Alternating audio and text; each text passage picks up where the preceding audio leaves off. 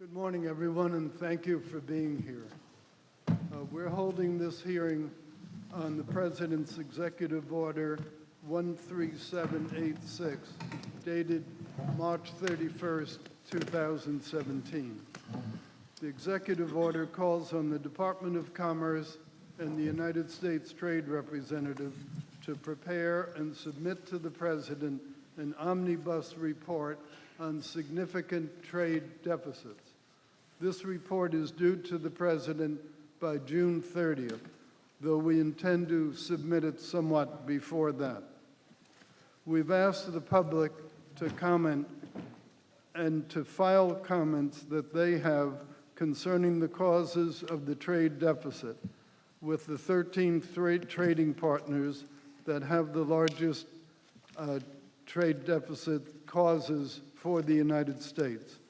The purpose of today's hearing is to receive public testimony relating to the written comments we received.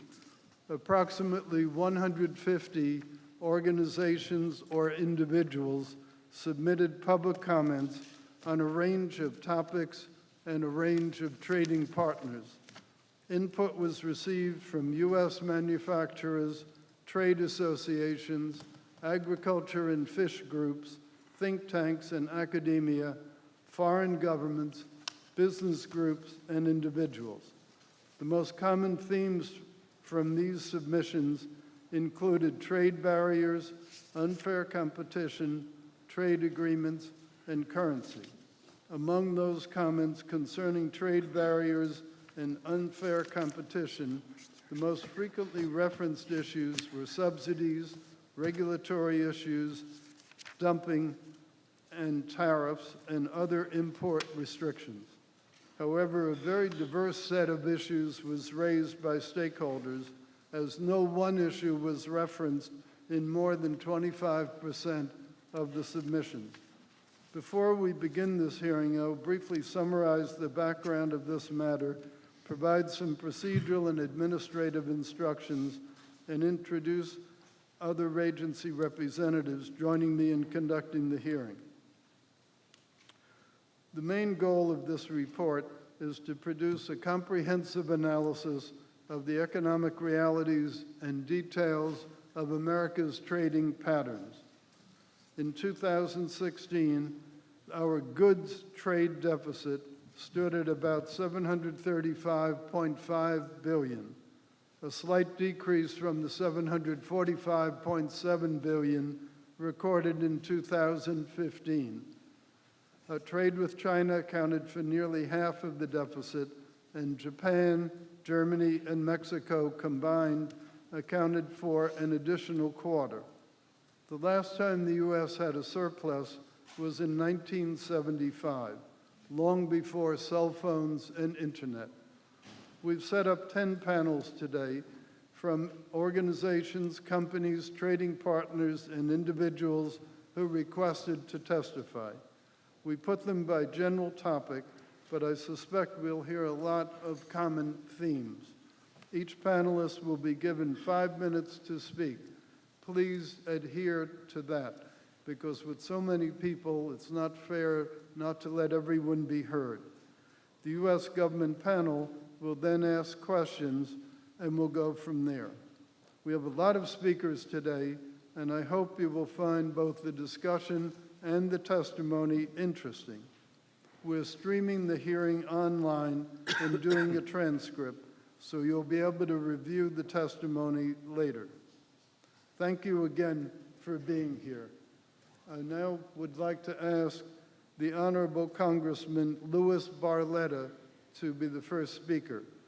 He represents the 11th District of Pennsylvania and serves on a number of key committees in the House of Representatives. So let's give him a good welcome.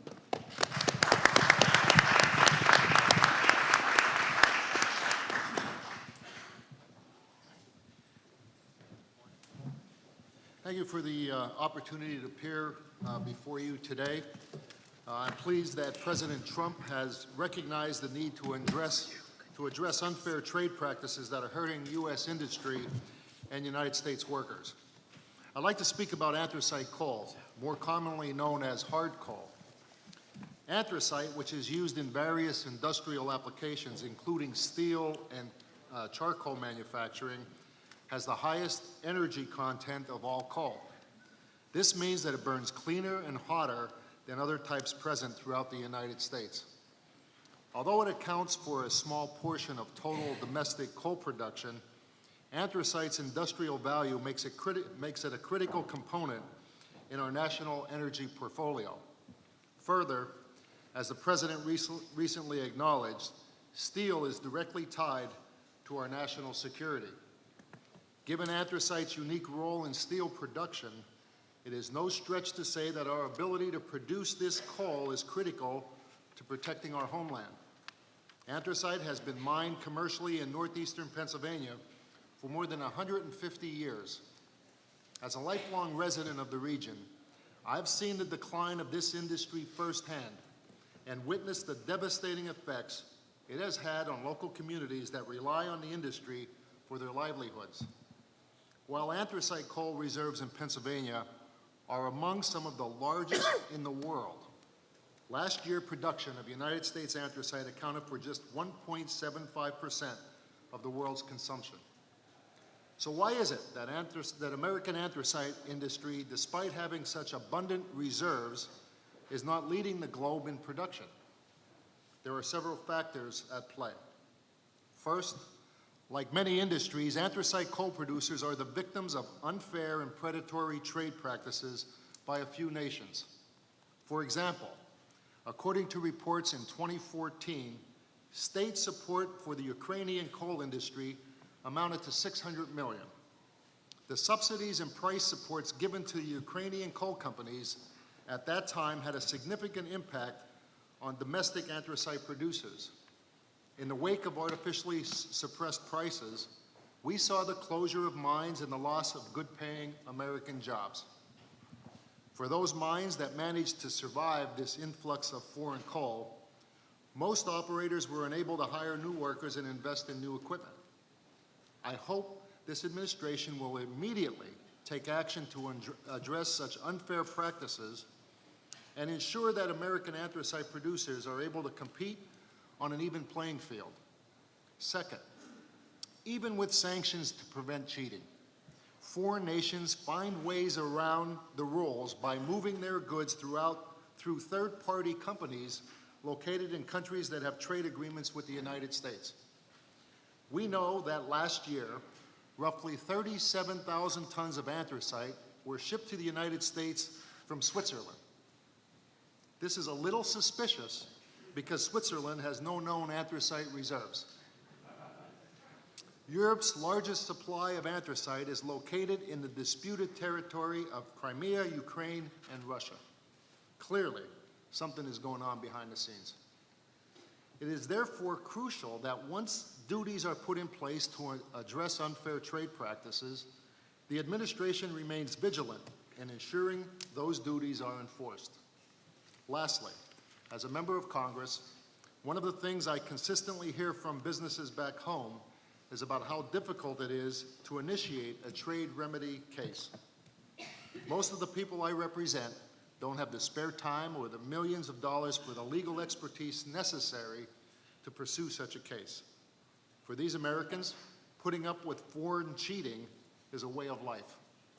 And unfortunately, it's the reason many of these family-owned businesses end up closing their doors. The anthracite industry is no different. Many of the operations in my district have been owned by families for generations. They take pride in ensuring their employees have a good living. The average miner wage is $50,000 plus benefits, and they put any money that is left over back into their businesses. Hardworking Americans simply cannot afford to pursue cases against Ukraine or other foreign governments. I hope that the administration will take this into account as they look at ways to address our trade deficits and unfair trade practices.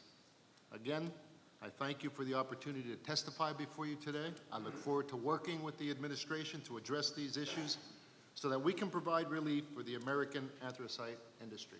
Thank you very much.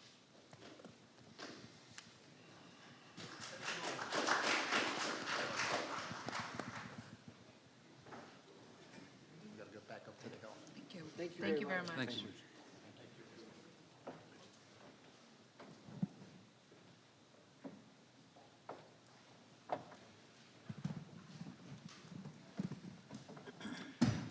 Good morning, everybody. We're going to go ahead and proceed with the rest of the hearing. If panel 1 could come on up, please.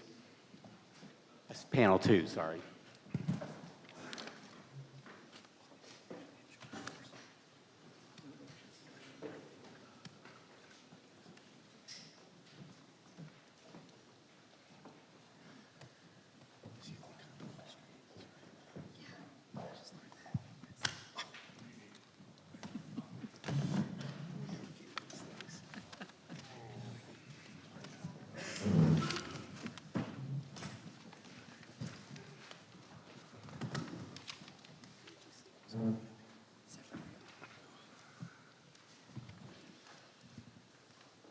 Good morning. We're going to get started with this panel. If I could ask all the panelists to introduce themselves, and then we'll get started with testimony by the Coalition for a Prosperous America.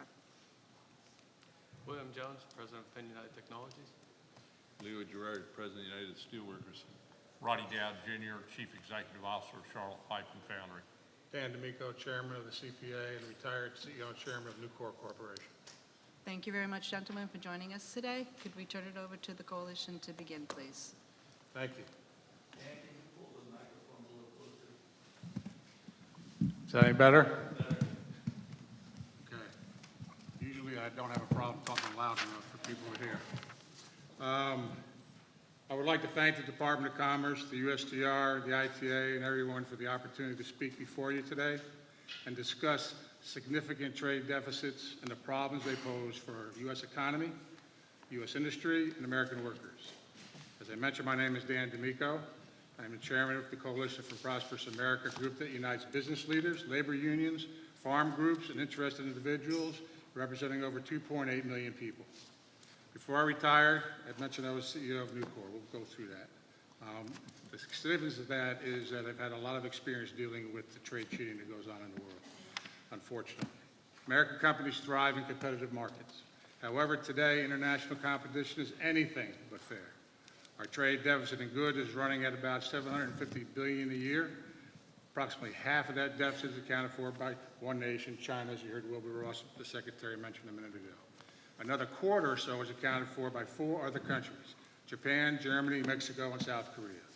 All of these nations benefit from unfair advantages in our trading relationship, which have put U.S. industry at a severe disadvantage and cost us literally millions of jobs over the last 20 years. The core issue that previous U.S. administrations have failed to recognize is that many of our largest trading partners are operating a mercantilistic business and economic strategy. They identify key industrial sectors where they intend to be world leaders and net exporters. The industries I'm talking about include steel, aluminum, machine tools, autos, chemicals, computers, solar panels, and now semiconductors and airplanes. The tools they use include billions of dollars of government subsidy, trillions of dollars spent on holding down their currencies to unfair levels, taxes and tariffs, non-tariff trade barriers to keep our products out of the markets. These nations have been highly successful in capturing large and growing shares of the world market and the U.S. market in many industries. In the 16 years since the year 2000, China's automobile production has risen by 1,200% to make China the world's largest producer of automobiles. China's auto industry benefits from tariffs on foreign vehicles approximately 10 times the rate of our tariffs on Chinese vehicles. Some people will tell you that this is all about labor costs. I use a very highly technical term called hogwash. It's not true. In those same 16 years, Germany, where auto workers are paid today more than the U.S. auto workers, has increased its vehicle output by 10%. The German market is protected by our euro exchange rate that is far too low given the productivity of the German economy. Meanwhile, here in the United States, auto industry employment has shrunk by no less than 377,000 people since the start of this century, or 29%. According to CPA's written testimony, a partial accounting of direct subsidies paid by the Chinese government to large Chinese state-owned enterprises amount to about $59 billion a year. The true figure, if all industries were taken into account, is many times that. In the past month alone, Chinese companies have unveiled a major new long-distance civilian airplane and a new military aircraft carrier. At almost all of these events, Chinese government officials proudly call out their goal of achieving self-sufficiency, key understanding here, in many products and industries, while American economists speak of free trade and the joy of depending on others for key products. Our #1 trading partner speaks openly of self-sufficiency as a goal. What the Chinese don't say is that they deliberately build excess capacity in many industries, driving down prices in the West, giving them more market share and causing more pain inside the Western companies. What are the effects of this? On the United States, we have lost 5.8 million manufacturing jobs, nearly 30% of the total since 2000. Some 10 million Americans have withdrawn from the labor force because they see no hope of finding a job with pay and conditions that meet their expectations. Entire communities are run down, hanging on for dear life. Families are struggling as both parties lose good jobs and turn to low-paid part-time work. We read about an opioid addiction epidemic as people turn to drugs to escape the desolation and deprivation rife in these dying communities. The best place to start to tackle these problems is with the trade deficit. A major reduction in our trade deficits, bilateral and global, will yield immediate benefits to American industry, American workers, and the American economy as a whole. I would like to call your attention to 4 facts that are a direct result of our huge trade deficits. 1, our accumulated trade deficit since the 90s is over $13 trillion, accumulated. Since 2000, our average GDP growth rate is less than 2%.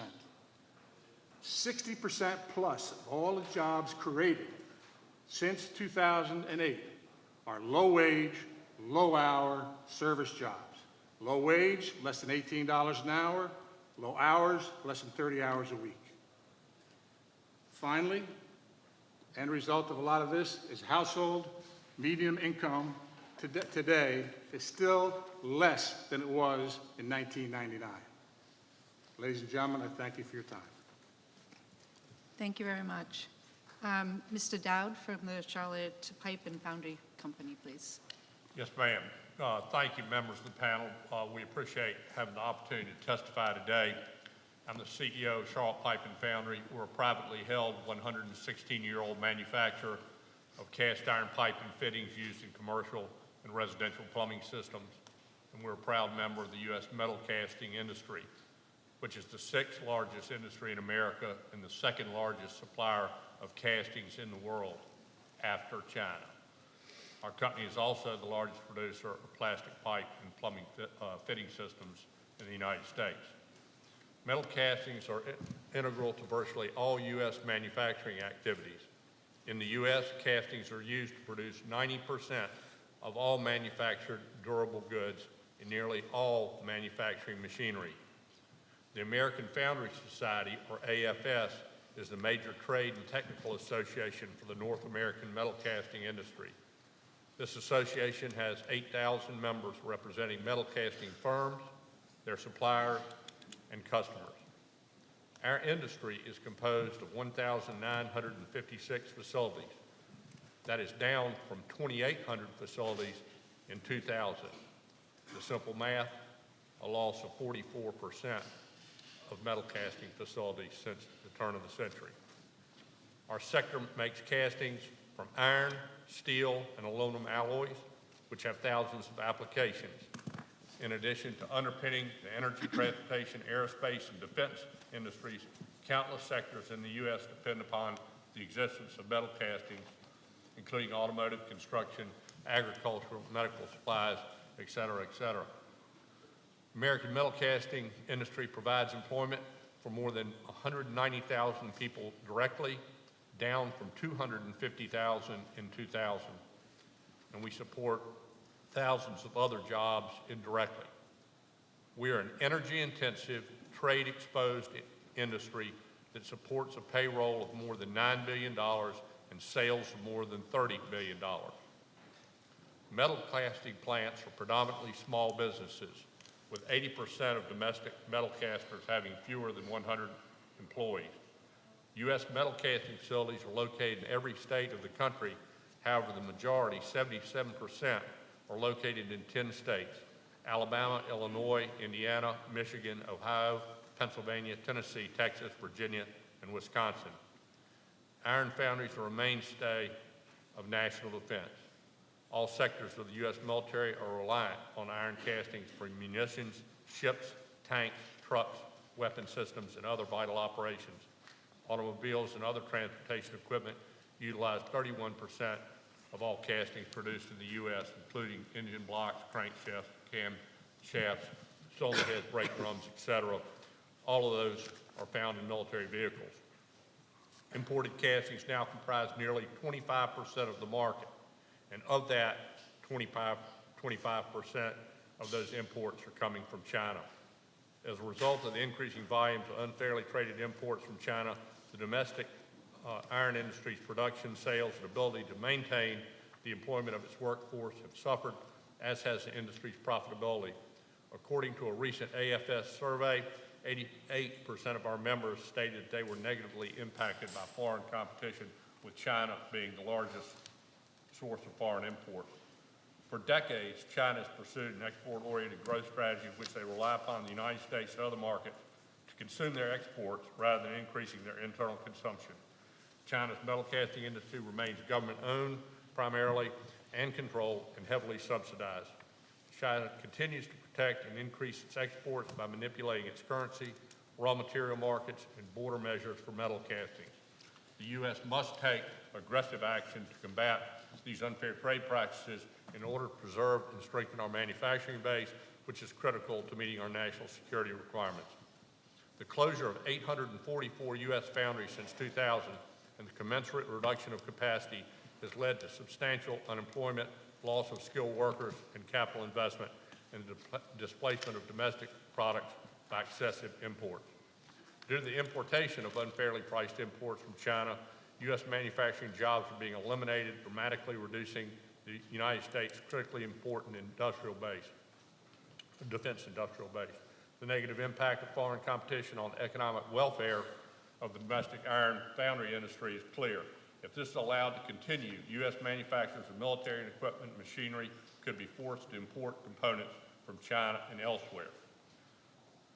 We're pleased to see the Trump administration recognizes the close relationship between the economic welfare of our nation and our national security, and is considering making use of existing enforcement and dispute resolution mechanisms such as 232 that are forward-looking, proactively protect other key sectors necessary for national defense, energy, and infrastructure.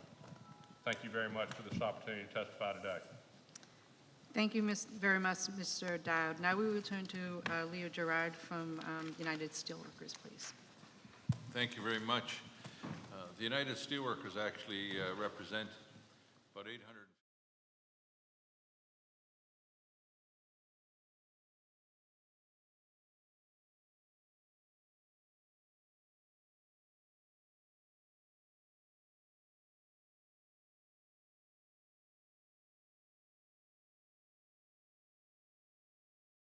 In the day, you may get a bunch of academics that are present or multinational corporation apologists who are going to say that we shouldn't worry about these trade deficits, they're all okay because we get a macro benefit from cheap stuff. Well, if you don't have a job, it don't matter how cheap the stuff is.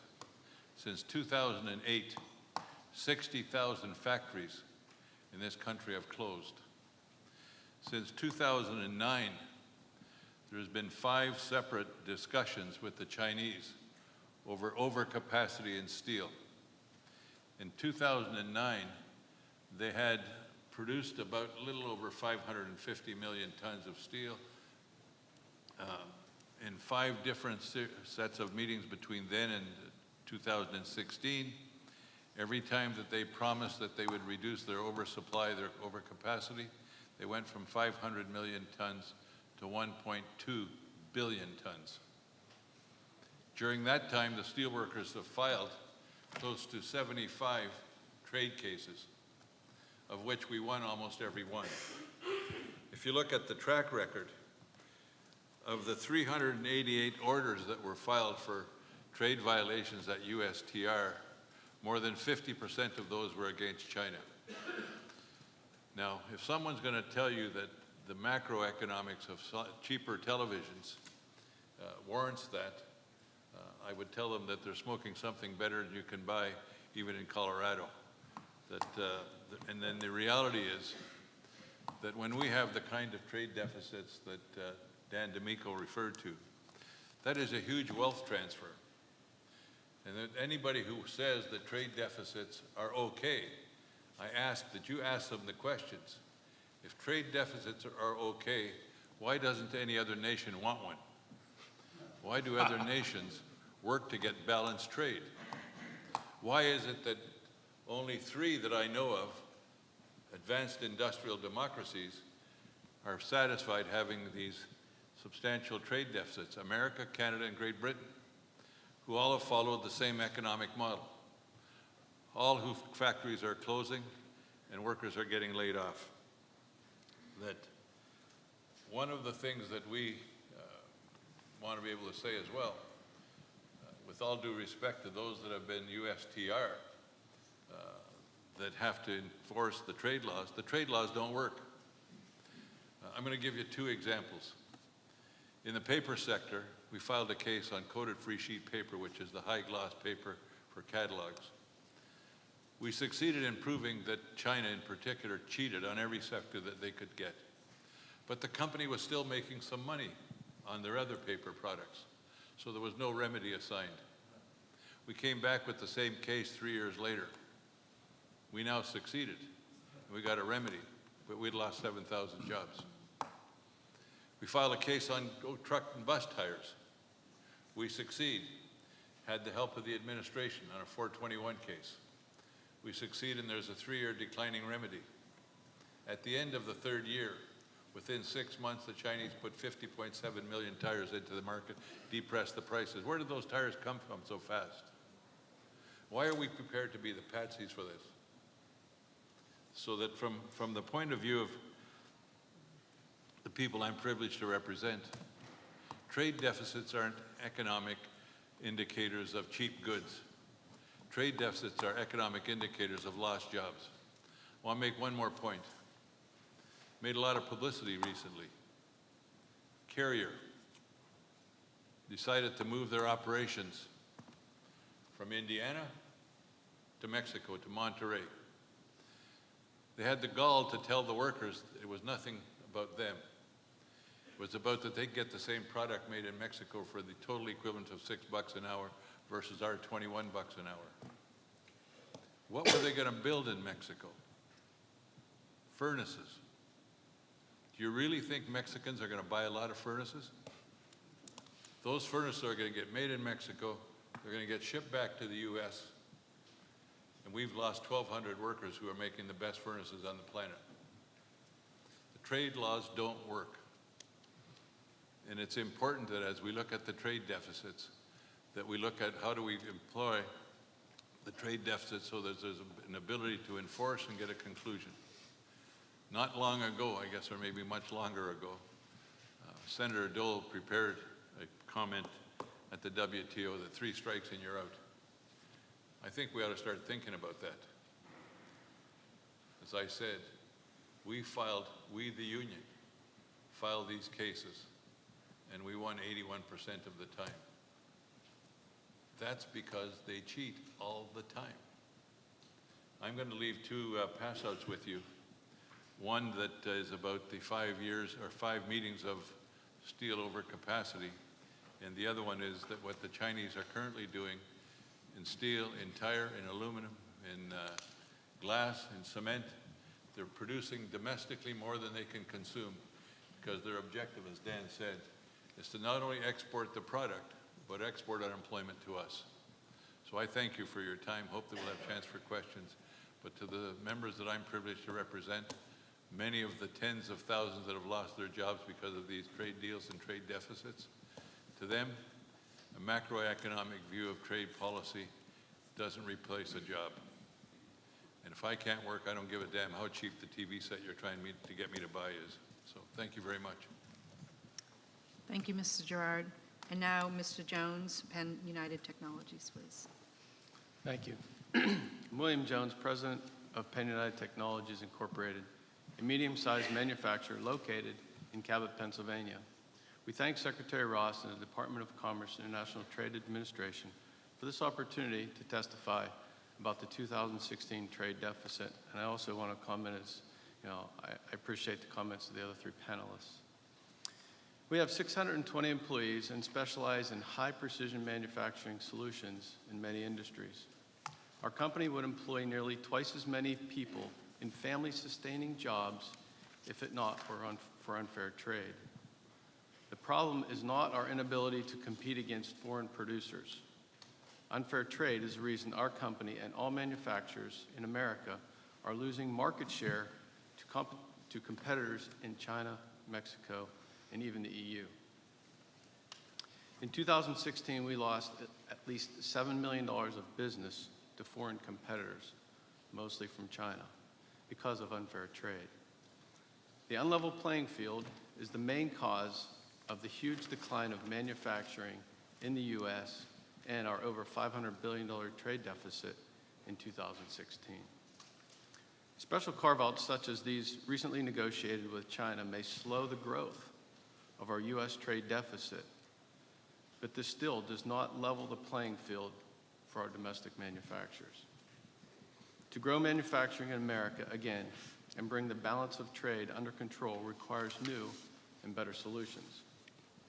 Since tax reform is on the table, the new tax system must eliminate the disadvantage imposed on us by foreign border adjusted taxes, the BATs. The BAT problem is a major cause of our company's continuing loss of electronics business to Mexico, China, and Europe as well. Our foreign competitors pay no tax when they sell in the U.S. Therefore, no matter how low our tax rate may be, we are significantly disadvantaged against foreign competitors here in our own backyard. The same kind of thing occurs in foreign markets since nearly all of them have a BAT. When we compete there, we pay both our U.S. taxes plus the foreign BAT. But our competitors pay only once, either their home BAT or the other foreign BAT. A revenue-neutral U.S. border-adjusted tax that is used to replace payroll taxes would be a powerful boost to domestic manufacturing and the economic growth and global competitiveness of the U.S. And it would go a long way toward rebalancing trade. We also need an effective solution for illegal trade subsidies, which are beyond the reach of the current trade remedy laws. Finally, one way or another, the Chinese government has managed to delay its obligation under the IMF Article 4 to permit its currency to correct trade imbalances. Once their obvious goals is to continue to run trade surplus, particularly with the U.S. We are not protectionists. We can compete against foreign manufacturers on a level playing field. We do look forward to helping this administration to level the playing field to bring U.S. trade back in balance. Thank you very much. Thank you very much. We're going to proceed to the questioning period of this panel. Could you bring the mic closer? Sure. I didn't always have this cushy job. My name is Ann Driscoll. I'm the Acting Assistant Secretary for Industry and Analysis for the U.S. Department of Commerce. And I will ask my panelists when they ask their first question to please introduce themselves. And I will turn it over for the first question to my colleagues from the USTR. Thank you very much. My name is Stephen Vaughn. I'm the General Counsel for USTR. I want to thank all the panelists. I know we really appreciate your coming in. This is obviously a very important topic for the administration. The President has asked us to assemble information to put together a report on the issues with respect to the trade deficits. And I really appreciate all your powerful testimony, and we thank you again. I have a question for Mr. D'Amico. I appreciate the evidence that you have given us regarding particularly a lot of the issues relating to China. You also reference Japan, Germany, Mexico, South Korea, and you gave a little bit of detail on that, but I would just like to invite you to, A, give us any other information that you think is particularly relevant with respect to those countries, and B, talk to us a little bit about Japan and Germany and why you think their trade balance ends up being so much different from ours, given that they are also high-wage, developed manufacturing countries. Well, I'd like to take the latter question first, if I could. The reason why Japan and Germany don't seem to suffer, even though they are developed high-wage countries, is because they are true protectionists. And they use currency manipulation, either direct or indirect. In the case of Japan, it is direct. In the case of Germany, it's by virtue of the fact that the euro is undervalued because of the diversity of economies in the EU, many of which drive the value of the euro down. When if Germany was on its own 2 feet and had the Deutschmark still, because of their very efficient, productive, successful economy, the currency would be a lot stronger and they would lose that advantage that they get by being involved with the euro. That's a fact. A lot of what goes on in Germany is supported by state-owned banks. Same thing happens in Japan. Okay? The business community and the government are one when it comes to generating economic growth and export activity, both in Germany and in Japan. That is not the case in the United States. It is unfortunately not the case. These are some of the things that allow them to do better than you might think because of their high-wage society. As far as all the other countries that I mentioned as contributing to the trade deficit, not certainly as much as China, but significant. Japan and Germany, for the reasons I just gave. You heard us talk about the value-added taxes, the border adjustable taxes. Not only do we have to deal with them exporting it to our country and not having to pay that tax, okay, but they get a rebate of the tax in their home country. So basically what you see with border adjustable VAT type taxes that the rest of the world has and we don't, we are virtually the only one that doesn't, is that exports are subsidized to the tune of the value-added tax by the rebates that they get. If they sold it in their own market, they would not get that.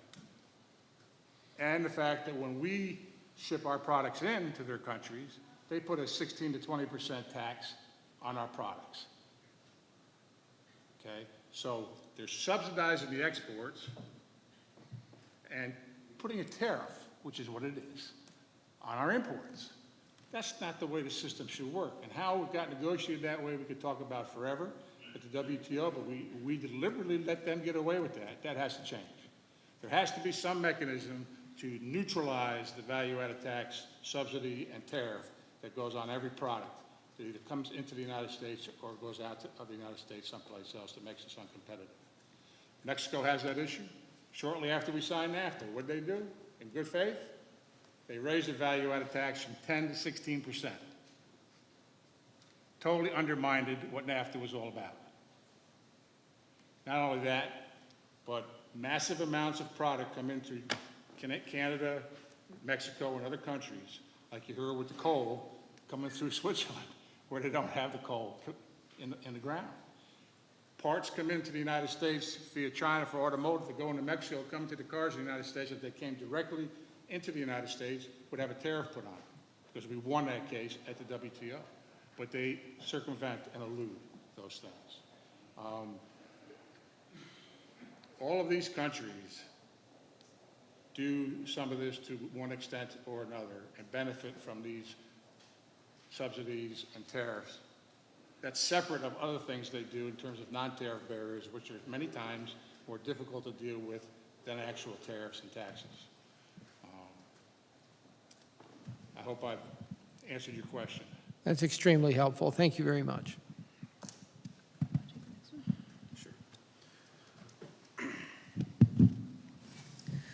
Thank you. I'm Doug Bell. I'm the Deputy Assistant Secretary for Trade and Investment Policy at the Treasury Department. On behalf of the department, welcome you and all of the other future speakers. We appreciate your taking the time today to share your views with us. Mr. D'Amico, I also had a question for you. You highlighted the role of currency manipulation. I was wondering if you could give us a sense for kind of the relative weight that you see or would attribute currency issues relative to some of the other factors that you've identified as trade barriers. Over the past 15 years, up until 2014-15, I would have given that probably 50% weight of the problem. Now, as Wall Street and the Wall Street Journal and my fellow alumni at Ivy League colleges in the economics area like to always tell us now, they're not manipulating the currency anymore, okay, which is hogwash. Again, another highly technical term. They're manipulating it. They're just making sure that it's stronger, okay? The reality is today we are using a failed formula at the IMF and elsewhere to measure currency manipulation and relative value, undervaluation of currencies. And the CPA is going to be putting out a paper that discusses that very shortly, and we'll be presenting it to Wilbur Ross next week and to the administration. It has to do with what the baseline is for determining manipulation and deficits. China has like a 3% allowance for a trade deficit with us, which makes no sense in today's world. But today, in my book, they're still manipulating their currency. Why? Because it's not free floating. They want to be an open market, free market economy, and they're not. They're owned by the government. They're manipulated by the government, driven by the government, subsidized by the government in most of their big industries. And what do they do today? Instead of pegging their currency to the dollar the way they did since 1995 to 2015, they peg it to a basket of currencies, of which the dollar is the major makeup. In addition to that, they put a narrow trading range that they allow the currency to move in. Whether they are manipulating it to make it stronger or not, right? Whatever happens in that very narrow trading range is the equivalent to me spitting in the ocean and raising the level of the ocean. Until their currency, until they adopt true open market, free market principles, they, in my book, are still manipulating the currency, and we'll help people understand why when this paper comes out. But it's still a major part of it. And if you take a look at the analysis we're going to provide and other indicators that are out there, including the World Bank Pricing Parity Index and even the somewhat jokingly Big Mac Index, okay, you'll see that the currency today is still somewhere around 35 to 45% undervalued. But you cannot, with a straight face, although people do, I mentioned who they are earlier, that they're not manipulating the currency. They certainly are, and they're certainly maintaining a strong undervaluation, and that is a killer. So I would tell you today that maybe has gone from 50% of the problem to 35% of the problem. It's still a big part of the problem. All right. Well, thank you, and we'll look forward to seeing your paper as well. Thank you. Good morning. My name is Keith Maskus. I'm the Chief Economist of the Department of State, and I want to thank you all for your testimony as well. A question also for you, Mr. D'Amico, if I may. In your written testimony, you noted that many of the United States' largest trading partners have high savings rates, which in at least some cases you argue is the result of attempts to suppress consumption. I wonder, and conversely, the United States has a relatively low savings rate at about 19% in gross terms. I wonder if you think that we should be making attempts to raise the American savings rate, and if we did so, what that might do to the trade deficit. It might surprise you that I would say yes to that for totally different reasons than you would be alluding to. Okay, we need to raise the savings rate in this country by creating higher paying jobs, less low service, low paid jobs, so people have the income to put it in the bank and provide for their retirement and their savings. Trade deficits destroyed the earning capabilities I discussed in my presentation for the average American. The rich have gotten richer, of which I am one. The Wall Street bankers are doing very well. They win on either side of the trade, okay? And the average U.S. worker does not do well at all. And that's why the election results turned out to be what they were for President Trump winning. I would tell you that it is the result, the low savings rate is a result of the massive trade deficits and job destruction that we've had and income destruction that we've had, not the cause. I would also tell you that when people said we've lost 5.8 million jobs due to the trade deficit, you need to double or triple that, because what has happened is we should be creating jobs. We should never have lost the 5.8 million, or most of those, and we should have been creating more jobs because of our overall productivity improvements and gains, like in the steel industry. We're the most efficient in the world. We should be creating more jobs during this 20-year period, not just losing 5.8.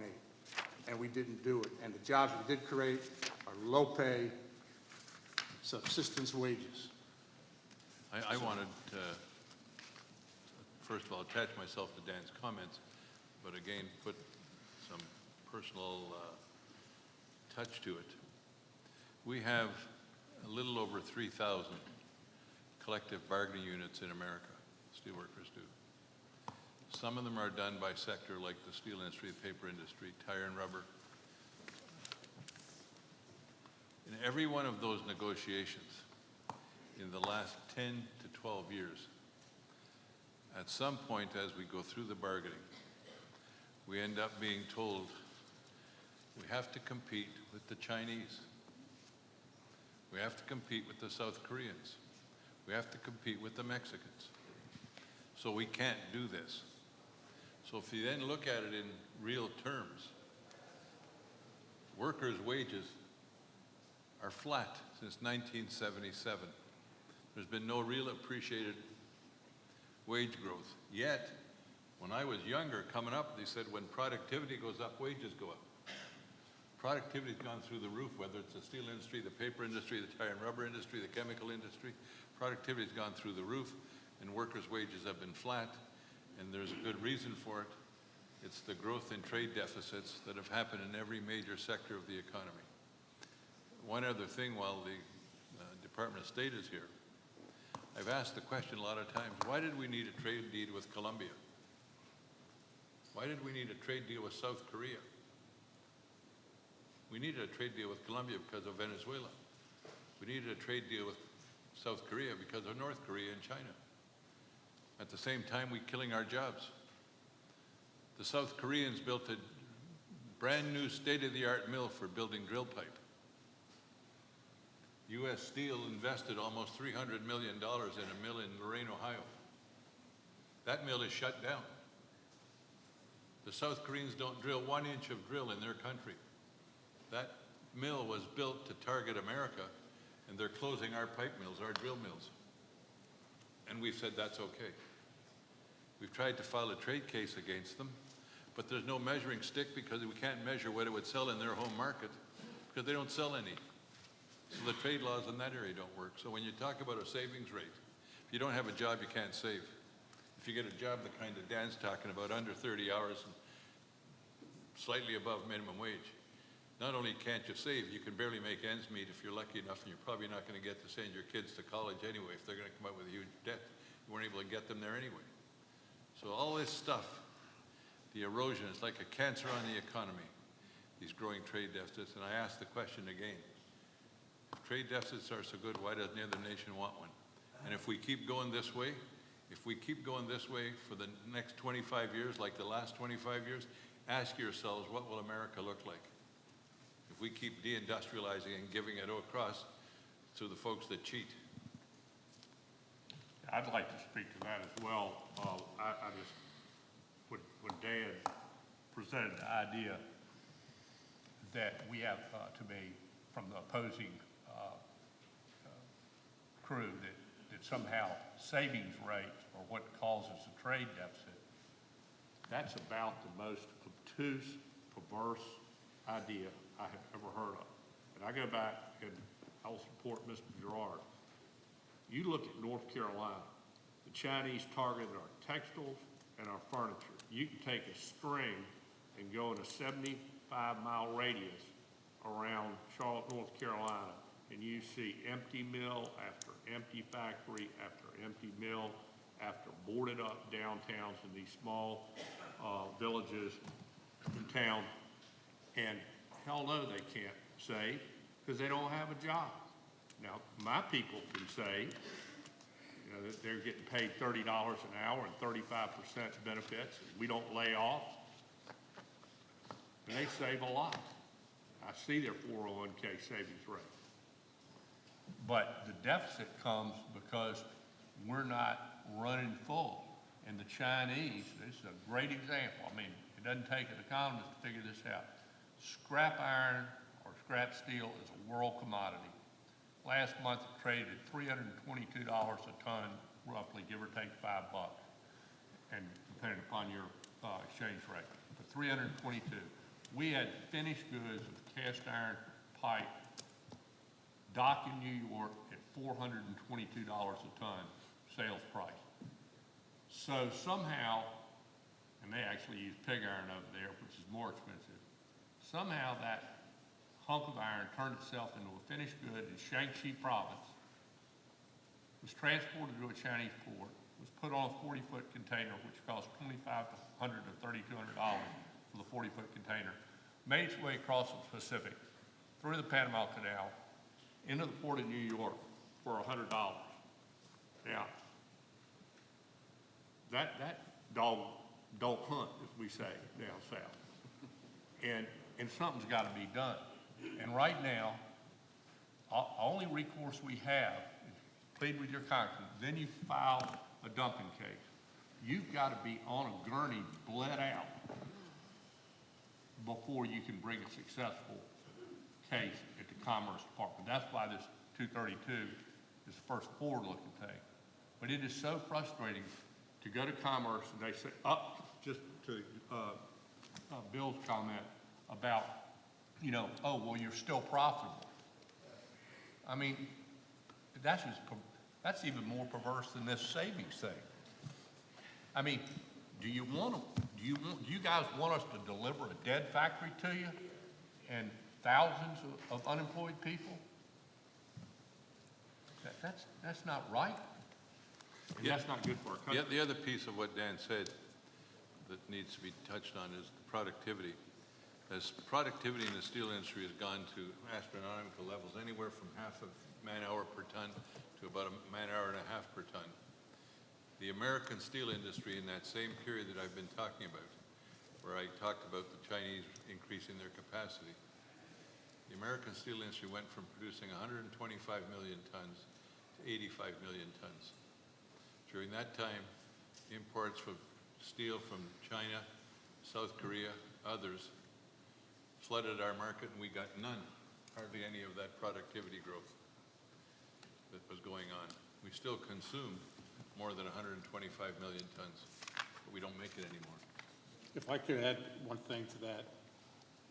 The foundry industry that Roddy's talking about in China doesn't make any profit. They lose money. The steel industry in China for most of the last 15 years has made less money than Nucor Corporation, and we have not made a lot of money. In fact, they have made no money. They have lost money up until very recently. That's what we're dealing with. We're dealing with competitors who don't care about a profit. They don't have shareholders to report to. They just have the government to report to. And we need laws and we need systems that allow us to negate that crooked system. And if you think they're never going to cheat on the banking side and the finance side and on the credit card side, listen, this is what they do. It works for them. They're not going to stop doing it until we make it so that it doesn't work for them anymore. And so if the banks think they're going to have a field day in China, I will guarantee you that they will lose out, just like the manufacturing did. And guess what? It's a hell of a lot easier to ship information via electronic bytes and data than it is to ship a ton of steel from China to here. And a lot less expensive. Things will happen faster on the service side when they get to that. Thank you very much. I'd like to thank all the panelists in an effort to stay on schedule. We have to close down this panel. I think the discussion could go on for a long time. But thank you very much for your time and for your thoughtful remarks. Thank you for the opportunity. Thank you.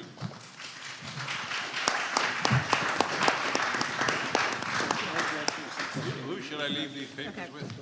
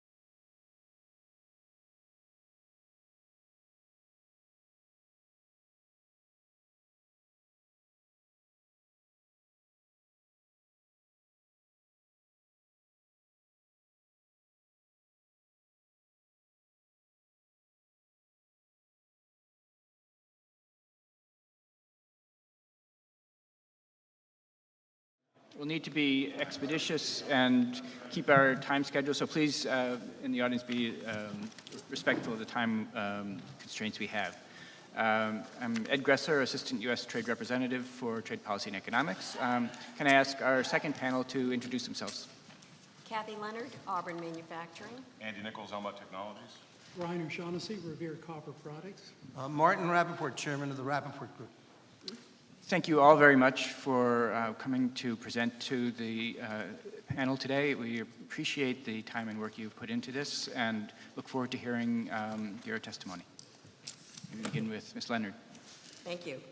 My name is Kathy Leonard. I am the President, CEO, and founder of Auburn Manufacturing Incorporated. We are a leading developer, manufacturer, and marketer of industrial textile products. AMI is headquartered in Maine with facilities in Mechanic Falls and Auburn. We are the largest U.S. producer of industrial-grade amorphous silica fabric, or ASF, a type of synthetic fabric used during welding and other hot work activities. One of the major uses of ASF is for welding protection during shipbuilding, maintenance, and repair of naval ships, performed either by the Navy or by defense contractors that have been awarded contracts by the Navy. Although AMI sells ASF directly for use by the Navy, a significant portion of its sales have shifted away from the Navy to defense contractors. For years, AMI has been losing significant sales to Chinese imports of ASF. Ultimately, in January of 2016, AMI was compelled to file anti-dumping countervailing duty petitions against ASF imports from China. These investigations just concluded in March 2017 with a finding that combined dumping and subsidy levels of between 200 and 300% materially injured the U.S. industry. Given our experience, AMI believes that one of the major causes of trade deficits with China is the injurious dumping by Chinese companies and the subsidy practices of the Chinese government. Nevertheless, other unfair trade practices by China also cause imbalanced trade. One is the Berry Amendment. AMI has been fighting for years to ensure that the Berry Amendment and the Buy American Act are enforced properly with regard to acquisitions funded by the Department of Defense. The Berry Amendment requires that funds appropriated to the Department of Defense for procurement of synthetic fabric or coated synthetic fabric, among other items, shall be used only for procurement of such items produced in the United States. AMI has experienced no issues with when the Navy purchases synthetic fabric for the repair and maintenance of naval ships. However, when the Navy outsources the same work to defense contractors, the Navy takes the position that defense contractors do not need to comply with the Berry Amendment or Buy American requirements unless the synthetic fabric is being incorporated into a ship or being delivered to the Navy as an end product. That's right. Even though our tax dollars are being appropriated by DoD for the repair and maintenance of a naval ship, according to the Navy, defense contractors can purchase Chinese synthetic fabric. And that is what we believe has been going on in the marketplace for many years. To me, this is an absolutely absurd interpretation by the Navy. Obviously, when the Navy allows defense contractors to thwart the goals of the Berry Amendment, only China wins. This in turn creates trade imbalances. In addition, it drives smaller businesses like mine out of business, causing further decimation of the U.S. defense industrial base. This administration, happily, recently issued an executive order regarding Buy American laws, including the Berry Amendment. The mandate of the executive order is for all agencies, including DoD, to maximize the use of products and materials produced in the United States. Given this mandate, AMI urges this administration to require defense contractors to comply with the Berry Amendment and Buy American domestic preference requirements for any project funded by DoD that includes an item of synthetic fabrics that is used in the repair, maintenance, and building of naval ships, regardless of whether it is incorporated into the ship. Finally, a few other quick comments concerning trade practices that result in increased deficits from China. First, with regard to marking of the products. In the industrial fabric business, we see all the time that Chinese goods are not properly marked with country of origin. During the hearing before the U.S. International Trade Commission in our AD/CVD case, a major competitor that purchases Chinese synthetic fabric testified that it does not tell customers the country of origin unless asked. The ITC confirmed that importers of Chinese products fail to comply with the customs marking requirements to the end user.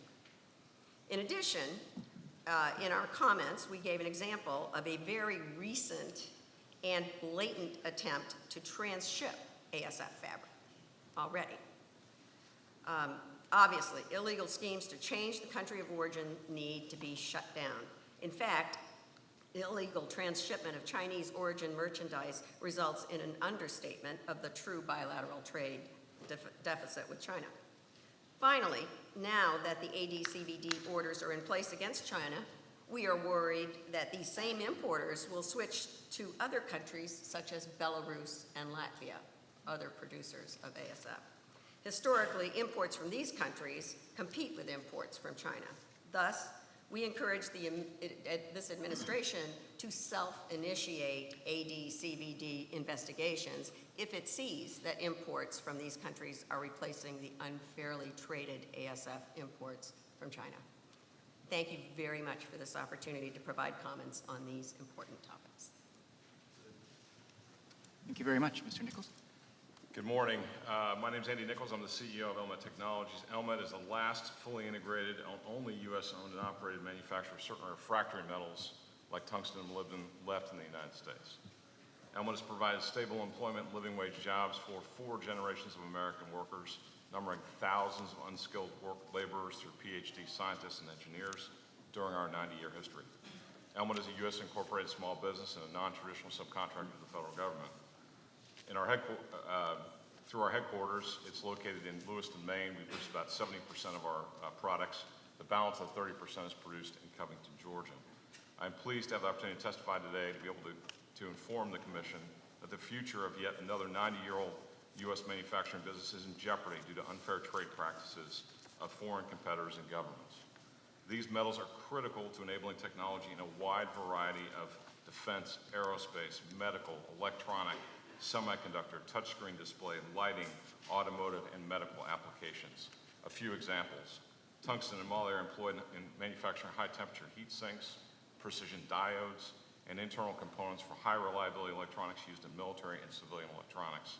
Moly is the enabling technology for all touchscreen displays.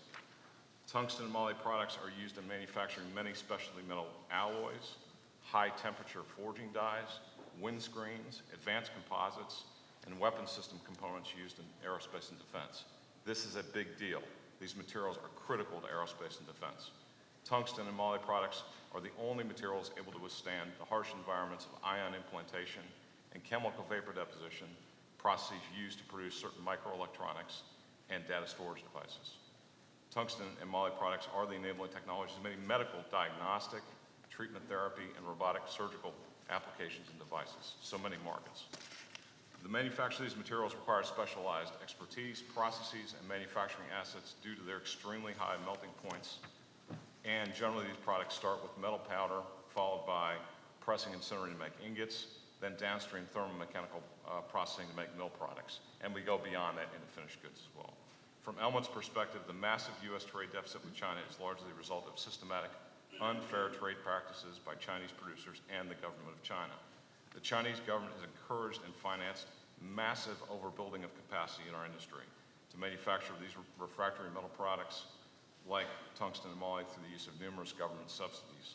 The Chinese government directly finances and sponsors research and development of these materials through state-owned enterprises and very large institutes in order to accelerate Chinese position in the world market. In addition, Elmet believes that Chinese producers are selling tungsten and moly products like rod, plate, wire, sheet, and foil into the U.S. market at prices below their cost of production.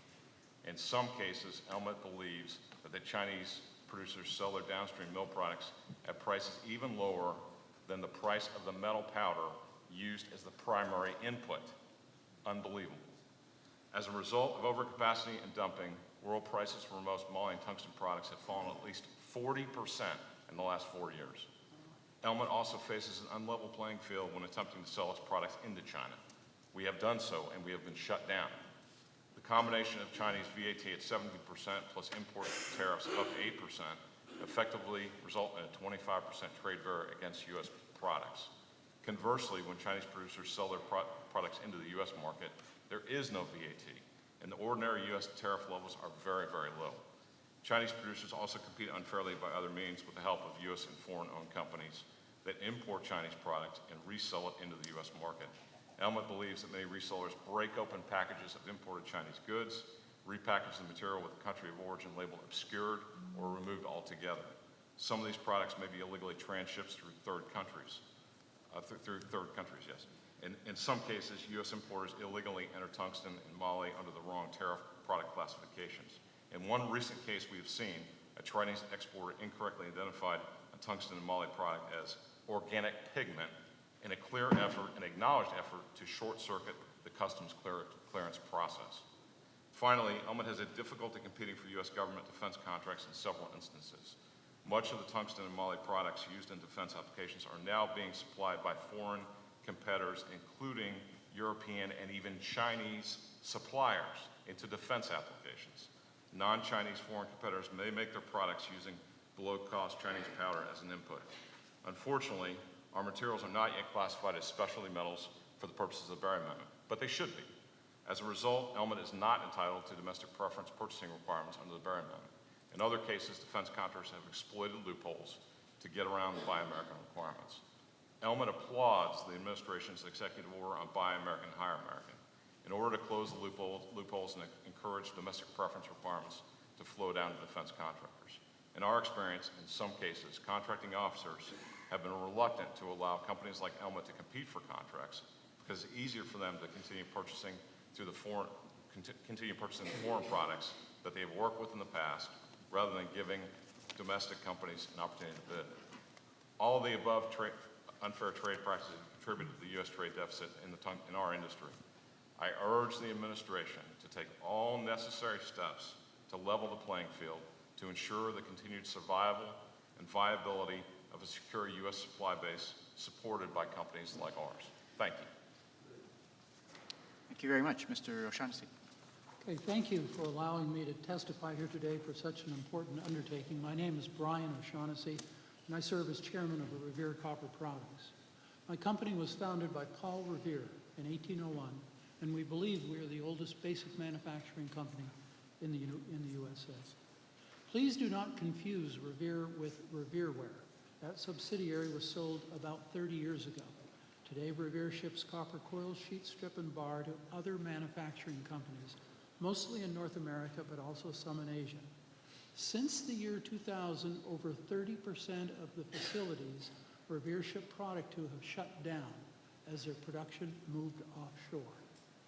There is no time today to present my entire paper, which explains some of the mercantile strategies employed by our trading country competitors.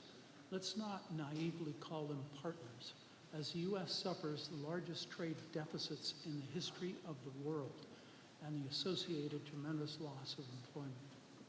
This is a list of what you'll find in my paper, a description of the most sophisticated job-producing VAT system in the world which the U.S. should adopt and how to make it work. Why dumping cases need to impact entire supply chains.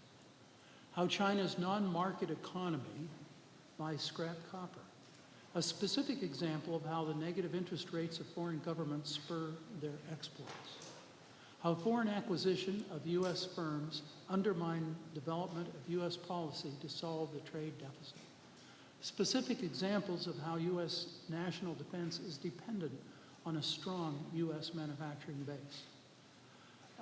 And how the business judgment rule spurs offshoring. And finally, why multinationals and investment banking firms should recuse themselves from directing U.S. trade and monetary policy. Multinationals have marketing channels in the USA and can increase earnings by offshoring production facilities to mercantilist economies. The economic incentives are as powerful as they are designed to be. Similarly, Wall Street investment firms benefit and boast in their financial statements that as much as 70% of their earnings are associated with their investment banking activities with China. This should not be that surprising, as the business judgment rule requires U.S. corporations, executives, and their boards of directors to represent the best interests of their shareholders, not their stakeholders such as employees, communities, or country, but simply their shareholders. This directed self-interest for public corporations must be changed. Compare that requirement for public corporations with this portion of Revere's mission statement, quote, "Our future will consider equally our employees and our shareholders, our customers and our country," end quote. This conflict of interest means what is best for a multinational company or a Wall Street investment banker is not necessarily best for the USA. The preparation of this omnibus report needs to weigh the merits of advice on matters of international trade that comes from such prejudicial sources. I represent the best interests of Revere and its employee owners, many of them members of the United Auto Workers Union. After all is said and done, what is best for Revere and its employee owners is best for the country. I would be glad to answer any questions this morning and more than willing to answer any follow-up questions as you prepare your report. Thank you very much. And Mr. Rappaport. My name is Martin Rappaport. I'm the chairman of the Rappaport Group based in Las Vegas, Nevada. We are very involved in the diamond industry, basically doing four things. We're involved in research. We're the primary source of diamond price and market information for the worldwide industry. We have over 20,000 clients in that area. We run RapNet, the largest diamond trading network in the world, with daily listings of approximately $7.5 billion and 1.2 individually listed diamonds. We work with the Gemological Institute of America, spreading American standards around the world. And we are the largest recycler of diamonds in the world, selling approximately 500,000 carats of polished diamonds, mostly coming from the United States to other markets around the world. I'm here to talk about the diamond industry, but about India. And I think that sometimes to get an understanding of the big picture, one must see a little bit of a smaller picture. So I'm going to talk about India today, and I'm going to talk about the diamond industry. First of all, I am a friend of India. We have 85 people working for us in India in 2 different offices. And I'm seeking, rather than just to sit here and complain, I'm here today to provide realistic solutions and realistic suggestions of what we should do about specific problems. I'll talk about 4 major problems. First of all, if we just take maybe a little bit of a background, the United States imports about $10 billion worth of diamonds from India, and we export about $5 billion back, and we run a trade deficit of about $5.54 billion in 2016 in diamonds. And that's trading with India. So there's about a $5.54 billion trade deficit just specifically with India. Our overall trade deficit with India is about $24.3 billion. So about 16% of our, that's just diamond, let's say about 23% of the overall trade imbalance with India is related to diamonds, gems, and jewelry. Diamonds, gems, and jewelry is also the largest export from India to the United States. The 4 issues that I'd like to speak to is, first of all, the trade, the import duties. It's absurd. I don't know how we got here. But when it comes to jewelry, we charge 5.5% import tax. The Indians charge us 31.56%. Now, I don't know how we could possibly, having all of the wonderful people working for us and the United States Trade Representative and everybody, how did we ever get to such a situation? In the case of polished diamonds, it's a 2.56% charge, and we're at 0. I would like to suggest that we go to 0-0. I believe that India will be a major market for America. We have 1.2 trillion, oh, it's billion, sorry, consumers looking to buy our products in a rapidly expanding economy. More than 50% of the Indian population is about 25 or 26 and under. This is a country that we should be seeking to develop stronger relationships with, and what better way to do it than to have a free trade policy of 0-0 taxes. Second point is a national security interest point.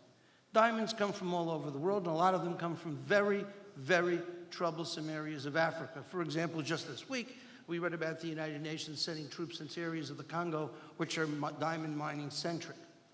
Now, India imports diamonds, and again, I want to emphasize, I'm not against India, but India imports diamonds from a lot of different places, cuts those rough diamonds into polish, exports the polished diamonds to the United States.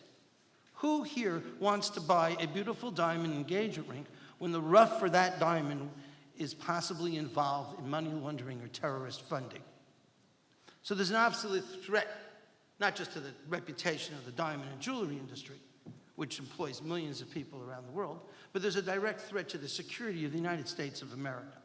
And so one of the things that I want us to do is to enter into negotiations with the Indian government, empower the United States Trade Representative to do this, and to talk about reasonable, effective ways to ensure that the diamonds being exported to the United States, those polished diamonds, because that's mostly what it is, are not sourced from questionable areas where there is not a reasonable compliance system in place for money laundering, anti-money laundering, and CTF, conflicting terrorist funding.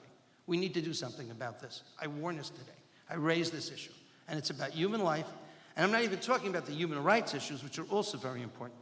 Claims that the Kimberley process resolved this issue are false. A third issue, which is very interesting, a few weeks ago, the Indian Customs decided to hold up $60 million worth of diamonds. If you remember, I said that we work with the Gemological Institute of America to grade diamonds in the United States. So we export diamonds from India, have them graded in the United States, and then bring them back to India so that the Indian community can sell those diamonds at, well, it's really great for the Indian community. It helps the Indian diamond industry. $60 million worth of diamonds held up for over 60 days. Missing the jewelry shoes. Pain, literal pain. And so they say, well, we can't control customs, we can't do this and that. Now, I've had conversations with the United States Trade Representative who works with India. And this is not an isolated, excuse me, we made a mistake. A previous year, 2004, we had a situation where customs decided that all diamonds coming back into India had to be measured to within 1/100th of a millimeter measurements. It looks to me like India has still some kind of protectionist policies in place. And maybe I can agree with them. I think we have to be realistic. Countries have protectionist policies, whether for national security or domestic reasons. But what we need to do is we need to have a realistic relationship with customs, so when we negotiate something with the Indian government, there are clearly defined customs regulations that are not arbitrarily changed on an ongoing basis. So this is a very serious issue because on the ground, and I would also like to recommend here that the USTR be given real power.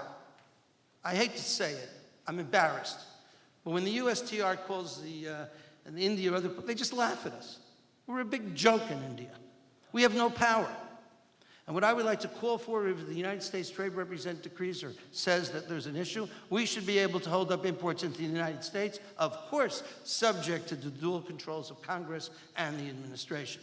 But if the USTR has no power, other than to, I don't know, he's going to play around with the World Trade Organization, what have you. If he has no power, let's stop fooling ourselves. Customs in India should not be stopping the flow of diamonds from the United States from India. They should not be giving us a very high tariff rate on the imports of polished, especially when we are kind enough to give them, what is it, a $5.6 billion trade surplus, which is fine. I have no problem doing business in a fair level playing field. Finally, there is something the United States can do in such negotiations. Dividends are double taxed. One solution for American jewelers or people that would like to do business with India is to have factories in India, to spread apart the world, to be able to do more international business. But American companies such as ours cannot do business in India when we can do business, but we are double taxed on dividends. This is something that I ask of the United States government, not of the Indian government. I ask the United States government to recognize the idea that we should, in fact, provide a tax credit for dividends that are paid to the Indian government on dividends. So that's the specific area there. 4 things, 4 solutions: a 0-0 trade policy with India.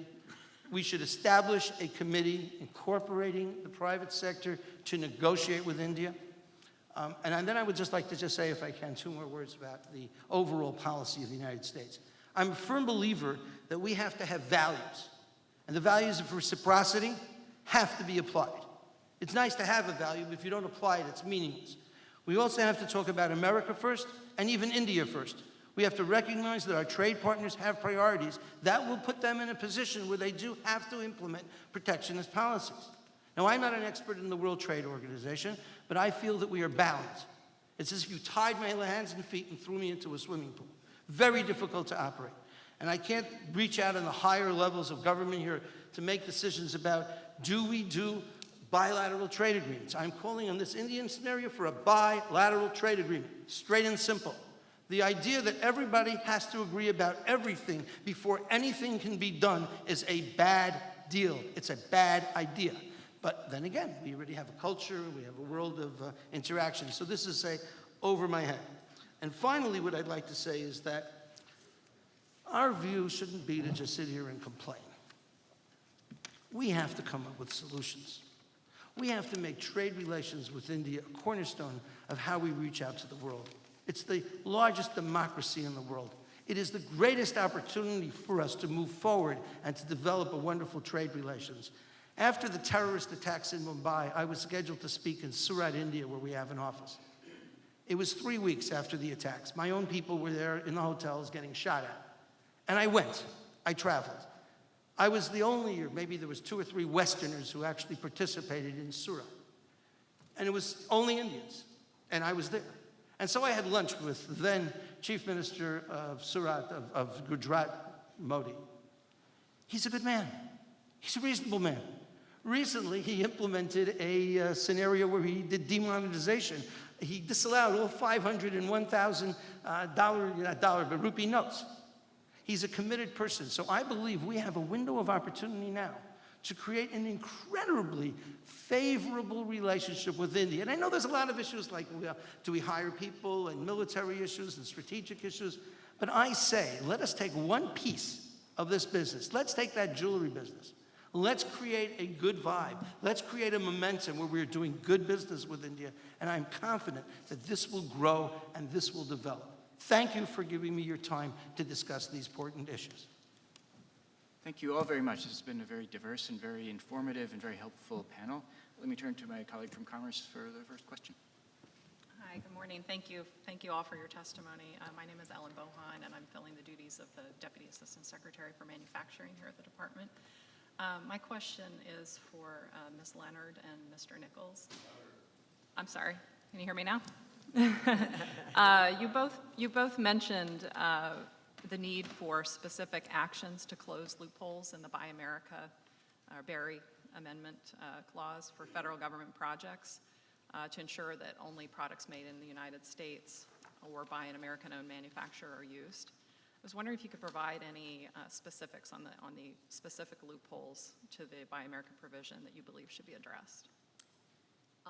Okay, I'll go first. Thank you. I think the Berry Amendment, from my perspective, with regard to textiles, is clear. The Berry Amendment is clear. As I quoted from it, you know, it's synthetic fibers and fabrics. Where it's gone astray is when it's included or not included in contracts that are made between Department of Defense and defense contractors. Those become prime contractors, and in my experience, what happens there is that there's no transparency in those contracts, so when the defense contractor goes out to bid, there's DFARS, Buy American in the RFQs, but yet, and it's in the Berry, you know, it has to be over $150,000 to be Berry, to have Berry compliance come into play. So at that point, you know, that's where if we don't get we'll bid on it. If we don't get that contract, there's no transparency to find out who got it. So there should be, I believe, transparency in the contracting area. Trying to think. Well, I'll let you go next. Yeah, so thank you for your question. I got 3 specific answers for you, suggestions. The first one is provide more clarity. What we find is, and I don't know that it's it's malice. I believe it's just ambiguity. There is a lack of clarity at the prime contractors and lower tier subcontractors on this issue. And so I've heard everything from, well, if we consider the entire system is greater than 50%, it is Buy American, so I don't need to worry about the materials that go into the system. And that includes the labor that I use on design. That clearly doesn't seem right to me, given I have a family member that's in the military, right? It doesn't make sense. I don't want one of my family members working with a weapon system partially made in China. It just doesn't make sense. So providing clarity through some kind of a directive policy memo in DoD or through the appropriate agency. You all would know that better than me. And then I think getting clarity on what the expectations are in terms of the systems and what does it mean, right? How do you define that? Because the devil's in the detail and in the definitions. And so making it very clear that Buy American means this, Hire American means that. And we can give you very specific ideas if that's helpful to you on how we would do it. Clearly, we're just one voice. The last one is, I mean, hopefully with the coming into sequestration, funding will be available from DoD to qualify U.S. suppliers. Many times what we hear is, look, I'd like to qualify you. I don't have the money to do it. I don't have any choice. Recent example, we qualified for a new weapons system, worked with the prime. They really liked what we had to say. They're currently buying from a European supplier. We quoted the job, proved to them we had the capability. They came back and said we were amazingly competitive as a U.S. supplier versus a European supplier, meaning we were lower cost. We were told, look, we'd love to work with you, but guess what? We got to put you out 2 years because we're going to put a 2-year order on the Norwegians, and you can call us back in 2019 or 2020. I may not be around to call them in the 2019 or 2020 if this continues. So again, 3 specific ideas. I'd be happy to give you more as well offline. Thank you very much. We'll follow up. Good morning. My name is Peter Casamillas. I am the Associate Administrator for International Trade at the Small Business Association. I want to thank each of you and your companies for expending the time and the resources throughout the entire process to be able to participate in the panel today. Ms. Leonard, my question is for you. At the SBA, our role is to help small businesses compete more effectively against imports. And in your testimony, you mentioned examples of misleading labeling and transshipment on the part of China. What I wanted to know is, do you have any recommendations of actions you would like to see the U.S. government take to be able to better counter these market distortions? As far as I'm concerned, it's in the enforcement of the laws regarding labeling to the end user, okay? That is the supply chain. I think someone else mentioned that the supply chain needs to be looked at. These materials are coming into the U.S. They might have labels on them when they come into customs, but then they're repackaged and the labels come off, and these materials are then sold in the marketplace as to end users like large defense contractors that may or may not know that the material is not U.S. made. So there has to be a higher level of enforcement. At this point, I know that during our anti-dumping case, I think it was like 90, I think it was, questionnaires went out to all the companies that are pretending to be manufacturers. And it turned out there's really only a handful of real manufacturers. And that's because there's so much confusion in the marketplace because of labeling and advertising. Anybody can put up a website and with a picture of a building, and it looks like they're just the same as me, you know, that has 2 plants in Maine. We look exactly the same. And so it causes a lot of market confusion. So that's my only thought on that, is that it's enforcement by Customs and Border Protection. Thank you.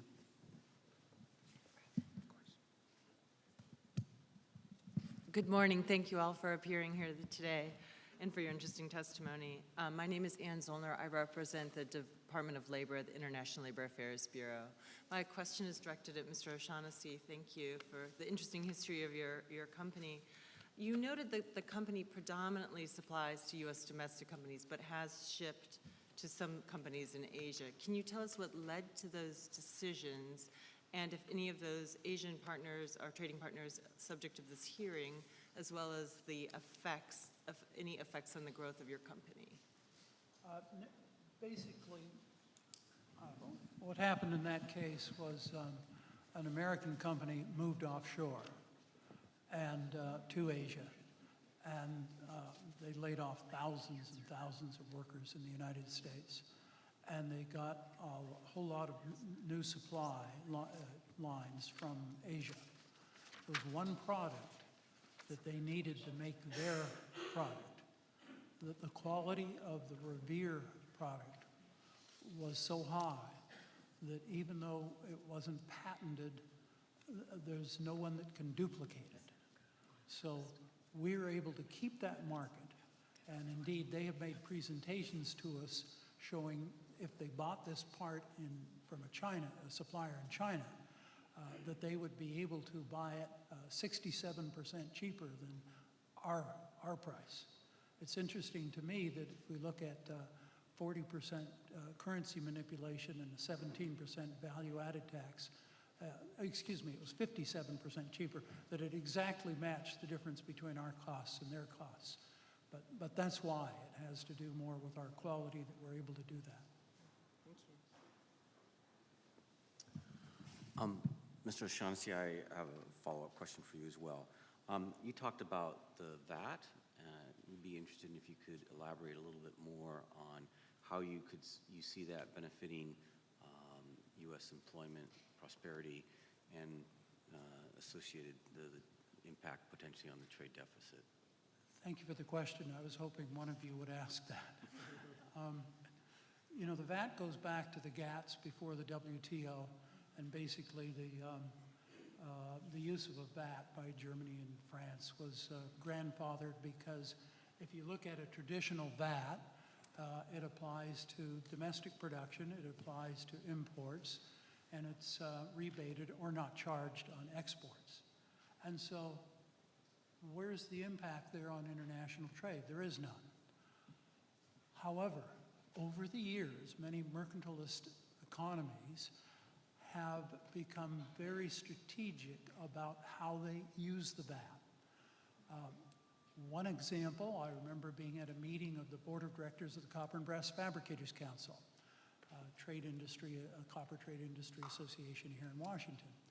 And the presidents of all the other fabricating companies like Revere, they were all gathered there, and they were all excited because China had just announced they would no longer rebate the VAT on their exports of copper sheet and strip and coil like Revere produces and the other ones all produced. And I explained to them, you don't understand. They're rebating the VAT on the consumer product that they're shipping in. They're trying to take the whole supply chain. That's more strategic thinking. The design of a VAT, that, in my opinion, and it's, I mean, after you hear it, you'll understand, that is the most efficient is if you imposed a VAT of, let's say, 12% in the United States, that would pretty well match the income from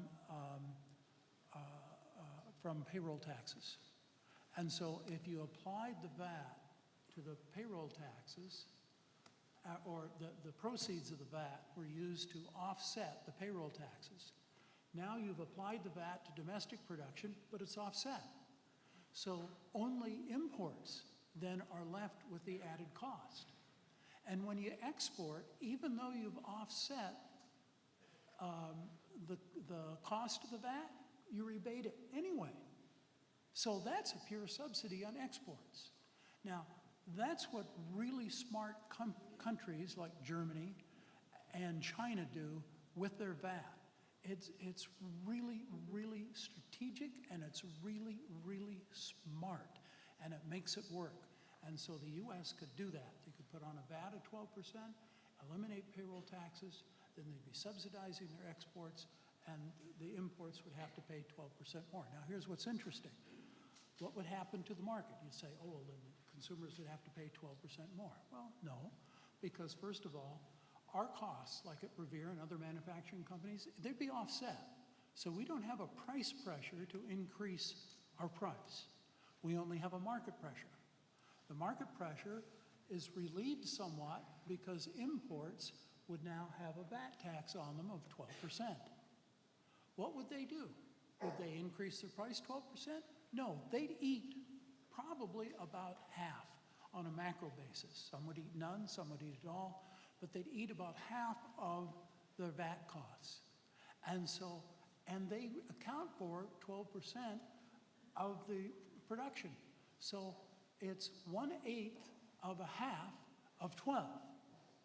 That's the impact on the consumer in the United States. So even the stuff you hear, oh, put it on and it'll hurt, but the other thing it'll do in the United States is, if we had such a VAT, I would immediately hire 10% more workers in my plant, and I could immediately begin producing more product. And this would happen all across the United States, because Revere is a really good indicator of manufacturing activity in the United States. I met with Greenspan a few times, and he was always interested in what Revere did. And these are private conversations because we're a good coincident indicator of economic activity. And as manufacturing plants shut down, we can ramp right up overnight and hire people and ship more. And you can do that with a VAT. And if you want to ask a question about how VATs might be offset by currency and so on, I'll go into that too. We can do that later. Well, we probably don't have time for that, but thank you very much for your insights. Yes, unfortunately, my colleague is correct. We are at the end of the panel. This has been really informative and really helpful. I wanted to say thank you all very much for making the trip to Washington. Particular note, my mom is from Oneonta, so I know and love upstate New York very well. And thank you all, and we will look forward to further conversations. Thank you.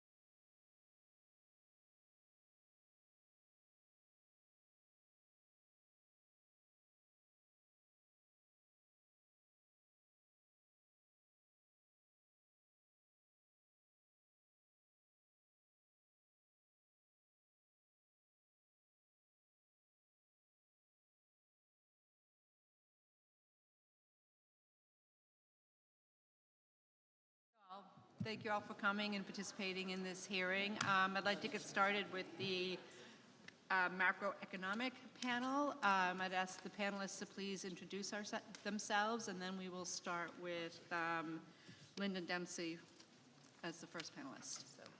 I'm Linda Dempsey. I'm Vice President for International Economic Affairs at the National Association of Manufacturers. I'm Joe Gagnon. I'm a Senior Fellow at the Peterson Institute for International Economics. Ava Hampel. I'm a Director for Trade, Investment, and Financial Services at the U.S. Council for International Business. Hi, I'm Robert E. Scott. I'm a Senior Economist at the Economic Policy Institute here in Washington. Great. If you could get started, please. Thank you for the opportunity to be here today to share the views of the National Association of Manufacturers, the NAM, by far the oldest and largest manufacturing association in the United States. We represent more than 14,000 manufacturers in all 50 states in every manufacturing sector, from consumer, food, and beverage products to transportation, medical devices and chemicals, and major industrial manufacturing. Like the broader manufacturing sector, more than 90% of our members are small and medium-sized companies. Building on the NAM's detailed submission, I want to focus on 4 key points today. First, exports are critical to manufacturing success. Manufacturers in the United States produce more than ever before, and more than half of that output is exported, supporting more than 6 million manufacturing jobs across the country, jobs that pay substantially more than non-export related jobs. I will talk about imports in a moment, but it is critical to understand the role that exports play, including for our small manufacturers. We have small manufacturers producing advanced medical rehabilitation products in Maryland, fire trucks in Ohio and Wisconsin. They produce more than they can sell in the United States. Indeed, several small businesses have explained to me how the fact that they are able to export has enabled them to maintain payrolls in the United States when our economy is slowed and U.S. demand is weak. As the world's most productive manufacturing sector, and note that productivity in manufacturing has increased 61% since the year 2000. Manufacturers in the United States need opportunities to expand sales at home and abroad to continue to grow and to continue to add jobs. Second, manufacturing is certainly growing globally. With hundreds of millions of new middle-class consumers added to the world economy and world trade in manufactured goods now over $11 trillion, manufacturers in the United States have greater opportunities than ever before. Yet the expansion of the global middle class is due in significant part through the growth of manufacturing worldwide, in some cases creating partners and customers overseas, and in other cases creating competitors. The NAM has long called for trade policies to promote open and fair trade because businesses understand that fair, market-based competition without government distortions makes us stronger, just as free trade among our 50 states has promoted the massive growth and innovation of U.S. manufacturing. In many cases, imports can provide overall benefits for manufacturers and the economy by providing necessary inputs to manufacturing processes to boost our competitive, including particularly when imports represent products not available or manufactured in the United States. Yet, as you have heard this morning, some import competition is fueled by foreign government market distorting, anti-competitive, and discriminatory trade practices that unfairly disadvantage manufacturers, workers, and communities across America. In these cases, the NAM has long supported robust U.S. government action to address the underlying causes of these distortions and full enforcement of our trade agreements and trade rules. Just last year, the NAM worked with other industry leaders in the steel and wire industries to ensure enactment of a new anti-evasion legislation. While this process is still being implemented and needs improvements, it is a very strong step to make sure that trade enforcement is more effective and timely. Third, the trade deficit is a complicated measure that arises from several factors, including economic conditions, standards of living, consumption and savings, exchange rates, domestic tax, regulatory policies, and to some extent, international trade openness and barriers. Notably, though, trade deficits increase as the U.S. economy grows and fall during periods of economic weakness. Unemployment operates in the opposite direction. Unemployment falls when the economy expands and the U.S. trade deficit increases. Fourth, as manufacturers see it, many different indicators are relevant in assessing individual trading relationships. I detailed many of those in my written testimony, from the existence and implementation of trade agreements, trade and investment flows, to the size and economy of our foreign trading barriers and the partners and the barriers they impose. Consider, for example, the U.S. commercial relationships with Canada and Mexico. These two countries are outsized purchasers of U.S. manufacturing goods, any way you put it. Together, these two countries purchase more than our next 10 foreign trading partners combined. Our exports to these countries make up the biggest share of their worldwide imports, not to mention the fact that these economies are much smaller than that of the United States. Multifaceted and comprehensive analyses are critical for the assessment and the development of ways to improve our trading relationship. We look forward to working with USTR, Commerce, and the entire Trump administration to grow manufacturing in the United States through robust trade policies that are focused on, first, the negotiation of advanced trade agreements to open markets, break down barriers, and raise standards. Second, the modernization of U.S. trade tools to boost U.S. competitiveness. And third, the implementation of more robust trade enforcement consistent with the international rules system that the United States itself led in creating. Thank you. Thank you very much, Ms. Dempsey. I would invite Mr. Gage to deliver your remarks. Thank you for giving me this opportunity to comment today. First, I would say that it's critical for you in drafting this report to decide if it is to be about the causes of the overall U.S. trade deficit or a catalog of unfair foreign trade practices that distort trade balances in specific categories of trade. If it's the latter, then it would seem to have a lot of overlap with the USTR's comprehensive annual national trade estimate report on foreign trade barriers. I'm going to focus on the former topic.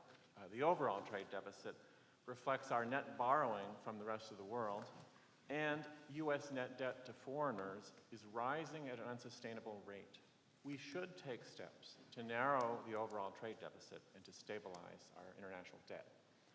I note in passing that focusing on bilateral trade deficits does not help to understand the overall trade deficit. For example, we have a bilateral trade surplus with Singapore. But Singapore, in turn, has trade surpluses with many countries with which we have trade deficits. It's a country's overall trade balance that ultimately matters. Singapore has one of the world's largest trade surpluses, supported to a large extent by currency manipulation that holds the dollar up. It is a significant contributor to the U.S. overall trade deficit, despite the fact that we have a bilateral surplus with them. Now, I don't dispute that unfair foreign trade practices do harm U.S. producers, and you will undoubtedly hear a lot about that today, but unfair foreign trade practices have no measurable effect on the overall U.S. trade deficit.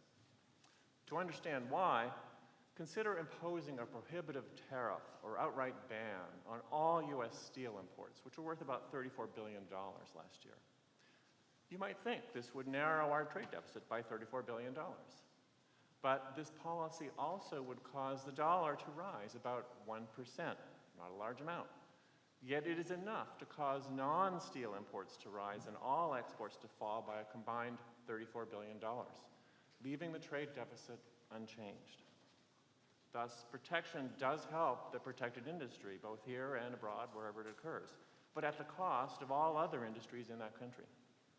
Two charts in my submitted comments show that different measures of trade barriers have no discernible correlation with trade balances across countries. Countries with higher tariffs do not have higher trade surpluses. So if trade barriers have no effect on the overall deficit, what does? My new book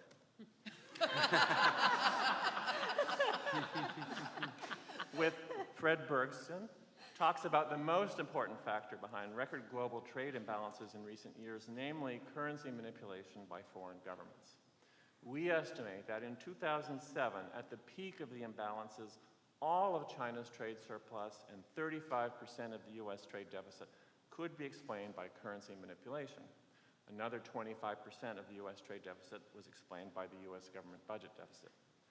Two charts in my submitted comments display the strong positive correlation of currency manipulation and budget balances with trade balances across countries. So why do these policies matter so much? The key is that they affect saving and investment. As others are doubly going to tell you at this hearing, we cannot have a trade deficit unless we invest more in factories and houses than we save, borrowing the difference from the rest of the world.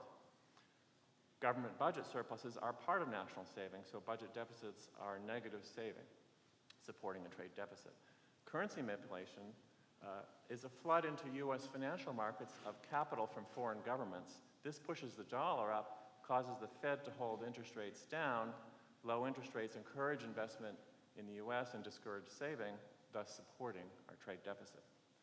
Although currency manipulation is not nearly as widespread today as it was just a few years ago, the policy actions Fred Bergson and I propose, including countervailing currency intervention against foreign manipulators, would help immediately to narrow the trade deficit by pushing the dollar down somewhat.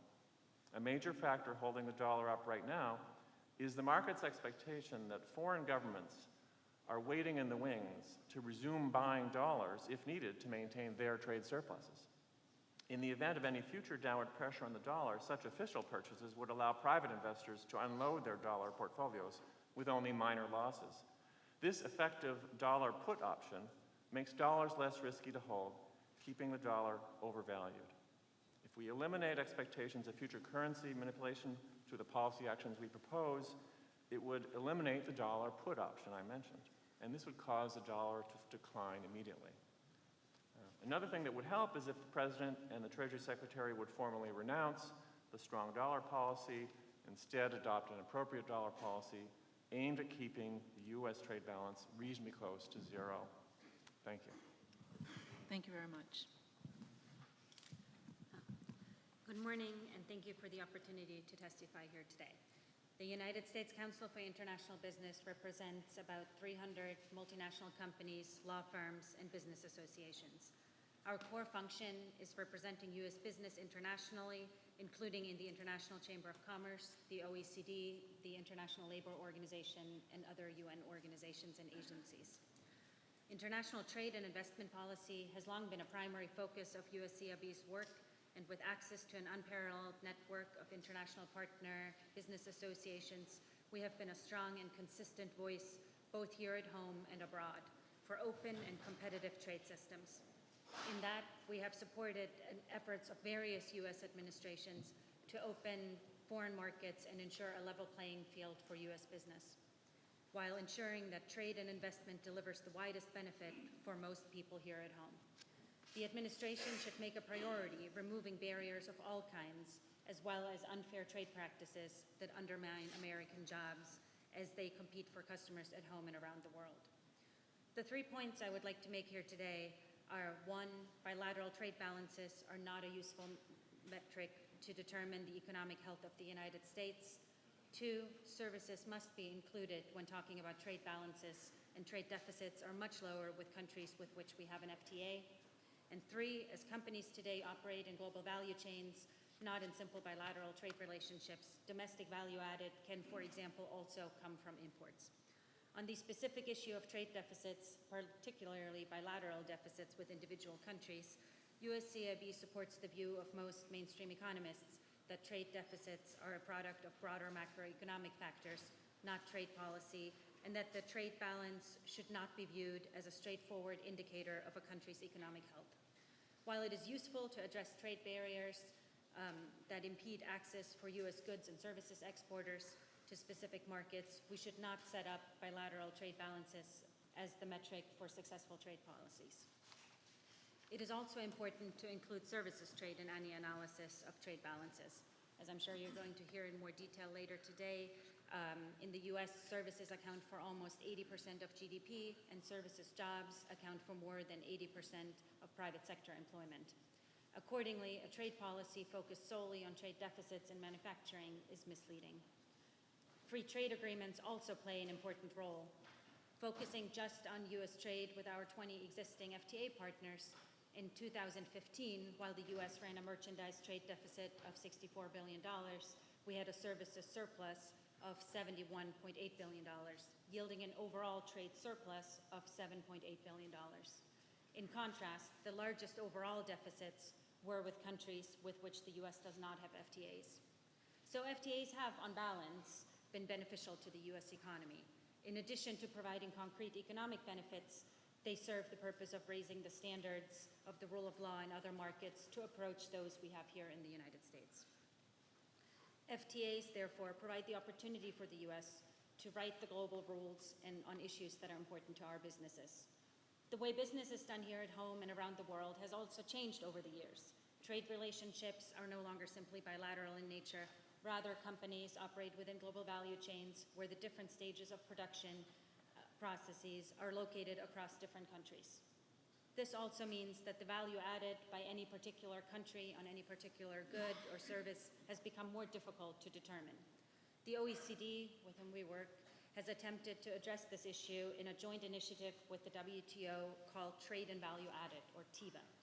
TIVA covers 63 economies and 34 unique industrial sectors, which includes 16 manufacturing sectors and 14 services sectors, and provides insight into various issues, including domestic value-added content of imports. In summary, when it comes to trade deficits, USCIB has 5 recommendations for the administration. 1, examine the trade deficit within the broader set of macroeconomic factors that determine it and include all the elements of trade in the analysis instead of focusing solely on bilateral manufactured goods trade balances. 2, work with experts around the U.S. government, international organizations, and academia to get the best data possible have a guide for best policy making. We need much better measurements of real trade flows and value added, including in complex global supply chains and in services. We also need better data on FDI flows, both inward and outward. 3, move aggressively to open foreign markets and identify and combat foreign trade barriers to increase U.S. exports and improve our trade balance. We support the use of appropriate enforcement tools, including the WTO, bilateral and regional trade agreements, U.S. trade laws, and efforts to open those markets and to combat illegal foreign subsidies and dumping into the United States. 4, accelerate the U.S. government's commercial diplomacy efforts to support U.S. companies competing to win deals overseas. And finally, reform the U.S. government's economic policies, which includes tax reform, regulatory reform, energy development, to bolster the competitiveness of our firms, allowing them to win more and bigger deals overseas. That concludes my testimony today. There's further detail in my written comments. Thank you for the opportunity to comment, and I look forward to your questions. Thank you very much. Mr. Scott? Thank you very much for allowing me to testify here today. Executive Order 13786 calls for a review of trade policy and its potential harm to U.S. workers. This examination is welcome and long overdue. However, the specifics of the review offered by the President mean that it's unlikely to provide any help to American workers, in part because it asks the wrong questions. The order requires the Secretary and the agencies represented here today to identify every form of trade abuse and every non-reciprocal trade practice that contributes to the trade deficit on a country-by-country and product-by-product basis. But the trade deficit is not a product-by-product or a country-by-country problem, as we've heard here already on this panel. We know what it is caused by and what should be done about it. And I want to address those broader causes here briefly in my oral remarks and then more extensively in my written submission. First, we know what the major causes of the trade deficit are. Unfair trade, currency manipulation, and currency misalignment have placed the commerce of the United States at an unfair disadvantage. As a result, increases in exports do support demand for domestically produced goods and do increase domestic employment. I would agree with that remark. It is also true that increased imports reduce demand for domestically produced goods and reduce domestic employment. Therefore, changes in the trade balance are the best overall measure of the net impact of trade on the output of domestic goods, domestic manufacturers, and employment in those industries. The consequences of unfair trade include growing trade deficits with China and other surplus countries have eliminated millions of jobs in U.S. manufacturing in the past 2 decades alone, as I have shown in my prior research. Overall, we lost about 5.2 million manufacturing jobs since January of 1998, a decline of nearly 30%. In addition, although I don't list it here in my written statement, the loss of jobs due to unfair trade has had a tremendous depressing effect on wages of not just manufacturing workers, but all workers with similar skills, essentially all non-college educated workers. I can provide more details on that if you, after the hearing if you're interested. Unfair trade has reduced U.S. production capacity in manufacturing, and countries, as we've already heard from Joe this morning, countries have engaged in systematic currency manipulations, such as China and many other countries in Asia, or which have made persistently undervalued exchange rates through other means, such as Germany, are effectively engaged in mercantilist behavior, which has effectively exported unemployment in manufacturing and other trade goods industries to the United States and other deficit countries, and we have lost millions of jobs as a result in manufacturing and related industries. Now, in my written testimony, I address a number of specific issues raised in the executive order on issues such as non-market economies, the effects of overcapacity, which are significant, the role of subsidies, the impacts of free trade agreements, and so on. I would like to address just a couple of specific points in the time I have remaining. In terms of other factors, I think it's important to recognize that the broad patterns of widespread government intervention through unfair trade, for example, through creation of massive amounts of overcapacity, as much as in at least 20 major industries that have been identified, the widespread use of subsidies and dumping and other unfair trade practices are not just problems in those industries. They've had a pernicious effect on the cost of production throughout any industries. As a result, countries like China have now achieved an essentially unfair advantage in a wide range of industries that use these inputs, such as automobiles and aircraft, other transportation equipment, all kinds of equipment. And so we can't just use fair trade policies to address these problems. We need a broader tool. As I say in my statement, you can't put the genie of unfair trade back in the bottle just by attacking the unfair trade. You need a broader tool. And in my view, that tool is currency realignment. I think it's the only tool available that is broad and powerful enough to provide redress for a generation or more pervasive, widespread unfair trade practices. And as I say in my statement, I think as a result, product and country-specific trade policies are unlikely to have a significant impact on U.S. trade deficits, in part for the reason Joe has given, an example with the steel industry, I think is very relevant, in part because you just can't engage in enough unfair trade cases to significantly affect the trade balance. It's a problem that's too big and too pervasive. We need a broader tool. The trade deficit is also a result of broad patterns of global trade imbalances. In my testimony, I identify 10 major countries that are surplus countries that collectively have a trade surplus of about $1.5 trillion. This is 3 times as large as the U.S. trade deficit. Those are the problem countries. I should note, as I point out in my statement, countries like Mexico and Canada actually run global trade deficits. They are not contributors to our problem. So again, our trade problem is not a bilateral problem. It is a problem of global trade imbalances. And lastly, on the issue of currencies, I believe it's been shown that currencies can be realigned. Rebalancing of major currencies was last achieved following the Plaza Accord in 1985. And this is the single most effective way to rebalance global trade flows. Such an agreement is needed to increase or realign exchange rates of major surplus countries relative to the U.S. dollar, which is today heavily overvalued. The dollar has gained almost 20% in real terms since mid-2014 alone. At least that was true 3 days ago. It's dropped a bit since then.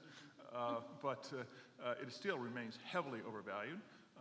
And it's been shown that even a 10% appreciation of the dollar will have a large impact, increasing the U.S. trade deficit by over $200 billion. So we need to get the dollar down in order to rebalance trade. This can create millions of jobs, not just in manufacturing, but in all the industries that are supported by manufacturing, manufacturing has large job multipliers.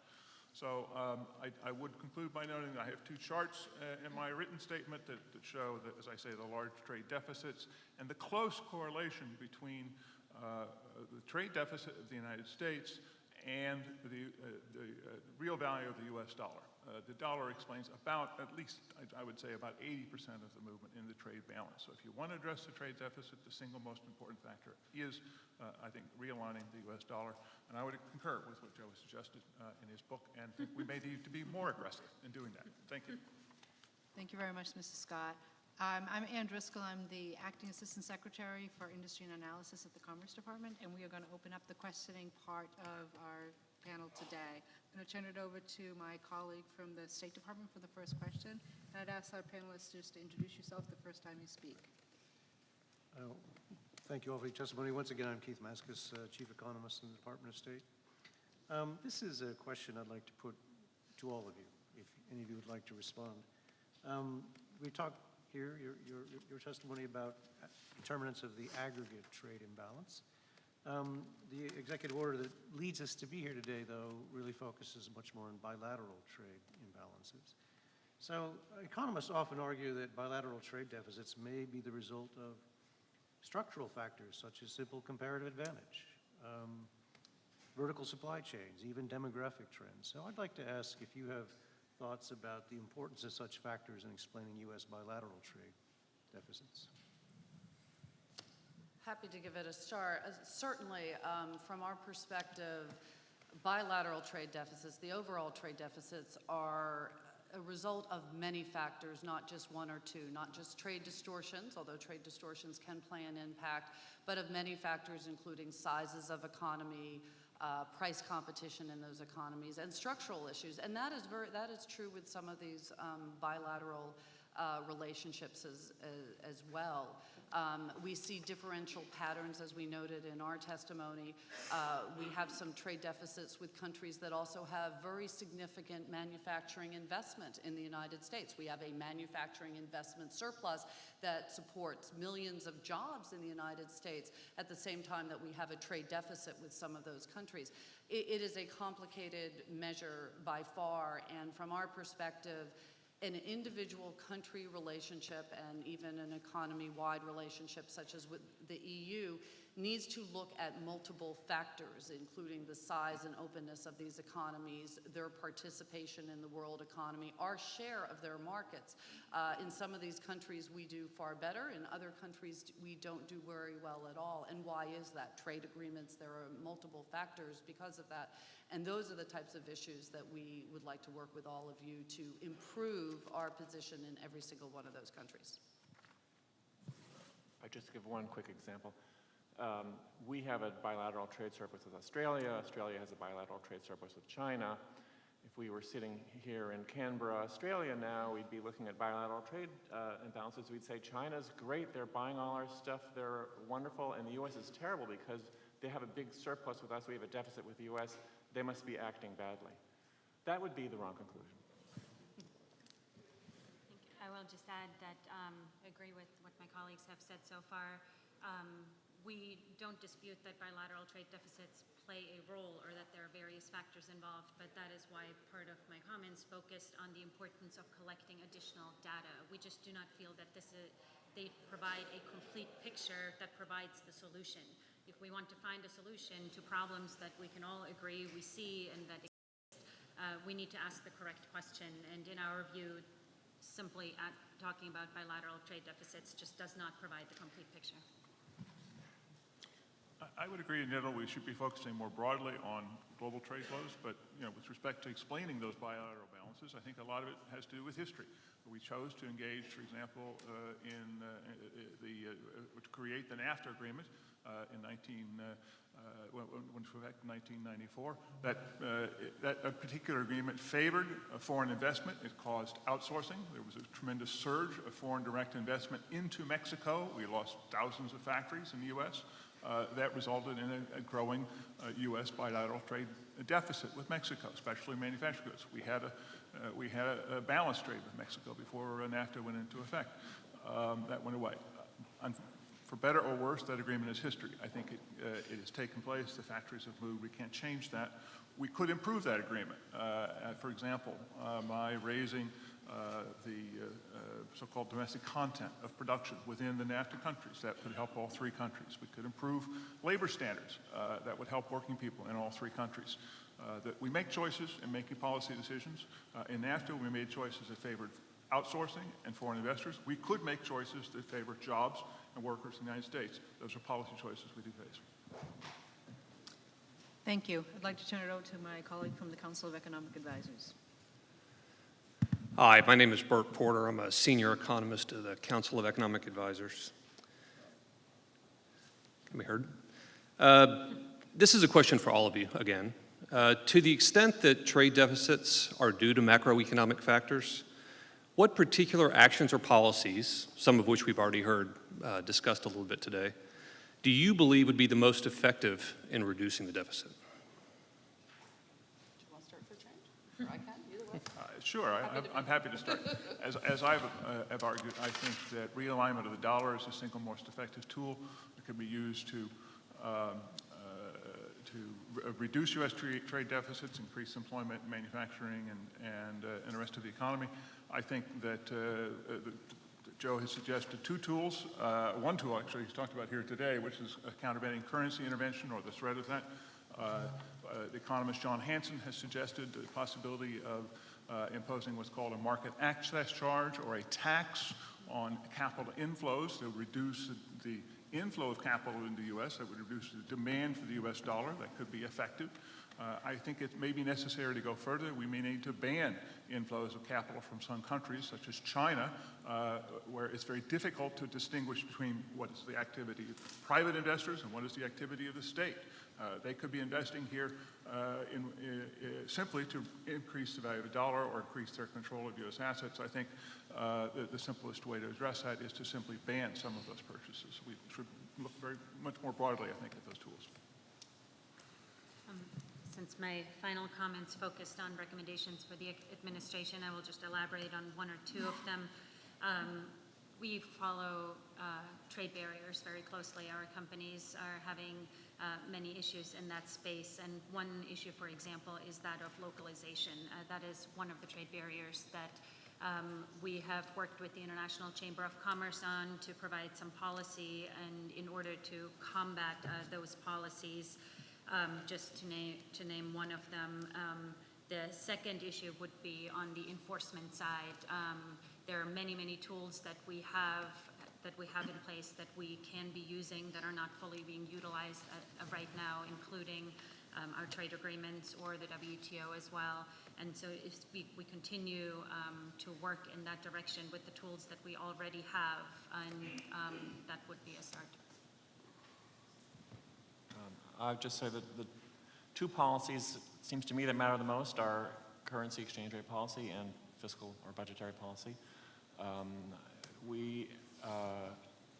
Our budget deficit is now getting a little bit out of line with what other countries are doing, and this is starting to support our trade deficit. Also, the state of the business cycle is encouraging private capital in. We could try to discourage that, as Rob said, through capital measures. I wouldn't propose that right away. The other thing is that we probably should be a bit more activist in our currency intervention policy. And as I said in the book, we recommend announcing a policy of against the G20 countries at first, to start with, the big ones that matter. They're not currently manipulating their currencies. It's a good time to introduce a new policy that would say, for the future, you have promised in the G20 statements not to hold your currency, manipulate your currency for competitive advantage. We'll hold you to that. And if you do, we'll counter-intervene by an equal amount and neutralize whatever you do. I think that would be a really good first step and important. It might not be enough. We could talk about further moves. I think we should have a broader sense of what the purpose of foreign exchange intervention is around the world. It should be to minimize imbalances.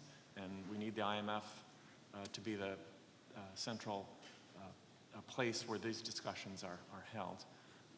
And that's where I would focus on. But widening the budget deficit at this point is certainly going to be a step in the wrong direction. let me answer that more broadly, because I think there's a lot of different ways. As I've said, the trade deficit is a complicated measure, and therefore addressing it has complicated implications, but also how it correlates to jobs and output in the United States is not as clear-cut from, as I explained in my detailed testimony. I would say that what we would like to see from a broader macroeconomic level is the type of policies to improve U.S. competitiveness. And I would start with items like tax reform and infrastructure investment and dealing with regulatory red tape. And a more robust trade policy is a piece of all of that that addresses barriers, that addresses currency manipulation, but also keeps our market open to trade and investment, which has been a huge strength for manufacturing in this country. We have millions of jobs in this country dependent on international trade. We see problems, obviously, and challenges, as I identified, and we identified for country after country, many of the same ones that my colleagues have identified. But we need a much broader look at how our system is, our entire economy is. In December, my organization put out 12 blueprints called Competing to Win on each and every one of these: innovation, workforce. I mean, consider we have 350,000 jobs in manufacturing today that are unfilled, right? So our companies aren't able to find workers that have the right skills. And some of it's STEM, it's the higher level. Some of it is electricians that our companies can't get to come to their factories in rural America or different parts of America. We've got to deal with all of this, because by 2025, we are estimating over 2 million jobs that will be open in manufacturing, for which we will not have the skilled workforce to meet. That is a big structural issue that our economy needs to deal with.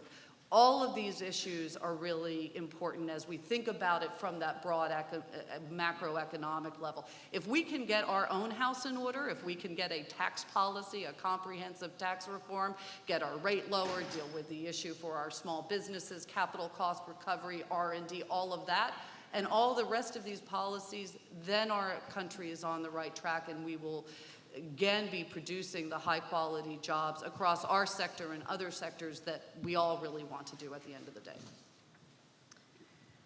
Thank you very much. I think we're running out of time. I want to thank all the panelists for the very interesting discussion we had, and I wish we could progress it, but we've run out of time, so thank you very much.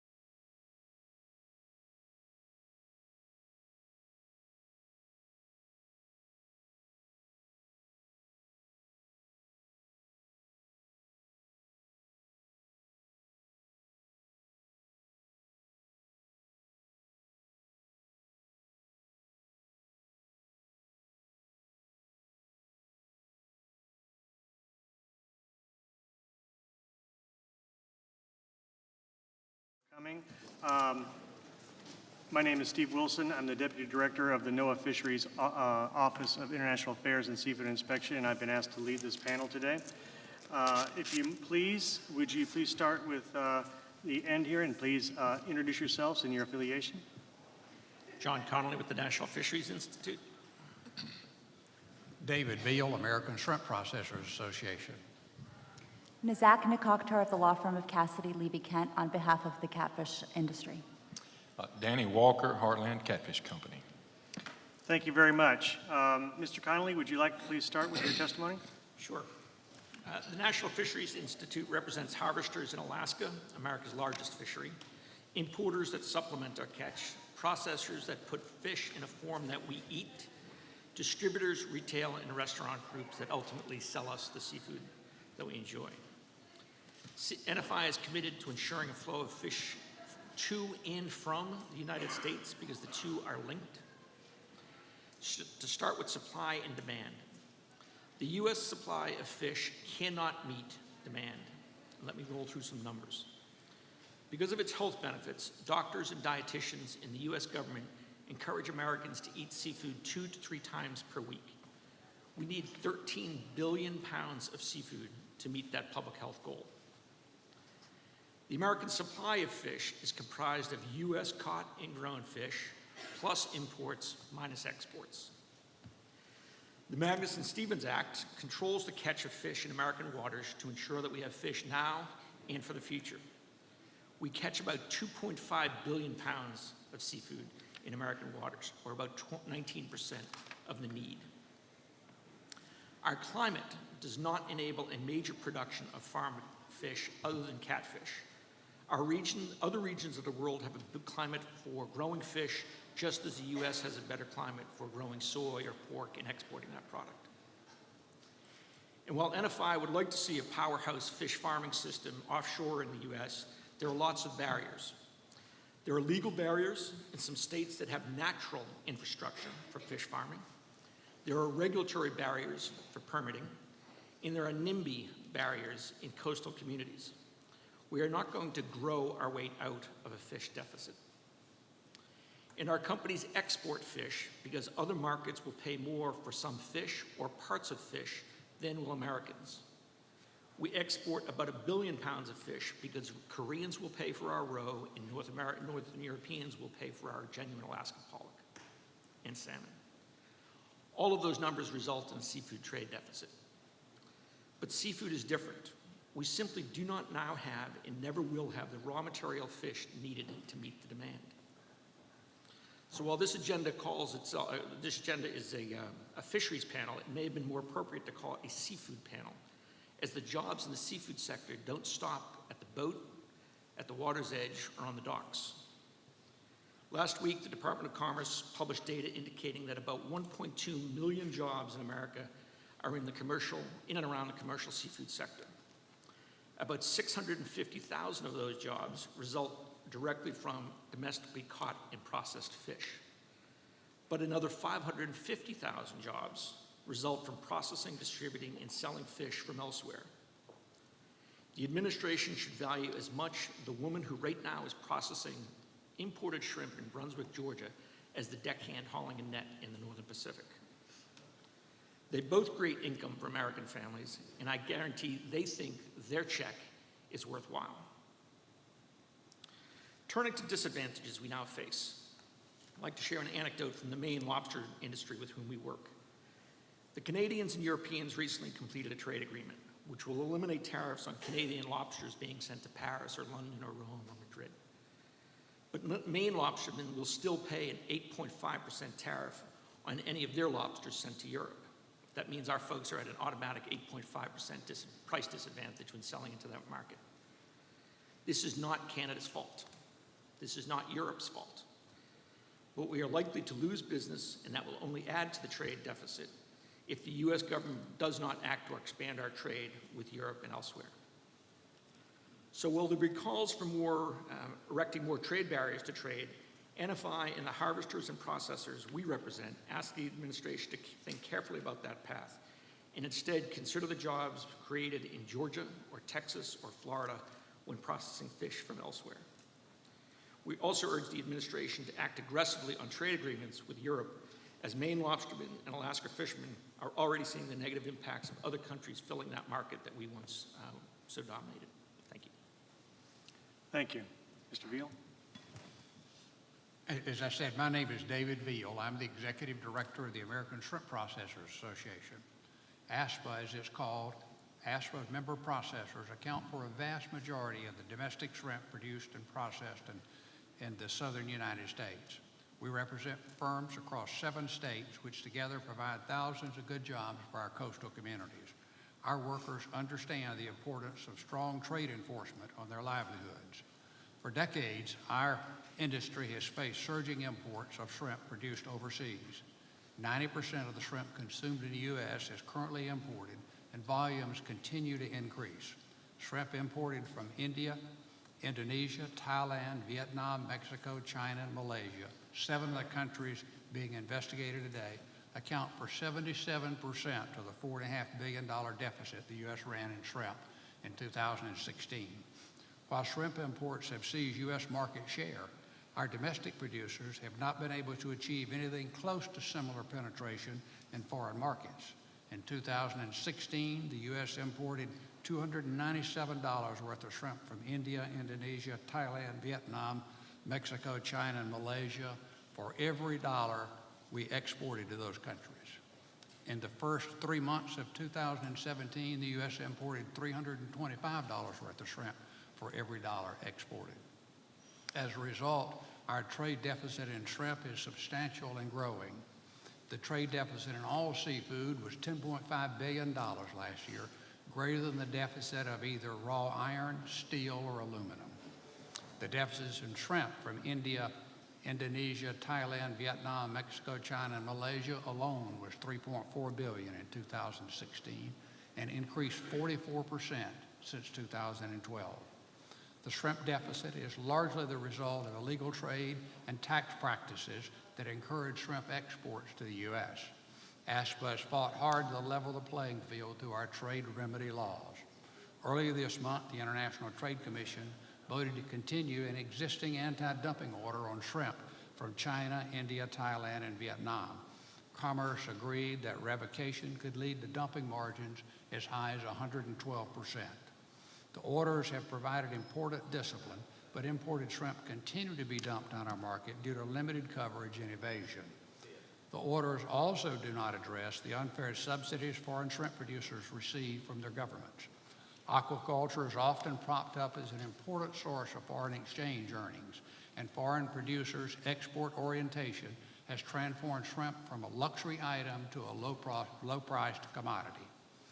Despite documenting millions in subsidies, our industry has been unable to seek adequate relief under our existing trade remedy laws. Government subsidies continue to fuel increasing foreign production, which already dwarf domestic capacity. These practices are exacerbated by value-added taxes on imports, limited labor rights, and substandard health and safety laws in these countries, which place the U.S. producer at a competitive disadvantage. Unfairly traded imports have hindered the growth and stability of the domestic industry. We're forced to compete with imports in the market every day, squeezing profit margins and preventing much-needed investment. Our industry has already faced declining prices, landings, employment, and shipments. Without concrete measures to address underlying distortions that drive the growing U.S. trade deficit in shrimp, we'll continue to struggle. On behalf of the industry, we look forward to working with the Department of Commerce and USTR and any other agency to address all of the issues identified in this study and the omnibus report. We thank you for the opportunity to participate today, and I look forward to your questions. Thank you. I'm going to butcher your name. Ms. Niktar? Yeah, that's close enough. Close enough. So, good afternoon. Again, my name is Nizak Nikoktar. On behalf of the U.S. catfish industry, we appreciate the administration's engagement on this trade deficit issue. With me is Danny Walker, the CEO of Heartland Catfish, a large catfish producer and processor in Mississippi. U.S. catfish production is concentrated in the southern states of Mississippi, Alabama, Louisiana, and Arkansas. It employs thousands of workers. It provides to U.S. consumers food sourced in the USA, high-quality products that Americans can be proud of. Danny will testify about how the catfish industry has been devastated by the unfairly traded frozen catfish fillet products from Vietnam. In the year 2000, U.S. producers held over 90% of the domestic market share here. Now they're clinging on to the 17% they have left. And that market share is dwindling every single year. The U.S. industry absolutely has capacity to produce more and sell more products, but they've been shut out of the market because of cheap Vietnamese imports. I want to share with you some additional remarkable statistics. Over 91% of the seafood consumed by Americans is imported, and our overall seafood deficit is over $11 billion. As trade deficits in natural resources go, this is second only to crude oil. This means that over the years, we've been allowing other countries to displace our seafood industry. Our seafood deficit with Vietnam in particular is $854 million. Almost half of that pertains to catfish.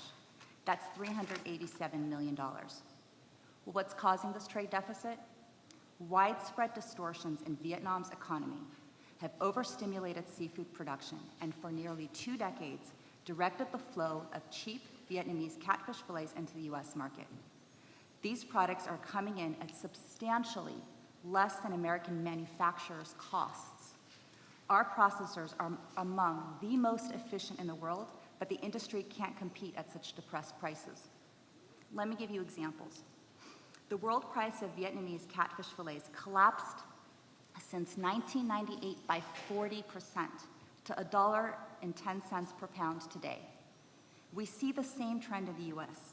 as prices of Vietnamese imports again declined by 40% over the same period since 1998 to $1.34 per pound today.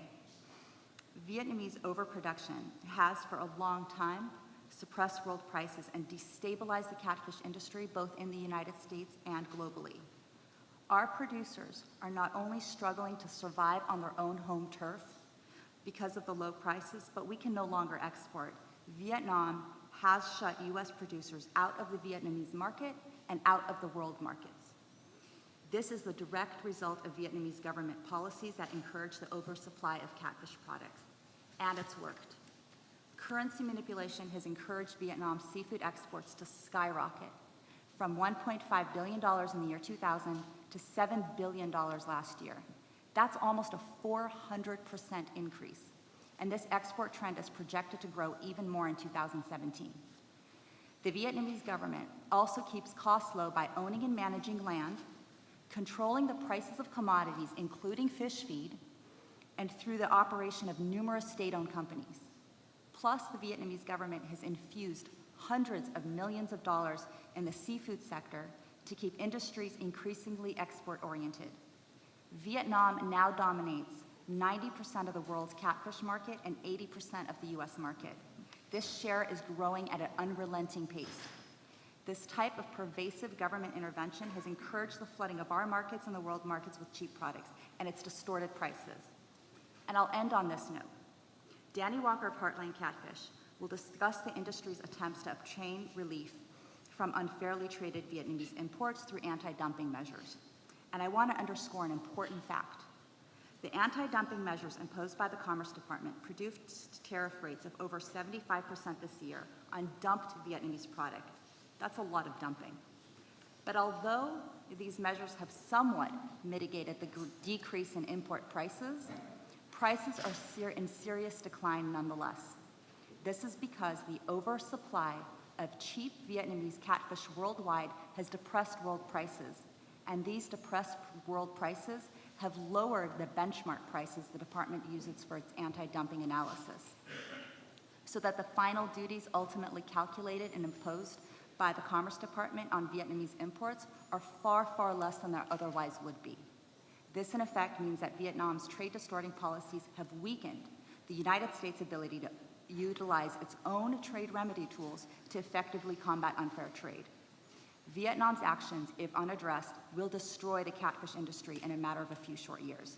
We can't let this happen. The American seafood industry is worth saving.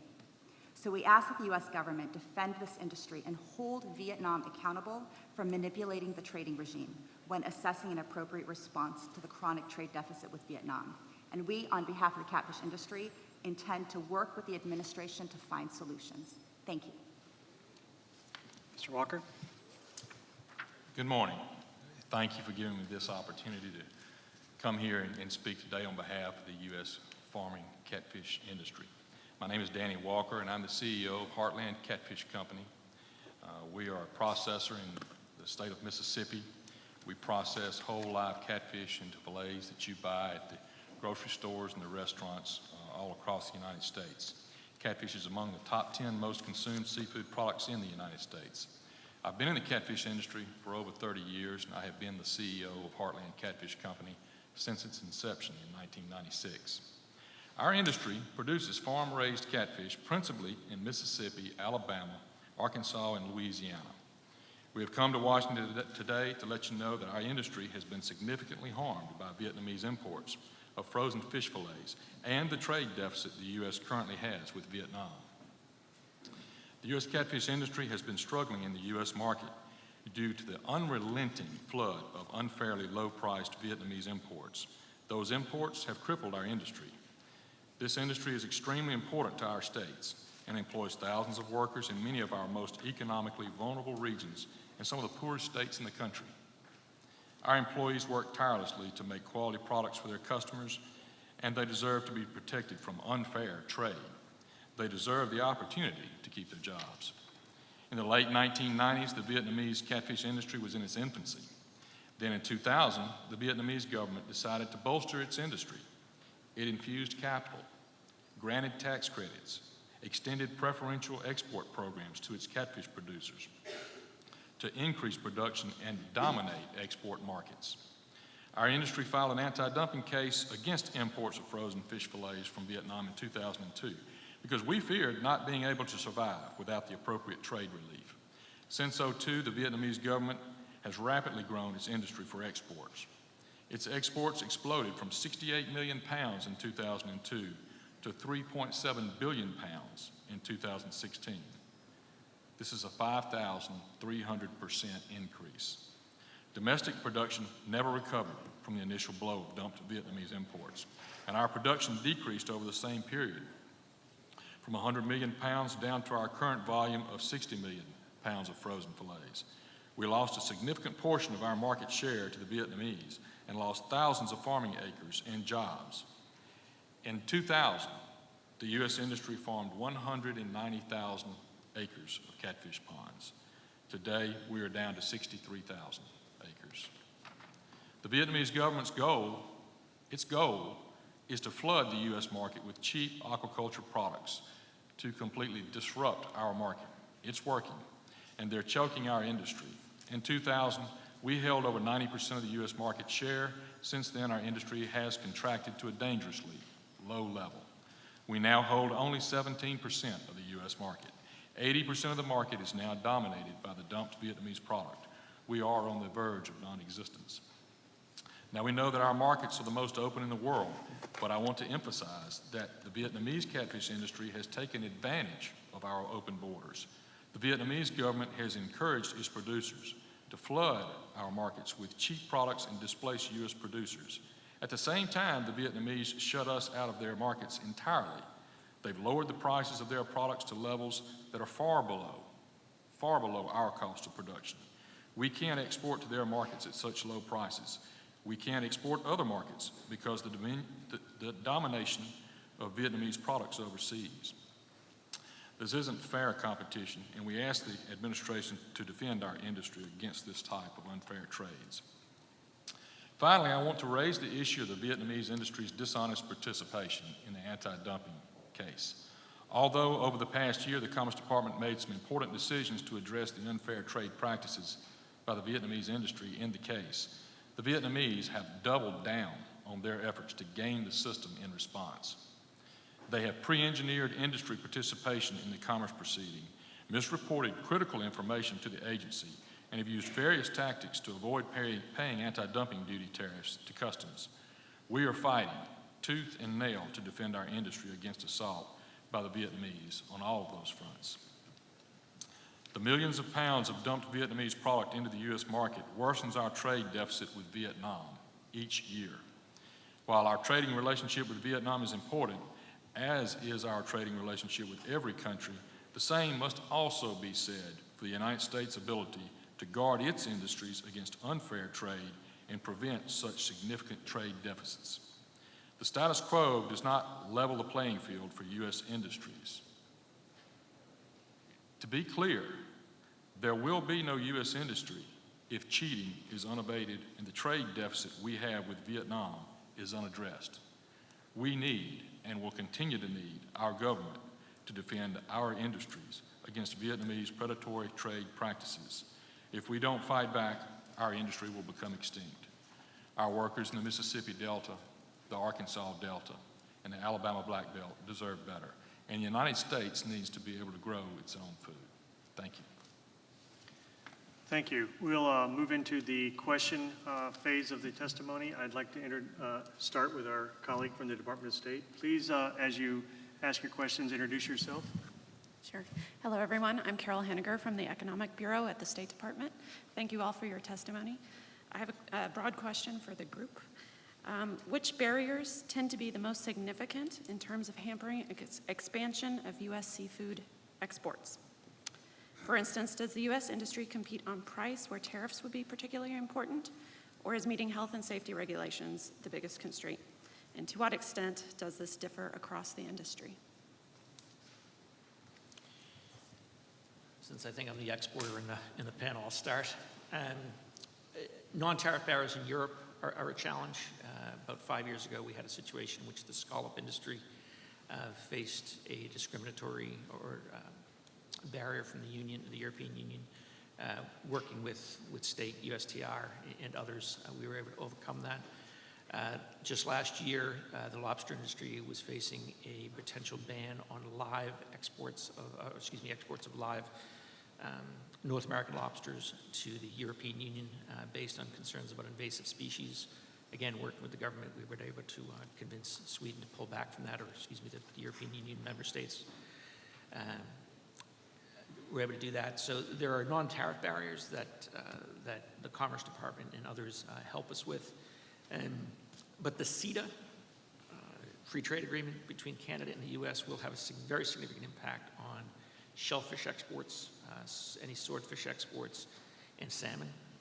Particularly, as I mentioned, the lobster exports are going to have a very, very difficult time.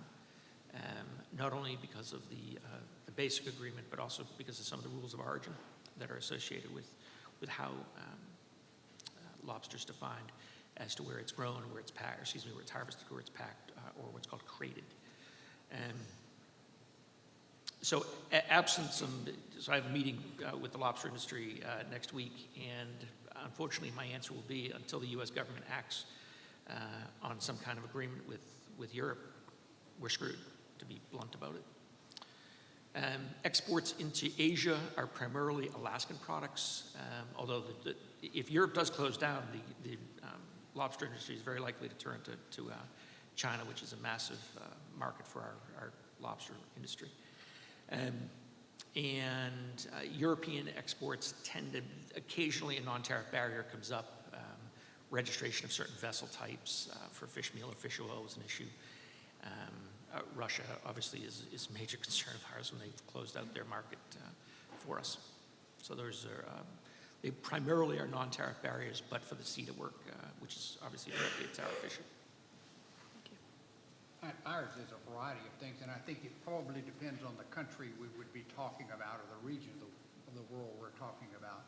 They can range everything from tax barriers of some sort, particularly value-added taxes, to issues like sustainability and traceability, the kinds of things that are required here in this country and in Europe. I think the most difficult problem for us is the world price of shrimp. With production and particularly in European or in Asian countries, the price worldwide has been depressed, and it is very difficult for a U.S.-based firm to ship our production to another part of the world. compete price-wise with Asian production? Thank you for your question. So for the U.S. catfish industry, the answer to the question is quite simple. As I mentioned, the trade deficit with Vietnam on catfish products is $387 million. The U.S. does not export any products, any catfish products to Vietnam anymore. It used to in the early 2000s. It stopped exporting because the U.S. industry simply cannot compete with the cheap prices of the Vietnamese products worldwide. And as I mentioned, those cheap prices are driven by government policies. The government is propping up industries that otherwise shouldn't be surviving. In the United States, because of the unfair trade, we've lost a number of industries. Vietnam isn't willing to lose any of its industries. The government just continues to infuse capital to prop up industries, drive world prices lower. When you have economic conditions like that, it's very clear to see how the U.S. industry can't compete again in its home turf in the United States, can't compete abroad. And on the last note, I mentioned before that we've tried to use dumping measures to address the trade distortion behavior, but the Commerce Department uses a surrogate value methodology where it looks at third country prices to value products in Vietnam because it's still a state-controlled economy. Well, the flood of Vietnamese products worldwide has depressed those prices too, so when commerce goes to third country prices, the dumping margin it calculates is otherwise lower than it otherwise should be. So, the bottom line, we can't export to other countries, we can't survive in our own home market, and we don't have the trade remedy tools that we're using right now are inadequate because of the actions of Vietnamese and flooding the world markets with cheap products and then driving the world prices lower. I can speak to Heartland Catfish Company. Our exports are virtually zero. We do have some national chain accounts that will export some of our product to their restaurants that they have in other countries, but that is very minimal. And just a little bit in Canada goes. But, I know that several years ago I went to China to look at China to see if there could be a potential in that marketplace for U.S. farm-raised catfish. We saw retail grocery stores in that area that the entire store was nothing but U.S. product. There was no other products in entire chains of grocery stores there. But the worldwide barrier price of Vietnamese pangasius was so great that they could not consider U.S. farm-raised catfish. The price difference was just tremendous. And so the worldwide price is the single largest barrier that we have, where they're looking at an industry that they want to completely dominate entirely, and price is where they're going to do it with. Thank you. Thank you. Ed Gresser, Assistant U.S. Trade Representative for Policy and Economics. Several of the testimonies mentioned subsidization of foreign agriculture as a factor behind imports of a number of seafood products. Could you further elaborate on the types of subsidization? Do these programs expire once the foreign industries mature? Do they remain active? Can we learn a bit more about that topic? Yeah, we've been looking at, on behalf of the catfish industry, we've been looking at subsidization in Vietnam on seafood products, aquaculture products. In our paper, we mentioned a couple of the publicly available laws promulgated by Vietnam. The challenge with Vietnam is that certainly it's not an open, the government isn't open, it's not transparent. So what we in the U.S. have available to us is essentially the laws and the rules that the Vietnamese government promulgates, which is very restrictive, right? Because they withhold a lot of information. That said, we in our paper that we submitted, we mentioned a number of laws, and what the Vietnamese government is doing, it's basically, it's putting a lot of money into industries, pangasius, which is a species of catfish, so for simplicity, I'll call it catfish. It's basically putting a lot of money into industries to help it operate, to help them reduce their costs by the government giving them a lot of extra money. It's driving down the input prices because it's subsidizing those industries too. Feed is a huge driver in the production costs catfish, the actual fish, and then hence the fillets. They're subsidizing those feed mills, feed producers too, and essentially they're giving them tax credits. They are giving them production incentives just by giving them sort of raw money and investing in those industries. They also have state-owned enterprises that are funded by the state, so they have extremely low costs. So it's a mass, and in our paper we talked about export credits too, but in terms of what's happening in the industry in Vietnam, it's just a blatant infusion of capital into these industries to help to prop them up. Tax credit and just the straightforward infusion of money. In 2013, the American shrimp industry filed a countervailing duty case against 7 countries, Ecuador and 6 Southeast Asian countries. The Department of Commerce ruled that we in fact were right and determined that there was more than $200 million a year in trade illegal subsidies in those 7 countries. Unfortunately, the time period that the International Trade Commission considered to determine damages included the Deepwater Horizon spill. And the subsequent increase, the shortage of Gulf shrimp that year and that year's increase in shrimp prices distorted the snapshot picture of economics for the Gulf. Our efforts to get them to change the review period were unsuccessful, and so the Trade Commission ruled that we did not or had not suffered material damage from those countervailing duty cases. So far as I know, all of those and additional subsidies are still in place. We'll be happy to get you the detailed information about those subsidies that we identified and what we know about whether they're still in place or not. We believe they are, and that the effort, the level of subsidization has increased, in fact. Those range everything from production, the supplements to a farmer to produce shrimp, to export subsidies, and everything in between. In their defense, that is a viable economic activity. The question is whether those activities should devastate, and that's what's happening, devastate a domestic industry that is on the receiving end of the product that is produced. And I think to that point, another note to point out is that, on one hand, somebody could look to say, well, why don't you guys just bring countervailable subsidy cases as the shrimp industry did? The big challenge there is that when that's on the table, the Vietnamese government is going to withhold more and more information. When the United States government and when the United States industry doesn't have access to adequate information to bring a case, well, that's just throwing, good money after bad. Our hands are tied because the Vietnamese government is not an open and transparent government, so we can't effectively use the laws we have and the trade remedy tools we have to combat that because they withhold that information from us.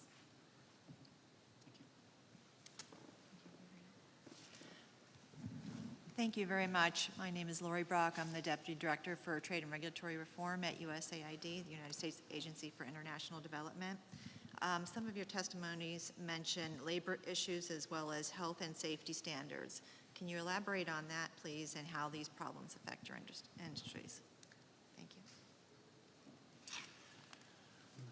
you. Labor is an issue that obviously they have an advantage on us with labor, but that is a small part of the overall cost of production when you look at catfish.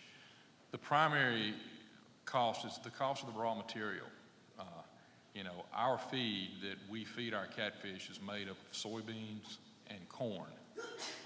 Since 2006, we've seen the price of soybeans and corn skyrocket.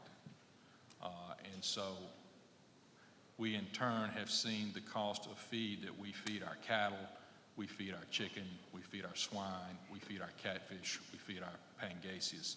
We've seen that cost skyrocket. In turn, the price of U.S. farm-raised catfish has gone up tremendously. We have to pass that raw material on. The price of pangasius during that same time has gone down tremendously. There is no correlation between the price of the raw material inputs and the price of the end product that they produce. If the price of crude oil goes up 100%, the price I pay at the gas pump cannot go down 50% and make sense. But that's what we see in the catfish industry. And I'll add that in our paper, we talked about the child labor issues that are in Vietnam, and we provide an exhibit on that. And with respect to food safety, now it's a politicized issue about catfish and product inspection with the FDA and the USDA, and we don't need to get into that, but I will mention that recently the U.S. government found, I think it was 2,000 cartons of contaminated seafood, catfish fillets that came from Vietnam. There are issues, the issues are continuing with products that have carcinogens and contaminants that are banned by the U.S. government. And so that is an ongoing issue, and we don't see any decline in that being a big issue for the health and safety of U.S. consumers. For shrimp, that is a huge issue for us, and I think we all know and read the press about the forced labor issue and the child labor issue that have occurred in some, particularly Southeast Asian countries. The health and safety of the product is another thing. The level of inspection in this country is abysmally low by FDA. And I'm sorry, in the order of 1 to 2% now, I think up 2%. We see have seen it when the levels increased from 1 to 2% this past year, a significant increase in the amount of rejection for shrimp. Now, is it a major part of it? No. As a consumer, any of it is too much. I think what we would like to see is what we've always talked about, and everybody talks about it, and that's the level playing field. If there is a set of rules and regulations that apply to food production in this country, they need to apply to food production everywhere. And we ought to expect everybody to obey those and ensure that they obey those. Every consumer, all of us here and our children have the right to that. Not for somebody to tell us that it's probably safe or it's not really bad for you. If the standards are there, they're there. And that ought to be the bottom line for us. Yeah, level playing field is a complete red herring. Complete red herring. FDA has regulated seafood for the last 25 years under the Hazard Analysis Critical Control Point process, which is HACCP. It is the model that Congress used for the implementation or the expansion of FSMA to all other foods. HACCP requires domestic and imported processors to use the same models of analysis. So the domestic catfish industry and the imported catfish industry have used HACCP for the last 20 years. And to suggest somehow that imported catfish is substandard from a food safety standpoint, and when both were regulated by FDA, would suggest that somehow the domestic catfish industry had problems because they were regulated under the same process. Same thing with the shrimp industry. The domestic shrimp industry and the imported shrimp industry both operate under HACCP. And there are requirements for affirmative controls. That is the basis by which Congress expanded expanded FSMA, and that's the process. The results are even more telling. CDC collects the data on illnesses reported. They had 390,000 illnesses reported for hospitalizations or other illnesses over about a 10-year period. About 10,000 of those were attributable to imported food. About 1,200 were attributable to imported seafood. Now, 0.13%, I will take those odds, 0.13%. Anything is wrong, any illness is wrong. But to say that somehow this is an unlevel playing field, this has been the same playing field since HACCP was introduced. And I'd like to have the last word on that because I've had to listen to this. Well, we're happy to supplement with facts should you require it, because we have substantial facts to address those comments. Thank you.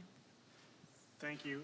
I'm afraid we're at the end of our question and answer period. I thank the panel for coming and very much appreciate all the comments. Thank you very much.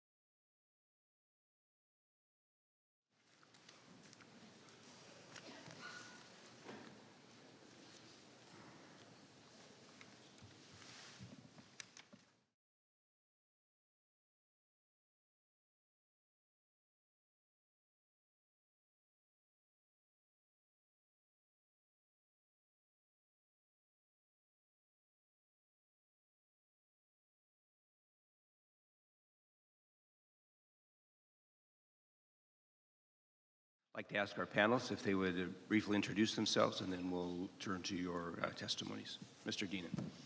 I am Bob Dineen. I am President and CEO of the Renewable Fuels Association. Thank you. Hi, Ann Steckel, Vice President of Federal Affairs with the National Biodiesel Board. And I'm Bob Cummings, the COO with the USA Rice Federation. And thank you for your time today. Mr. Dinan, we'll turn over time to you. Thank you. I want to thank you for the opportunity to be here today and to testify on what I believe is a very timely hearing on a critically important subject. I've provided a slide deck for you, and we have provided the department detailed comments. I'm just going to touch on a few issues today. But first, let me just say that a $734 billion trade deficit is too much. It is a drag on the U.S. economy, and the fact that 47%, almost half of that, is from one country alone, China, is particularly troublesome to us. I'll say that biofuels like ethanol can be part of the way to address this situation. Ethanol happens to be the lowest cost liquid transportation fuel on the planet and the lowest cost source of octane. And for consumers across the country and across the globe looking for higher performance, lower cost fuels, ethanol represents a terrific opportunity. Last year, we exported about 1.1 billion gallons of ethanol of the 15.3 billion gallons that was produced. It was the most in terms of net exports, imports, the second most we've actually exported in our history. And it reflects the fact that export opportunities for biofuels, ethanol in particular, are increasingly important to our bottom line. We hope to be able to export close to 10% of our production this year as we look to grow those marketplace opportunities. But when you produce ethanol, we just use the starch to produce the fuel. We also produce a very high-value, high-protein feed product that is also exported. Last year, we produced about 44 million metric tons of distillers' feed. About a third of that was exported. And last year, our exports of DDG represented about $2 billion in sales.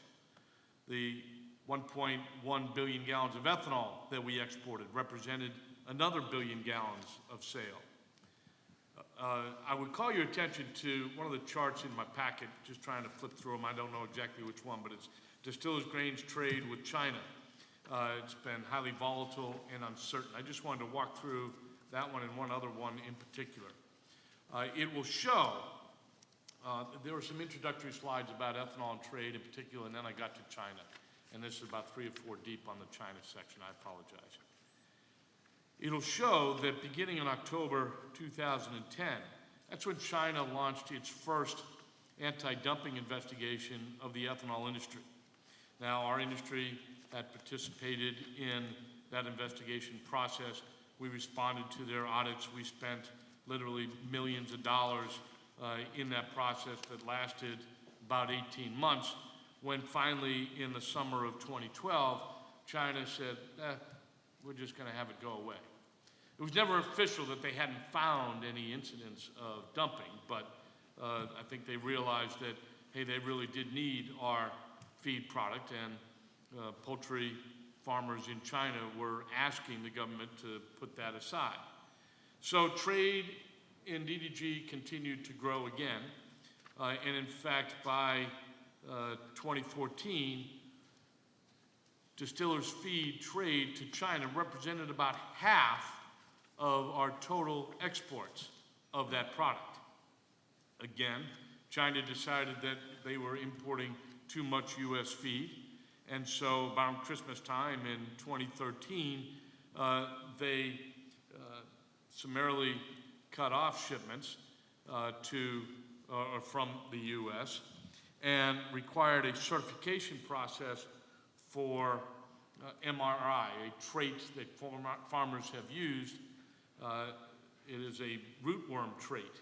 It helps them produce as efficiently as they have. Rootworm traits had been available for years. One company had completed the certification process.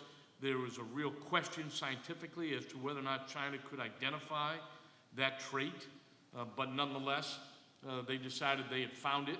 We couldn't replicate their finding, and trade began to drop off.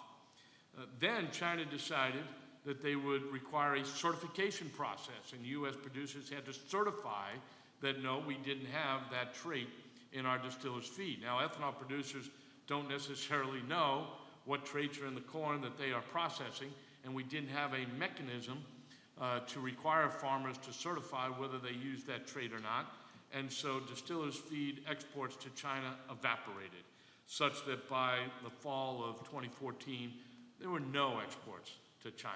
So he had gone from essentially $1 billion export market to nothing because China said they could find a trait that we couldn't identify. Finally then, in that fall, China approved the use of MIR, and sales again began to grow. China then, when they saw that U.S. exports were beyond what, or imports were beyond what they were comfortable with, they then embargoed several distillers' grains shipments without explanation. Several months later, they then again began an anti-dumping investigation, which concluded last fall with a 33%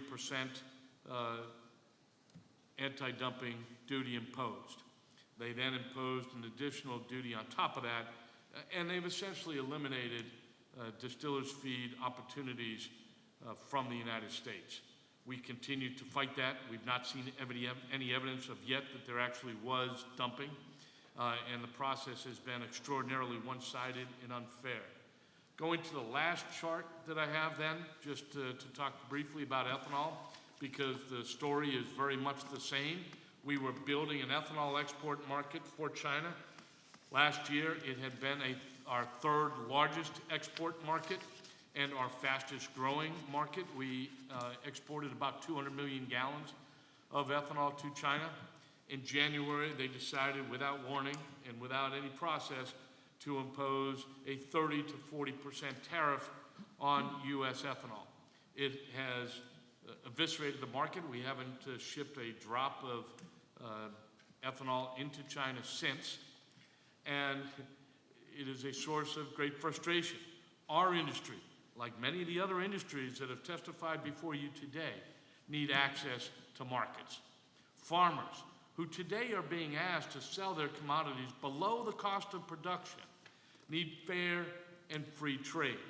And I would maintain that consumers across the globe need access to the lowest cost, highest octane, highest performing motor fuels that are available, and U.S. ethanol is indeed one of those. So I thank you for having this hearing. I thank you for your commitment to the mission of addressing these very serious issues, and we look forward to working with you in the future as we go about making sure that farmers and ethanol producers and biofuels producers across the globe have free and open access. Thank you. Thank you. Ms. Steckel. Well, good afternoon, and thank you for having me today. I'm Ann Steckel, Vice President of Federal Affairs for the National Biodiesel Board. The National Biodiesel Board is the trade association that represents biodiesel and renewable diesel producers here in the United States. Our members include state feedstock processor organizations, biodiesel suppliers, fuel marketers, distributors, and technology processors. So anybody kind of in the process is a member of ours. As you may know, biodiesel is a renewable, clean-burning diesel replacement made from a diverse set of feedstocks such as recycled restaurant grease, soybean oil, canola oil, animal fats. NBB welcomes this opportunity to share our concerns with the growing trade and goods deficit between the U.S. and Indonesia.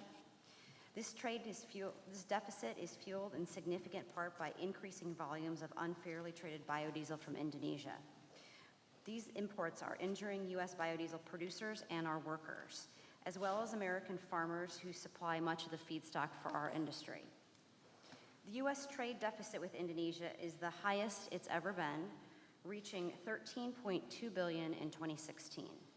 For context, this is a 20% increase since 2014. This growing trade imbalance results from Indonesian government policies that both discourage U.S. exports to Indonesia and stimulate Indonesian exports to the United States. In 2016, the value of U.S. imports from Indonesia was more than 3 times the value of U.S. exports to Indonesia. Increased imports of biodiesel from Indonesia is a major factor in this trade imbalance. In fact, biodiesel is one of the top 14 products contributing to the trade deficit. Between 2014 and 2016, the trade imbalance with respect to biodiesel has grown 95%. The only other product that has contributed more to the growing trade deficit with Indonesia is sports footwear. So biodiesel is a product category that warrants close examination.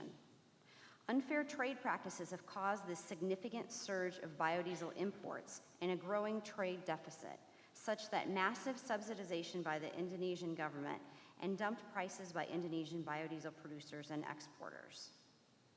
These practices have injured and threatened to continue injuring U.S. biodiesel producers that we represent. The Indonesian government maintains a biodiesel subsidy fund that provides grants to Indonesian biodiesel producers.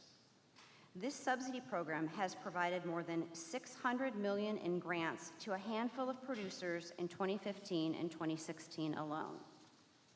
The Indonesian government employs other tactics to bolster its biodiesel industry, including a high export tax on crude palm oil, preferential financing from the Indonesian Export-Import Bank, and various tax incentives for biodiesel producers and supporters.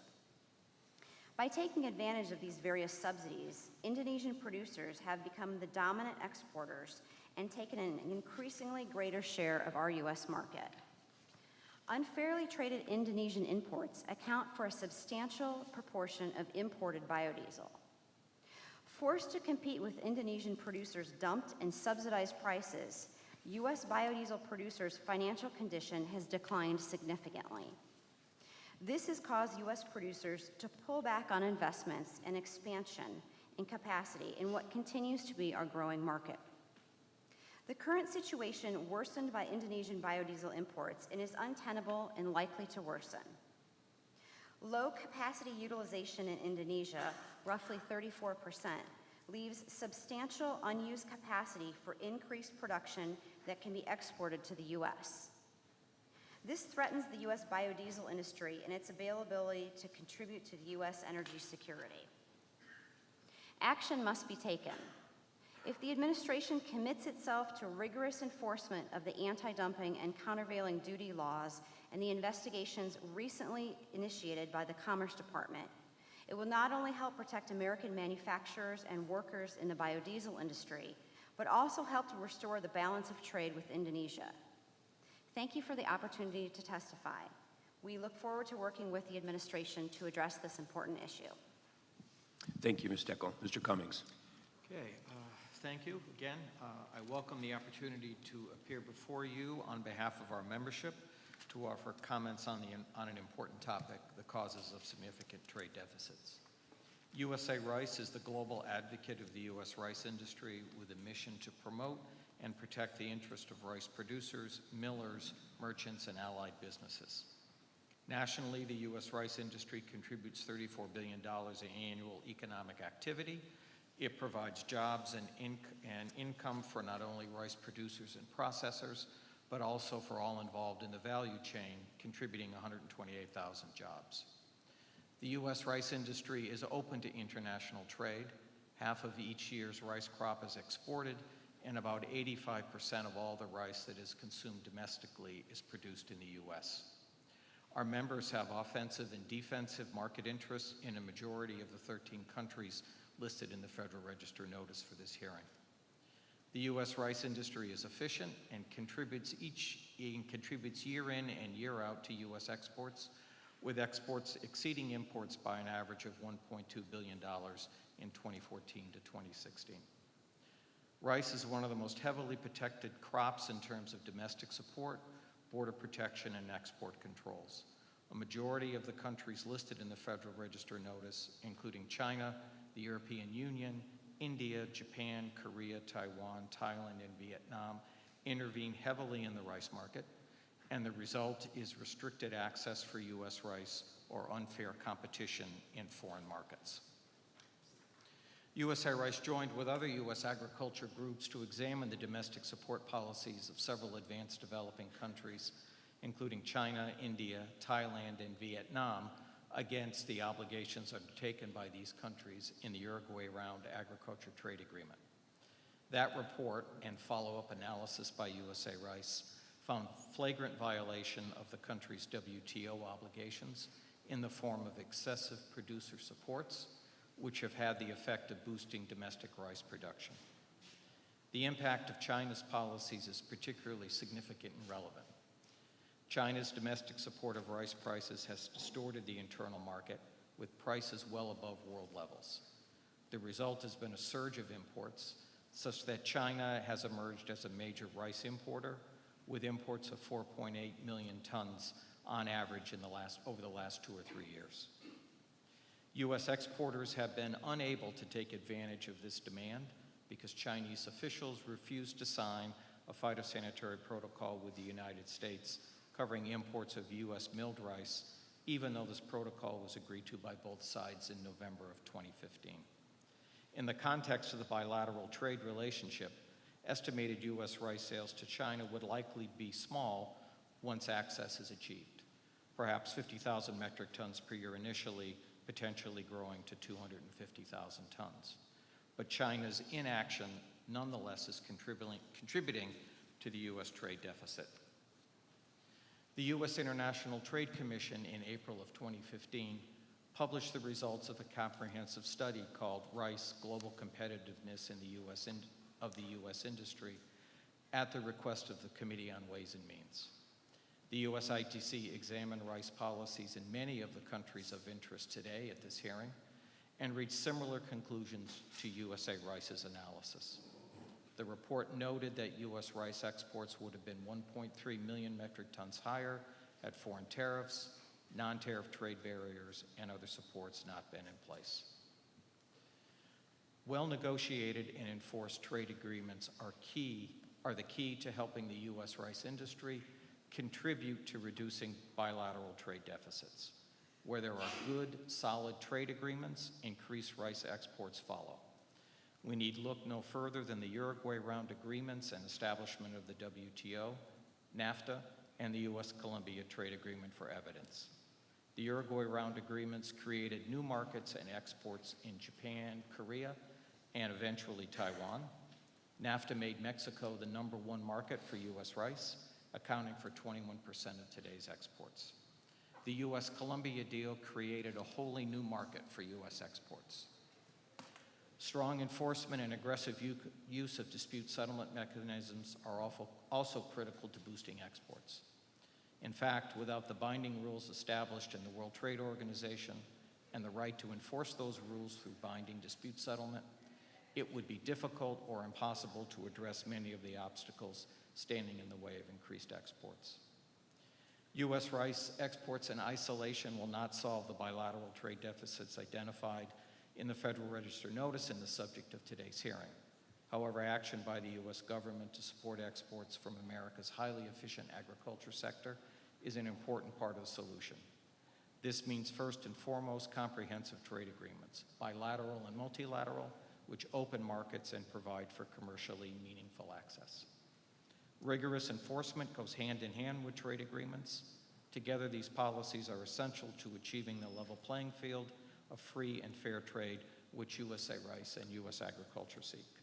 Thank you very much for your time.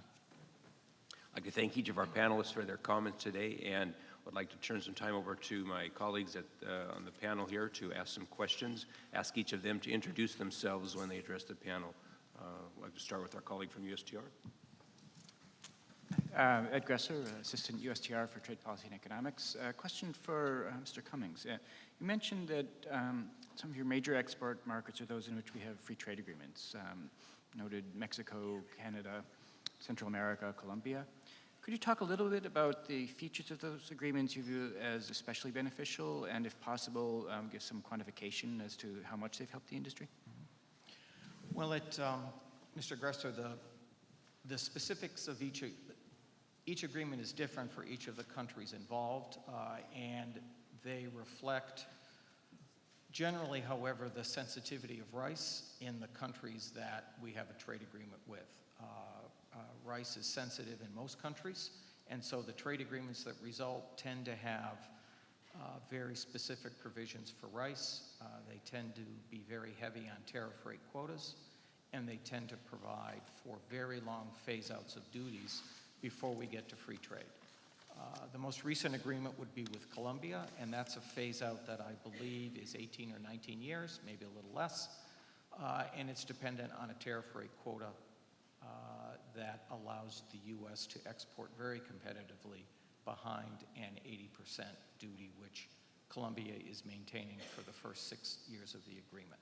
So we have on the one hand TRQs, that's also used in the CAFTA agreement. In Mexico, in NAFTA, it was a 10-year phase-out of duties. There in Mexico, you're facing a much smaller domestic industry. So although while politically sensitive, it had less of, say, the political impact than, say, the industry in Colombia. And then if we go to the Uruguay Round agreement and the market opening that happened there, We were dealing with initially 2 and then followed by Taiwan when it joined the organization. Countries that were very high income, had very high costs of production, and a lot of political protection for rice, also heavy involvement by the governments of those countries. So that agreement essentially set up a system whereby governments in each country were committed to import a set amount of rice from WTO members. And so we're dealing, in that case, with state actors whose interest is probably, their last interest is probably dealing with foreign suppliers. Their first interest is to their own constituents. So that sets up a constant vigilance to make sure that those agreements are implemented. So I'll stop there. I'm not sure I answered the whole question. If there's parts I didn't, please let me know. Thank you very much. Hi, I'm Carol Henniger from the Economic Bureau at State. I have a question for Ms. Steckel about Indonesia. It's our understanding that Indonesia's market share in the U.S. biodiesel fuel pool decreased in 2015 and 2016. Are the eligible EPA-approved exporters among those that you cite as increasing capacity in 2017? Yeah, so the information that I referenced was from 2014 to 2016, and those would be from all of the eligible importers here that could use the U.S. program through EPA. Good. Yes, Mr. Deenan. You have stated that China's protectionist and discriminatory policies have adversely affected U.S. exports of ethanol and distilled grains. Distilled dried grains. You've also asked that reform of these policies be included in any potential upcoming trade negotiations with China. What specific changes are you seeking to address these kinds of trade distorting practices? Well, we're just looking for access, and so when China will, anytime it believes that U.S. imports have gotten too high or their own domestic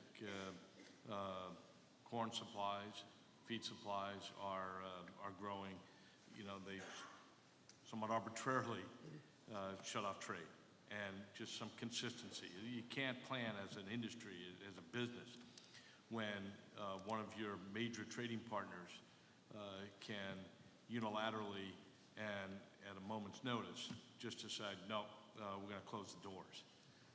So we just need some consistent and enforceable regulations that will allow us to compete.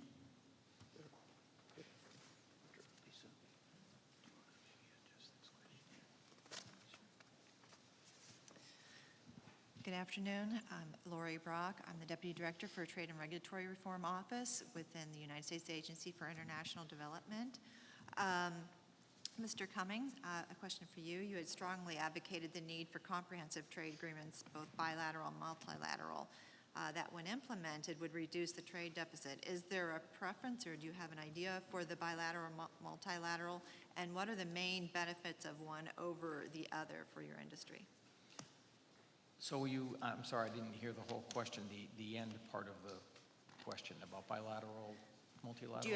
Do you feel there's a preference for you between the bilateral or using the multilateral systems for the trade agreements? Well, as an industry, we have benefited from both, I would say. So I think, I don't think that we are holding fastly to one or the other, either bilateral over multilateral. I think we're looking for negotiations which have the opportunity to bring real access for our industry and for agriculture. I think that's dependent upon the negotiating circumstances at hand. And so we don't, frankly, get too hung up on one or the other.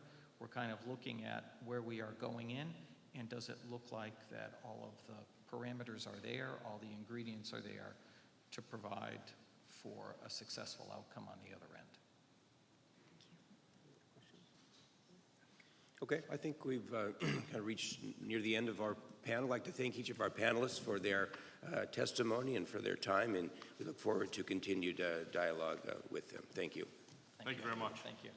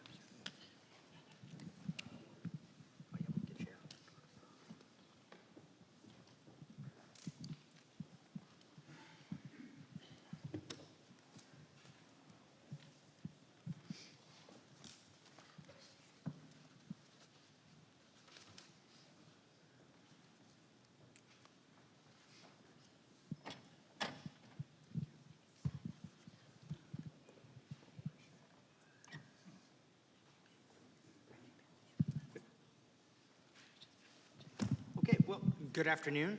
I'd like to thank you all both for the comments you've already put in and for coming today to give your testimony. This is our next panel on manufacturing.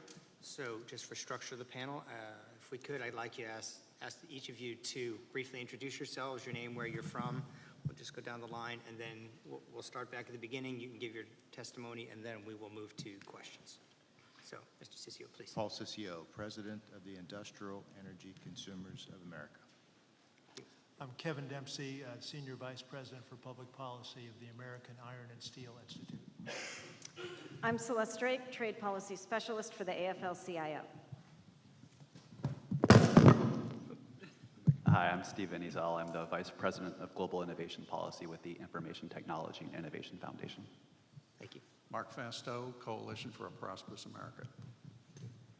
I'm Jesse Gary, Executive Vice President of Century Aluminum Company.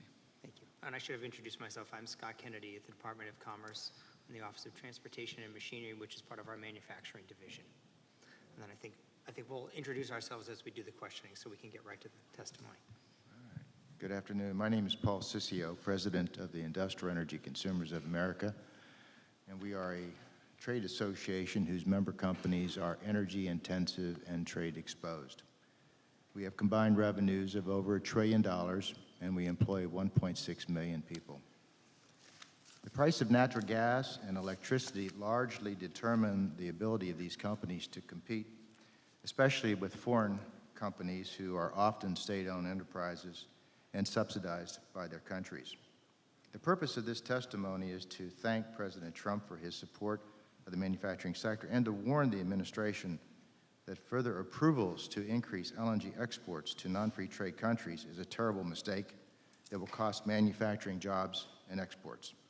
Approval of LNG exports to non-free trade countries reward them for not having a free trade agreement or a fair trade agreement.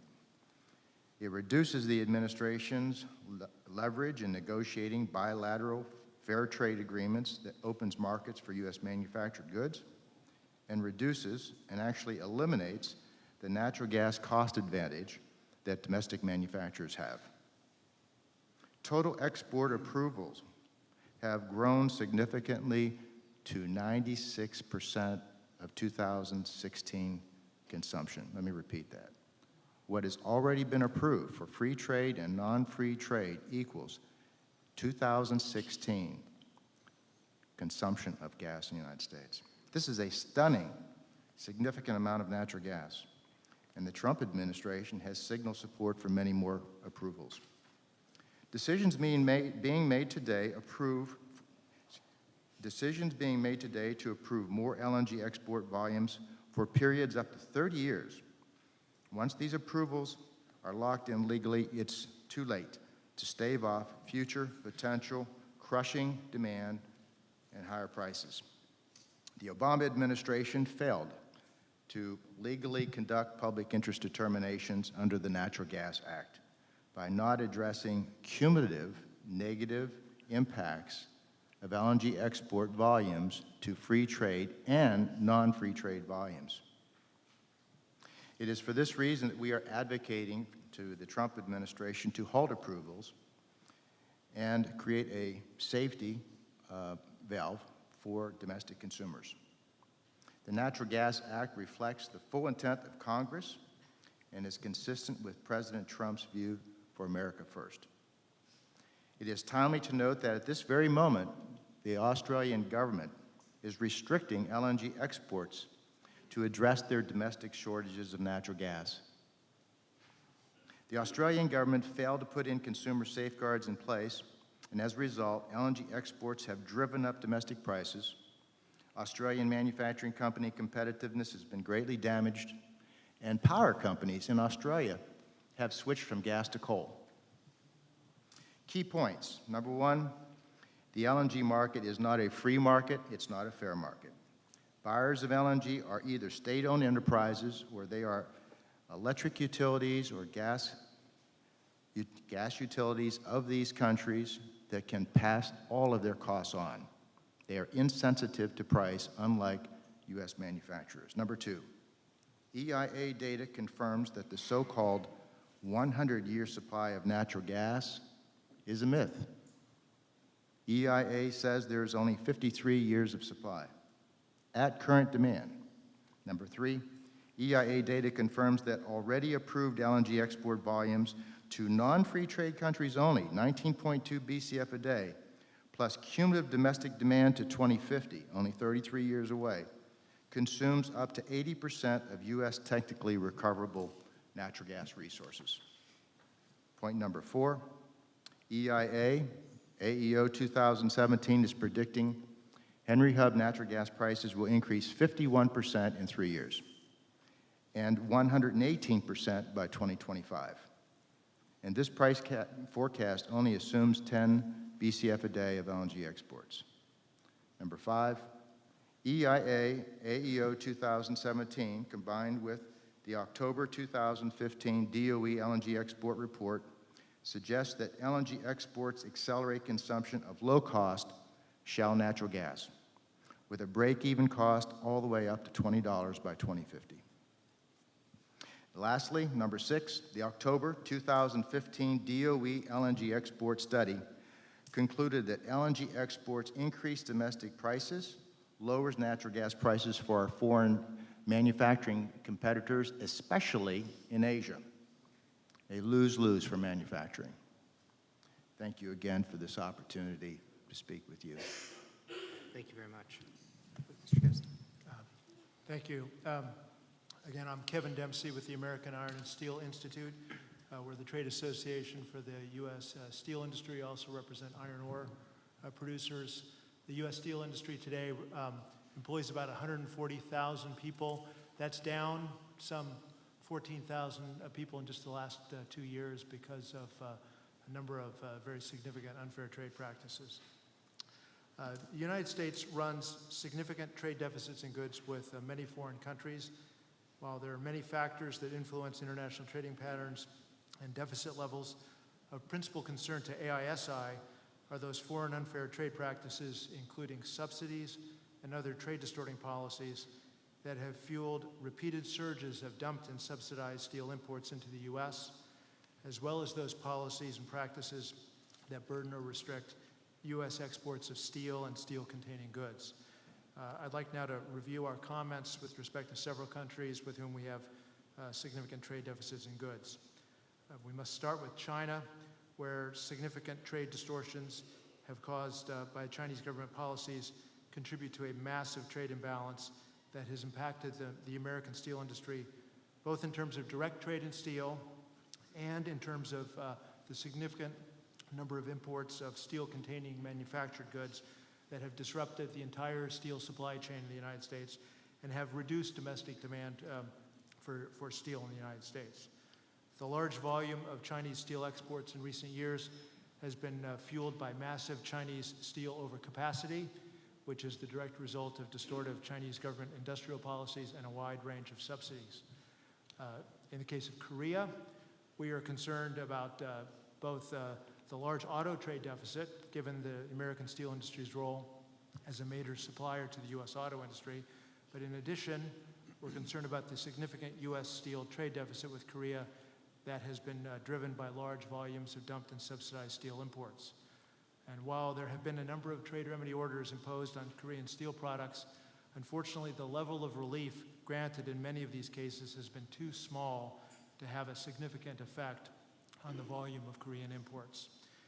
In addition, part of the Korean steel trade problem we believe is related to China, as the Korean steel market has been flooded with imports of cheap Chinese steel products that have distorted their own market and market prices and have fueled exports of dumped downstream steel products, where Korean producers are taking those Chinese products, further processing them, and then exporting those onto the U.S. With respect to Japan, the large U.S. trade deficit in auto parts and auto products has been a significant matter of concern to the industry.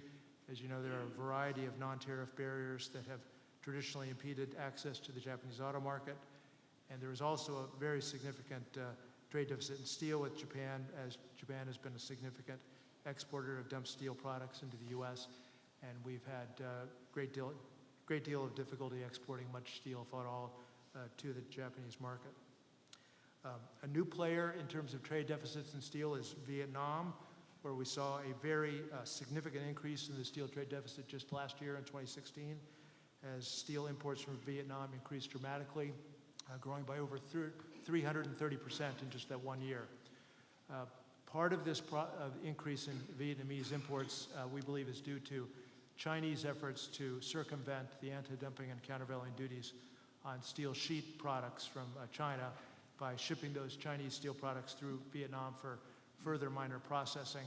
But in addition, the Vietnamese government also has an explicit industrial policy plan to promote the growth of its own steel industry and to increase its exports.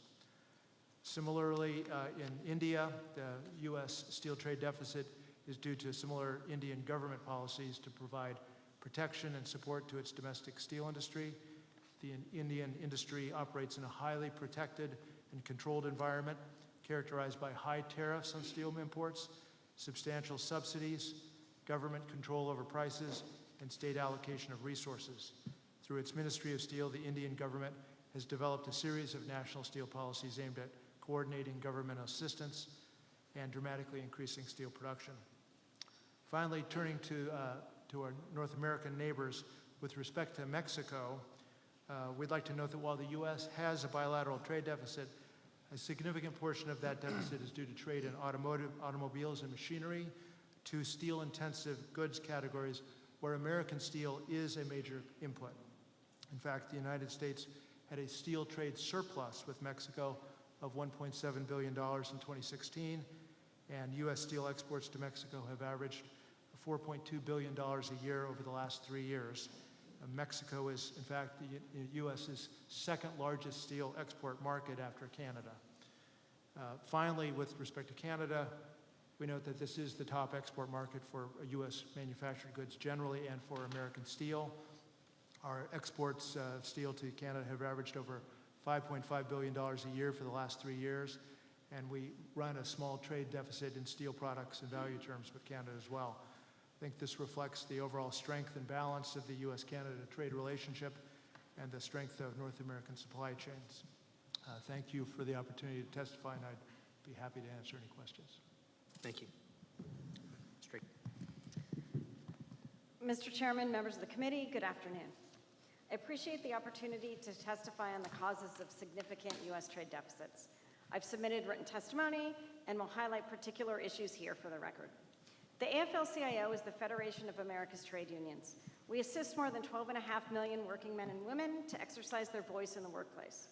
We also work globally to ensure that governments and firms respect fundamental labor rights and enact sustainable growth policies to promote broadly shared prosperity. For decades, U.S. workers have been battered by nearsighted U.S. trade policy that responds to the insatiable desires of global corporations that use the U.S. as a flag of convenience to access ever lower labor costs, ever fewer regulations, and ever greater risk-free profits. U.S. trade and tax policies have fed this desire while shunting all the risks of trade onto working families. While racking up record trade deficits, U.S. trade policies have utterly failed to support decent family wage jobs and a growing middle class in the U.S. The large, sustained structural U.S. trade deficit, both with the world and with individual countries including China, Japan, Germany, Ireland, Vietnam, Mexico, Korea, and Canada, costs jobs, pushes down U.S. wages, and contributes to our historically high inequality. To put it in visual terms that many can relate to, inequality in the U.S. is now far worse than that portrayed in the recently ended PBS series Downton Abbey, with our rich even richer than Lord Grantham, and our working poor far worse off than his servants. Our trade deficit with China alone cost 3.4 million jobs from 2001 to 2015, most of them in manufacturing. Manufacturing jobs are especially valuable because of their multiplier effect and their role, when combined with sufficiently dense trade unions, as an effective pathway to the middle class. This job loss has led to a labor market with more slack than it should have, making it harder for workers to organize and collectively bargain for better wages, even in industries that don't directly lose jobs to import competition. The importance of labor unions to building shared prosperity and a more inclusive economy has been given a nod in U.S. trade policy, even as other rules were put in place in NAFTA, CAFTA, and the U.S.-Korea FTA and other deals that made it harder for workers to form unions and raise their wages. The AFL-CIO urges the U.S. government to reverse this cycle. Working with Congress, you have the power to reform U.S. trade and economic policies in ways that will reduce our trade deficit, create jobs, and raise wages. These same policies will help address the secular stagnation that is still holding back demand and economic growth globally. The single most important thing the U.S. can do to reduce the trade deficit with Mexico is to raise Mexico's wages. This means not only updating and strengthening the labor provisions in NAFTA, but other upgrades to reduce excessive corporate power, including eliminating investor-to-state dispute settlement, adding new provisions that prevent tax base erosion, protecting public interest regulations, and promoting public infrastructure investments. To address our $347 billion trade deficit with China, the most important thing the U.S. government can do is address currency manipulation and misalignment. This would affect our trade balance not only with China, but with other Pacific Rim countries whose currency values are strongly influenced by the renminbi. While it is true that China's most recent currency interventions have been to prop up rather than reduce the value of the renminbi, it's also true that these moves have not properly aligned it to the dollar, nor have they undone the damage of years of U.S.-China trade deficits. In addition, we recommend that the administration pursue comprehensive and vigorous trade enforcement, including but not limited to dumping, illegal subsidies, and labor and environmental regulations, strictly hold China to its World Trade Organization obligations, including regarding state-owned and state-supported enterprises, market access, national treatment, and intellectual property obligations, address China's overcapacity, particularly in steel and aluminum, which present threats to both our economic and national security, ensure China continues to be classified as a non-market economy, and implement a comprehensive manufacturing policy here, including support for advanced manufacturing, infrastructure, worker training, clean energy initiatives, and export promotion, and eliminating tax policies that reward companies for moving U.S. jobs offshore. I thank the committee for its time and would be pleased to answer any questions you may have. Thank you.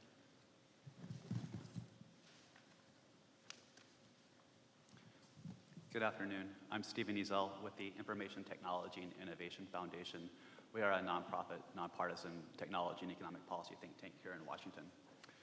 I tell you, I have to commend the administration for undertaking a serious investigation of the causes of U.S. trade deficits, which for too long have been dismissed as a problem by the prevalent Washington consensus.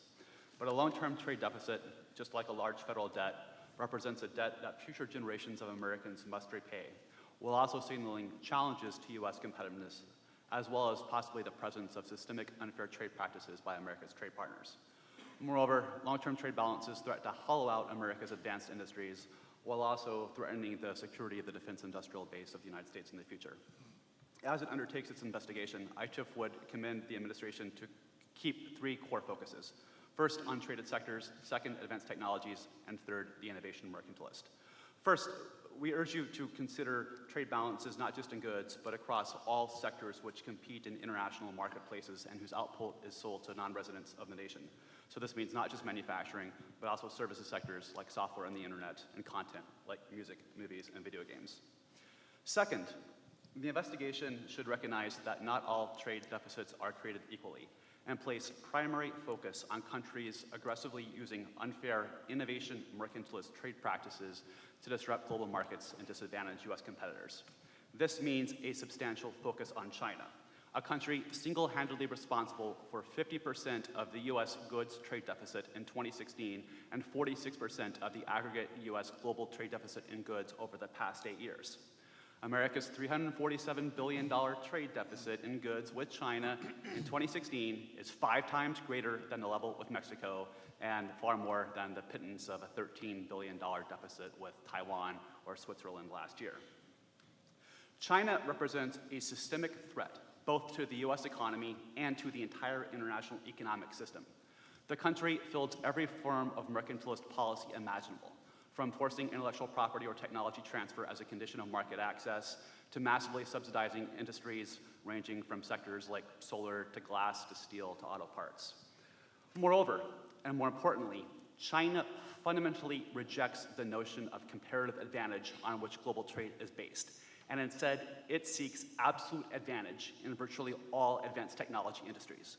Nowhere is this more clear than China's National Integrated Circuit Strategy, which calls by 2025 for the development of a completely closed-loop semiconductor manufacturing development ecosystem within China, and explicitly calls for having U.S. exports of semiconductors to China by 50% in 10 years and eliminating them entirely by 2035. This is a country that wants to close access to its markets to U.S. and other foreign competitors while maintaining for itself unfettered access to global markets. That's not sustainable. More than that, as my colleagues have noted, China's use of these unfair mercantilist policies compels other nations in the region, like Indonesia and Malaysia, to feel they have to emulate these policies in order to keep up with China's growth. And while unfair, these policies have had a clear effect. China has surpassed the United States now as the world's largest exporter of high technology products with a 24% global share. And shockingly, in 2011, the U.S. imported 560% more technologically advanced products from China than it exported to that country. That trade imbalance, as my colleague said, has led to some 3.4 million jobs being lost in the U.S. economy, 3/4 of those in manufacturing over the past decade. We'd also like to add that the focus needs to be not just on trade deficits, but trade barriers. And we should go after countries' mercantilist policies whenever they affect America's advanced industries, whether we run a trade deficit with those countries or not. So if you look at Canada and its promise doctrine, which has led to the invalidation of 25 pharmaceutical patents over the past decade, this has cost U.S. pharmaceutical companies over $1 billion in lost sales. Finally, ITIF hopes that this analysis leads to better trade competitiveness and manufacturing policy on the part of the U.S. We would call for the creation of a U.S. national trade and sector competitiveness strategy that looks holistically at how to improve policies related to tax, trade, technology, talent, and regulation to bolster the competitiveness of our traded sectors. 2 more points. We think that a new tool to understand the effects of other countries' mercantilist practices on America's economy is needed. So we should create a new report from USTR that marries the Special Through One report, which names and shames countries, with the National Trade Estimate reports that's a comprehensive inventory of unfair practices, and put those together to identify the countries doing the most harm to the U.S. economy. And finally, while we do have allies with some faults like Canada, Japan, and Europe, we have to recognize we need to work with these countries in the future to develop high standard trade agreements and to collectively push back against the unfair practices of countries like China. Thank you. Thank you. Thank you very much for the opportunity to present CPA's views on the overvaluation of the U.S. dollar and its effect on the trade deficit. The U.S. dollar is overvalued at least 26% against a trade-weighted basket of non-U.S. dollar currencies, and even more against other particular major currencies.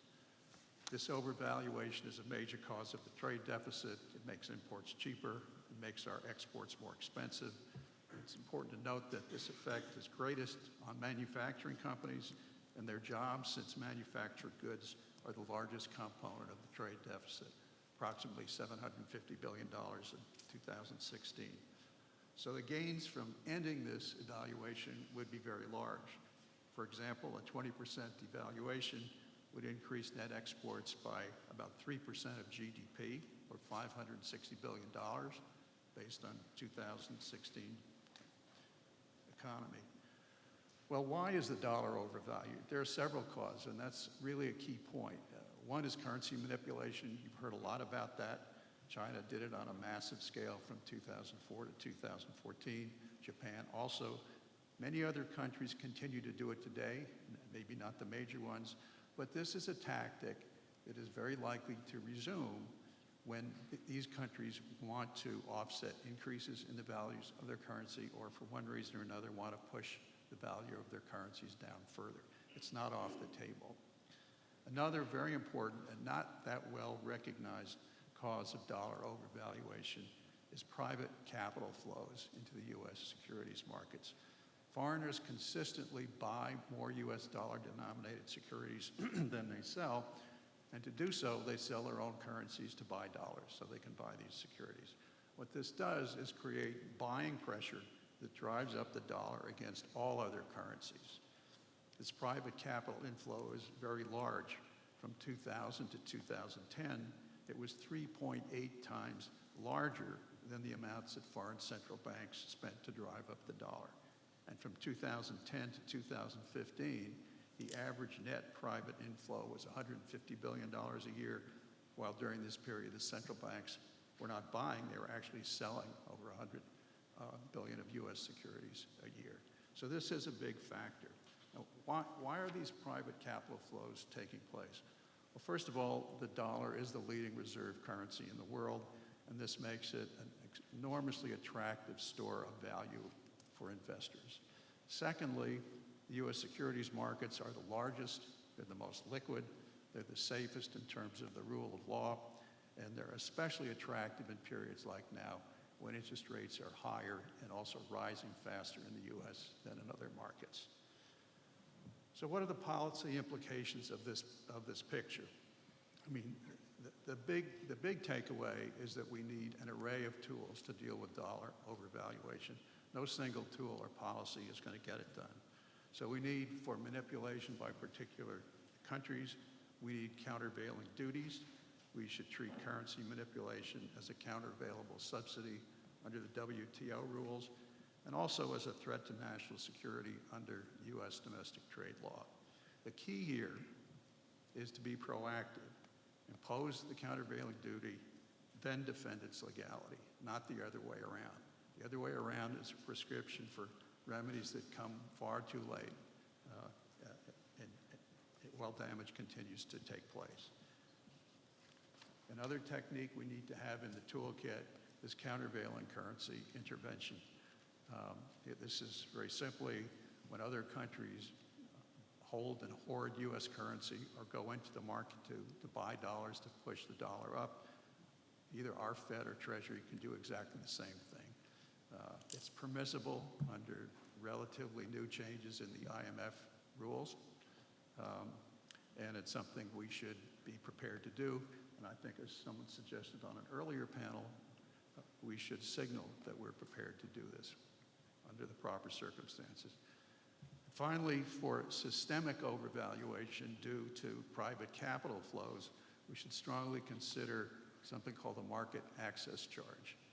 This is proposed by John Hanson, former World Bank economist and expert on this. Here's how it would work. It would charge each foreign buyer of a U.S. dollar security from a U.S. resident a small percentage of the purchase price. This would lower the effective yield for the buyer of the security, making it less attractive and thereby reducing the demand for U.S. dollars. This would mean less buying pressure on the dollar, and that would cause its value to fall against all other currencies. So this is a systemic remedy rather than one targeted at a particular country or currency. The charge would start small, say 50 basis points, and adjust up or down as needed to move the trade deficit in the right direction. The MAC charge would not be enough to discourage long-term investment or foreign direct investment, but it would reduce short-term trading that adds little or no economic value to the U.S. economy. It has several other virtues. One of the main ones is that, unlike a lot of other policy measures, it would be geared directly to what really matters, which is the trade balance, not some intermediate financial indicator. So you move it, you see what happens, and you adjust it. You either slow it down, increase the effect, or when you get close enough to balance, and we know it's never going to be zero, but if you get within, say, a 1% range, it would go to zero. It would go directly to zero. Another good thing about it is there's no need to prove manipulation, which is very tricky under IMF rules. No naming and shaming. This is the United States simply adjusting its own currency toward balance. And finally, it would produce a large pot of revenue that could be used for any ideally non-recurring government purpose, because over time, say 4 or 5 years, one would hope that this goes pretty close to zero. So this is, I only hit some of the high points in my testimony because of limitations of time. Be very happy to answer any questions that you have. Thank you. Thank you very much. Hi, good afternoon. My name is Jesse Gary. I'm the Executive Vice President and General Counsel of Century Aluminum. Century is the largest producer of primary aluminum in the United States. On behalf of my 1,800 colleagues, I'd like to thank you for the opportunity to testify today. This hearing on trade deficits comes at a critical time for the domestic aluminum industry. Century is one of only 2 remaining primary aluminum producers in the U.S., with smelters in Hawesville and Seabury, Kentucky, and Mount Holly, South Carolina. 5 years ago, there were 14 aluminum smelters in the United States. Today, there are 5. Just last year, there were 3 U.S. alumina refineries supplying U.S. smelters. Today, there's 1. U.S. jobs in primary aluminum production have fallen nearly 60% since 2013, and conditions have only worsened since.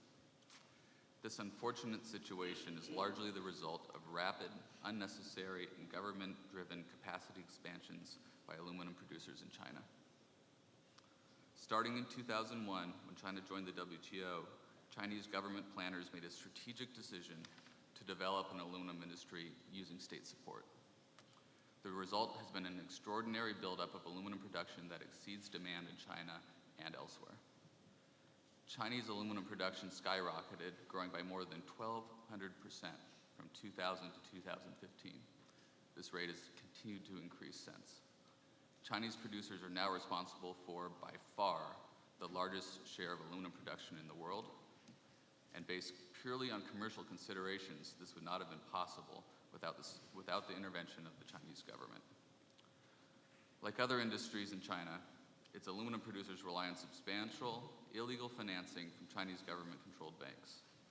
Despite poor financial performance and weak balance sheets, these uncompetitive zombie companies continue to receive credit, further fueling China's massive aluminum capacity. For example, Hongzhou, a nominally private Chinese aluminum producer located in Shandong province, is a perfect example of this. In only a few short years, Hongzhou has gone from a textile company to now the world's largest primary aluminum producer. It was only able to do this with the help of massive government subsidies. After a report earlier this year indicating that the company had been fabricating its financial statements for years through underreported costs and government subsidies, Hongzhou's equity was suspended, and it was forced to meet certain debt obligations. Rather than let this debt-ridden company fail, however, the Chinese government, through its state-owned and controlled policy banks, provided Hongzhou with additional sizable government bailouts. Its equity is still suspended today. As has been well documented in the press, Hongzhou is not alone, as countless other private and state-owned enterprises continue to be propped up by the Chinese government. The result of this enormous government support has been a significant trade imbalance in aluminum between the U.S. and China. Primary aluminum demand is driven primarily by the consumption of semi-finished aluminum products, such as sheet and extrusions. In China, much of this consumption is driven by government-directed stimulus programs, particularly in the construction sector. But production has increased far faster than demand in China, leading to growing volumes of Chinese aluminum exports. Each ton of semi-finished aluminum exported by China replaces a ton of primary aluminum that would otherwise have been produced in the rest of the world. In the United States, imports of Chinese semi-finished aluminum products increased by nearly 200% from 2008 to 2015. Over the same period, U.S. primary aluminum production fell by more than 40%, and has fallen further since. The United States was the 4th largest aluminum producer globally as recently as 2013. It was the 10th largest producer last year, and this year will be the 13th largest. This is all despite the U.S. being the 2nd largest consumption market of primary aluminum in the world. Chinese overproduction has crashed aluminum prices. As a global commodity, aluminum prices ultimately reflect total global supply and demand for the metal, regardless of where it is produced, sold, or stored. As a result, China's unnecessary and unjustified production expansion has depressed and suppressed aluminum prices both inside and outside of China. These trends have a huge negative impact on the U.S. aluminum industry, which has seen dramatic declines in capacity, production, revenue, and employment. U.S. producers of key inputs to aluminum smelters are suffering as well. In other words, the adverse effects of Chinese aluminum overproduction are severe and are being felt throughout the value chain in the U.S. In January of this year, the U.S. Trade Representative requested WTO dispute settlement consultations with China concerning the massive and injurious subsidies that the Chinese government provides to its primary aluminum producers. Century welcomes this case as a promising step to address the harmful effects of Chinese aluminum overproduction and illegal subsidization.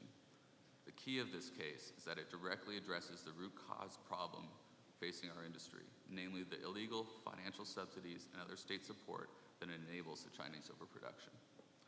Since the case was filed, aluminum prices have stabilized and somewhat increased. However, more action is needed. Almost immediately after the case was filed, the Chinese government responded with new environmental restrictions to cut production. Yet China is showing no real signs of cutting production despite the recent commitments to do so. In fact, significant additional capacity has come online since these announcements were made, with Chinese aluminum capacity predicted to grow by another 12 billion tons over the next few years. Just to give you a scope, that's 20% of the current worldwide market. A significant percentage of this production, whether directly or through circumvention, will undoubtedly be targeted at the U.S. market if left unrestrained. Real tangible reductions in production are needed to address the current import crisis. Century greatly appreciates the work being done by USTR and the Department of Commerce to better understand the factors contributing to U.S. significant trade deficit with China and other countries. Until Chinese overproduction and government subsidization are effectively addressed, the U.S. aluminum trade deficit with China will persist, and U.S. aluminum producers and their workers will continue to suffer. I appreciate your time. Thank you. So we'll now proceed on to questions. We do have limited time, so I think we're going to try and get the panelists each to get a question in and hopefully get a question into each of you. So I'll lead off, and again, if the questioners could just state their agency and their name so that we have it for the record. So, Mr. Sicchio, for you, in your testimony, you refer to estimates of the impact of increasing liquefied natural gas exports on U.S. natural gas resources and prices, and how this will impact U.S. consumers as well as manufacturing in general.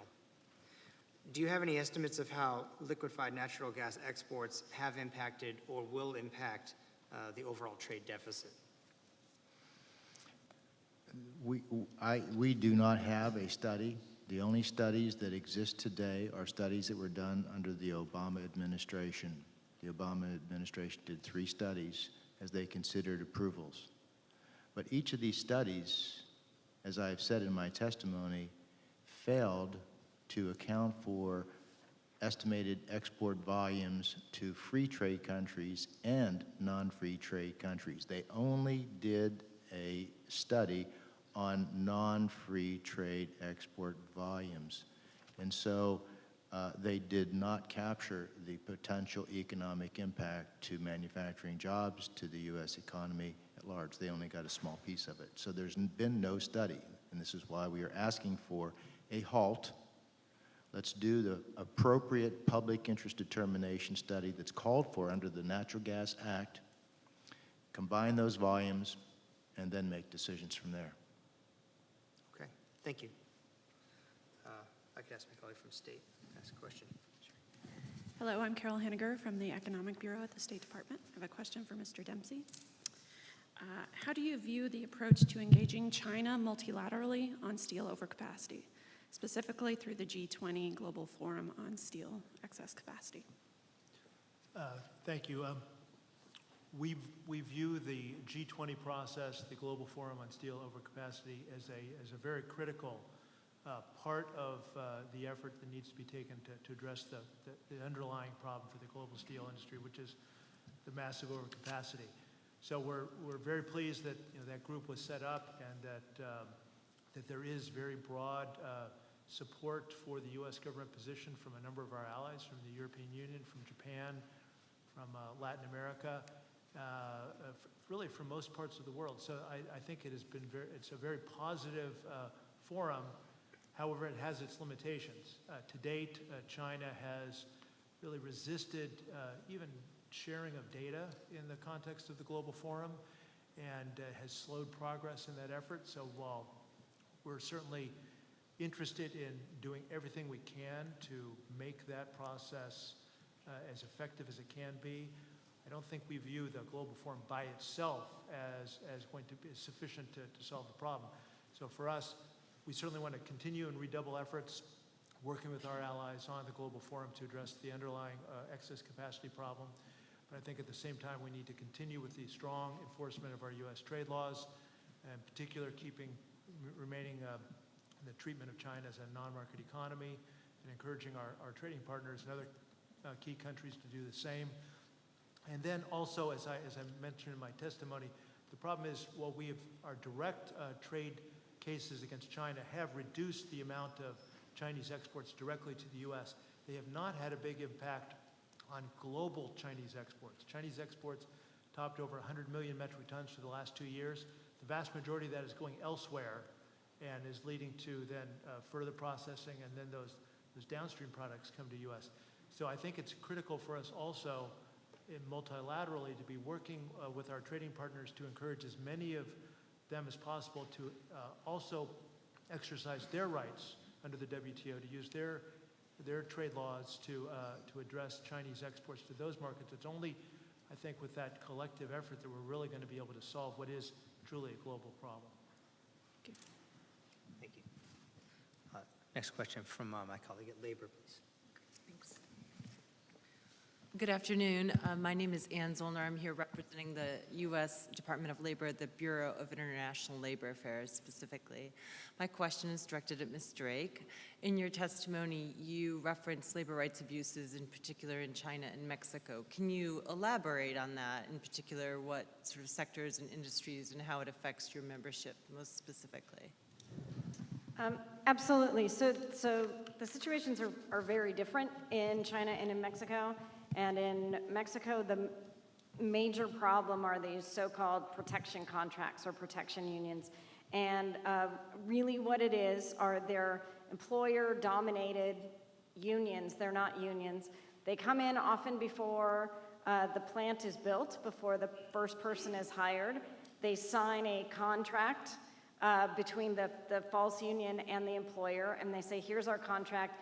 And usually what it says is, pay the minimum wages, abide by national law. And then when workers get there and they say, wait a minute, we're being paid starvation wages, we need to organize to do more, the problem is under Mexican law, they can't, because the law says you have a union, there's nothing you can do. And that has really worked with other rule of law problems that pervade Mexico to keep wages down there. In China, the problem is there's the All China Confederation of Trade Unions, which is really a branch of the government, and again, doesn't function as an independent trade union that represents workers or worker interests. And so the government puts down wildcat strikes, which workers start because the government-sanctioned trade unions don't represent them. The government doesn't make sure that laws against child labor, forced labor, minimum wages, worker safety are enforced, all these kinds of things. And all of these are really against international norms. They're against obligations in U.S. free trade agreements where those free trade agreements exist, like in Mexico. And they push down wages and they make it harder for workers here to organize and lift their wages here. And what we have found is that when workers in the U.S. try to do so, even barring other deficiencies in U.S. labor law, the employers say, if you do this, we will move your jobs to another country where it's cheaper. And that's a real threat because workers have seen it happen. So it really works to suppress U.S. wages. Thank you. A question from USTR, please. It's for Stephen Ezell. You wrote in your statement some passages contrasting deficits with different partners and suggesting different effects on the U.S. economy. For example, the deficit with China versus the deficit in a more integrated supply chain relationship with Mexico. Could you elaborate a bit on the different effects you see in these relationships on the U.S. economy?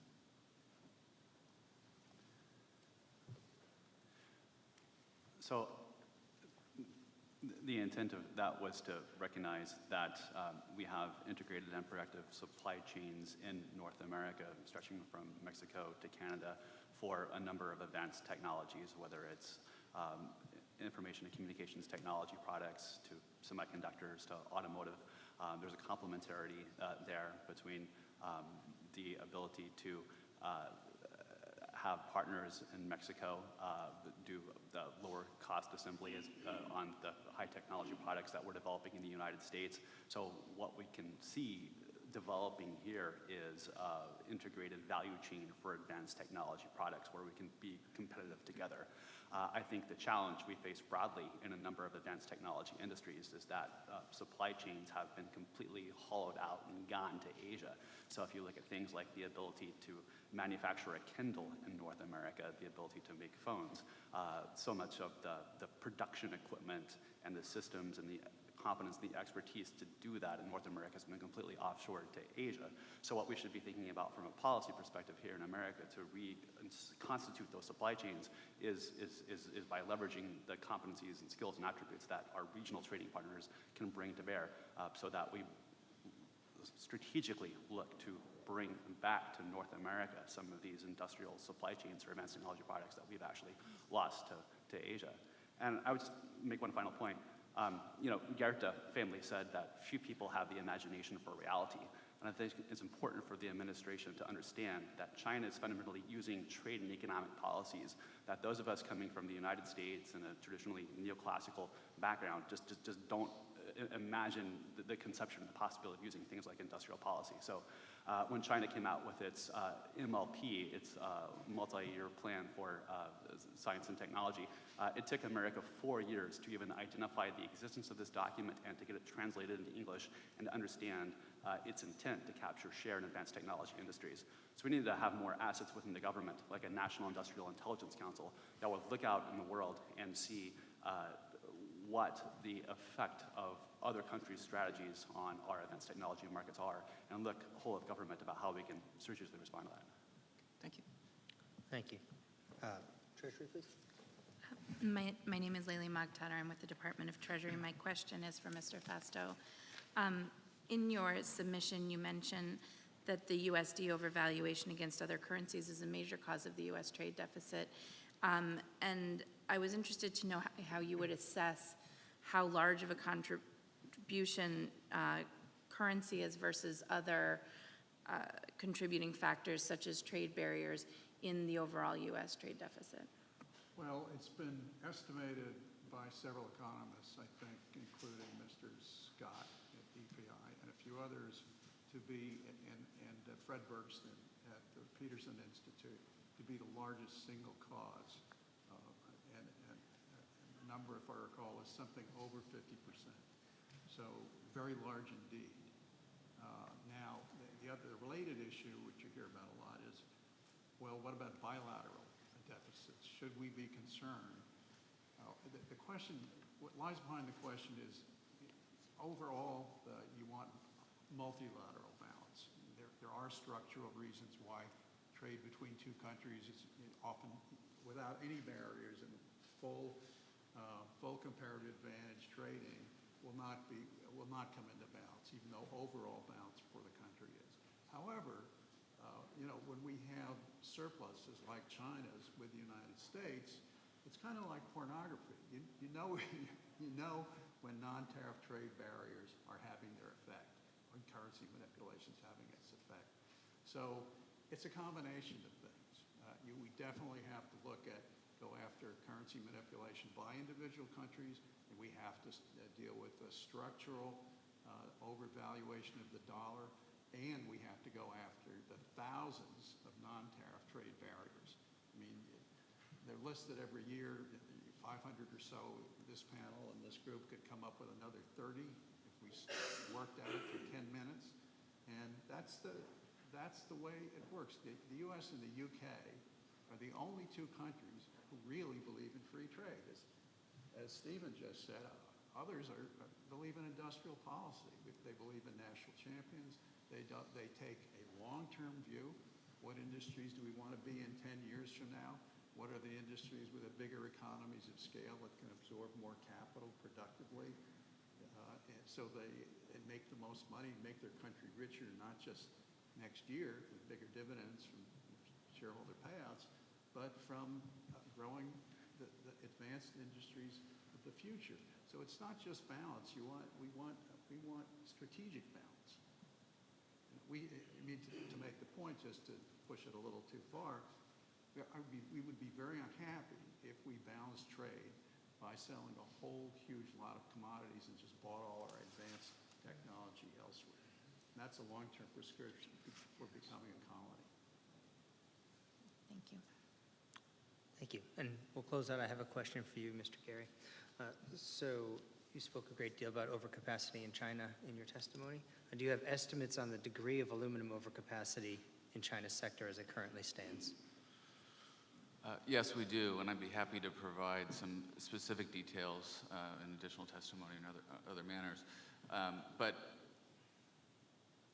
I think that the key maybe to look at in terms of whether we're looking at a point of time in terms of the overproduction within China now or going forward is the problem is large and the problem is worsening quite quickly. So they had a net exports of aluminum over 4 million tons last year.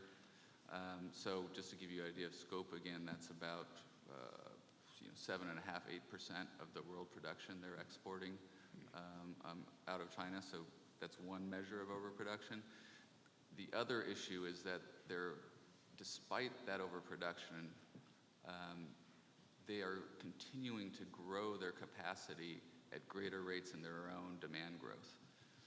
So their supply growth continues to be double-digit growth, while their demand growth is quickly falling from the high single digits to the mid-single digits. And so when we look at China, who has no comparative advantage in aluminum, in fact, the largest input cost of making aluminum, which is energy, they're paying close to anywhere from 50, 60, 70, 80% higher than the other producing regions in the world. We look at this and it doesn't make any sense. There's no reason for them to be continuing this overproduction, these net exports, and it's a net negative for the world as a whole. Thank you very much. So I'd like to thank you all for coming today, both for your written testimony and for your time and attention to this today. Thank you very much. Thank you. See you. Thank you. Good job.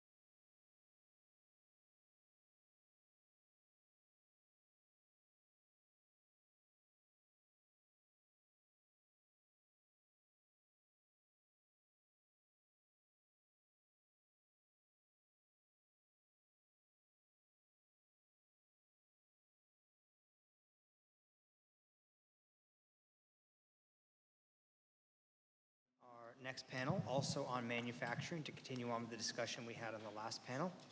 My name is Scott Kennedy. I'm from the Department of Commerce in the Office of Transportation and Machinery, which is in our manufacturing division. I think to start off, I'll ask you each to just introduce yourselves very briefly, your name and where you're from. Then we'll go down the line, we'll do the testimony, and then we'll circle back around for questions, and we'll introduce ourselves at that time when we do the questioning, if that works. Okay. So, Mr. Henderson, please lead. I'm Jeff Henderson, president of the Aluminum Extruders Council out of Wakanda, Illinois. Thank you. I'm Zach Model, Chief Alignment Officer at Atlas Toolworks in Lyons, Illinois. Scott Paul, I'm the president of the Alliance for American Manufacturing. We're a labor business partnership based here in D.C. I'm Frank Yang. I'm a VP of Business Development for Styon. We're a solar panel manufacturer in Hattiesburg, Mississippi. Good afternoon. I'm Palanya Nug. I'm with the Semiconductor Industry Association. I'm the Director for Industry Statistics and Economic Policy. Thank you. Mr. Henderson, let's lead off with you. Thank you. Good afternoon. Again, I am Jeff Henderson, president of the Aluminum Extruders Fair Trade Committee and the Aluminum Extruders Council. The AEC is a trade association dedicated to advancing the effective use of aluminum extrusions in the United States and elsewhere. Our members directly employ over 30,000 U.S. production workers in dozens of manufacturing facilities throughout the United States, usually in rural areas. The AEFTC is a subcommittee within the AEC that serves as the petitioning coalition of U.S. extruders. I would like to thank you all for the opportunity to testify before you today on significant trade deficits with respect to the aluminum industry. Our members know firsthand the importance of strong U.S. trade law enforcement. It was only a few years ago that the U.S. extrusion industry was on the verge of collapse due to dumped and subsidized Chinese extrusions. As a result, we successfully filed a trade case and gained much needed relief. For years, we were the first and only segment of the aluminum industry to successfully petition the U.S. government for relief from unfair trade. While the orders have been extremely effective in helping our industry get back on its feet, the domestic industry is once again facing rising levels of imports into the United States, largely as a consequence of China's rising overcapacity. Despite slowing home market demand, China's primary aluminum industry has continued to expand, fueling additional growth in the Chinese extrusion industry. In 2015, the Chinese had a surplus of over 3.8 million short tons of extruded aluminum. It is no surprise then that China's global exports grew 50% between 2011 and 2015. These exports will only continue to increase given current and future capacity expansions, including Chinese producer Zhongwang Holdings' recent commissioning of 99 new aluminum extrusion press lines, which will double its aluminum extrusion capacity. Because China has flooded other global markets with this excess aluminum extruded capacity, we have also seen an increase in third country exports of extruded aluminum to the United States from Indonesia, Malaysia, Vietnam, and elsewhere in recent years. U.S. imports of extruded aluminum grew by 95% between 2011 and 2015 and are on the rise. Desperate to re-enter the market, Chinese producers are increasingly turning to transshipment and circumvention to do it. Chinese producers are evading duties by making minor alterations to their products, transshipping them through other countries, and even smuggling them into the United States. The Wall Street Journal has reported on these schemes, noting that Chinese aluminum extrusions may be entering the United States marked as the product of Mexico or Vietnam. In response to a petition from the U.S. extruders, Commerce is currently investigating whether certain Chinese producers are circumventing the orders by manipulating certain alloys. In addition to these circumvention schemes, the massive excess Chinese aluminum capacity and production is also causing a recent surge in imports from Indonesia, Malaysia, and Vietnam. As we recently noted during the Sunset Review before the International Trade Commission, the recent surge of imports from these three countries have consistently undersold the domestic industry and have begun to gain a greater share of the U.S. market. In 2015, imports from these three sources undersold the domestic industry by as much as $400 per ton. This product is likely a mix of transshipped and circumvented Chinese extrusions and displaced Indonesian, Malaysian, and Vietnamese products. Making matters even worse for the domestic industry is the increasing U.S. delivery premium for obtaining aluminum billet. As domestic primary aluminum production has declined, the U.S. industry has been forced to import greater quantities of primary aluminum billets. This has caused the regional delivery premium to increase. In the last 2 years, the Midwest premium has increased by 70%. As a result, U.S. aluminum extruders have become less competitive against imports of low-price Malaysian, Indonesian, and Vietnamese extruded aluminum, where the excess Chinese aluminum capacity continues to depress aluminum prices and premiums outside the U.S. In closing, no other factor so greatly affects the global competitiveness of the U.S. aluminum industry than overcapacity. China's staggering aluminum capacity has resulted in a significant influx of extruded aluminum imports from third countries, a dramatic decline in domestic primary aluminum production, and an overall decline in global aluminum pricing, all of which have directly and adversely impacted the United States aluminum trade deficit with China, Indonesia, Malaysia, and Vietnam. Unless aggressive action is taken to address this overcapacity, this deficit will widen and the domestic industry and its workers will continue to suffer. Thank you. Thank you. Hi, good afternoon. My name is Zach Model. I'm the fourth generation of my family to own and operate Atlas Tool and Die Works. We're a precision manufacturer engaged in sheet metal fabrication, machining and turning, metal stamping, laser cutting, and assembly and testing, as well as other manufacturing services. My company, Atlas, we've served the telecom industry for nearly 100 years, going back to Western Electric Company in the early 1900s in Chicago.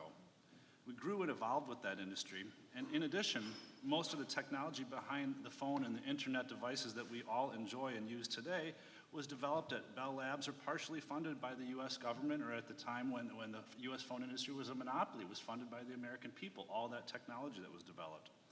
In the USA, we enjoyed the best and most advanced equipment in the world, and our telecom networks were second to none. We spread our advanced technology around the world, and we caused a global economic boom as a result. However, today at Atlas, our business is nearly gone in that sector.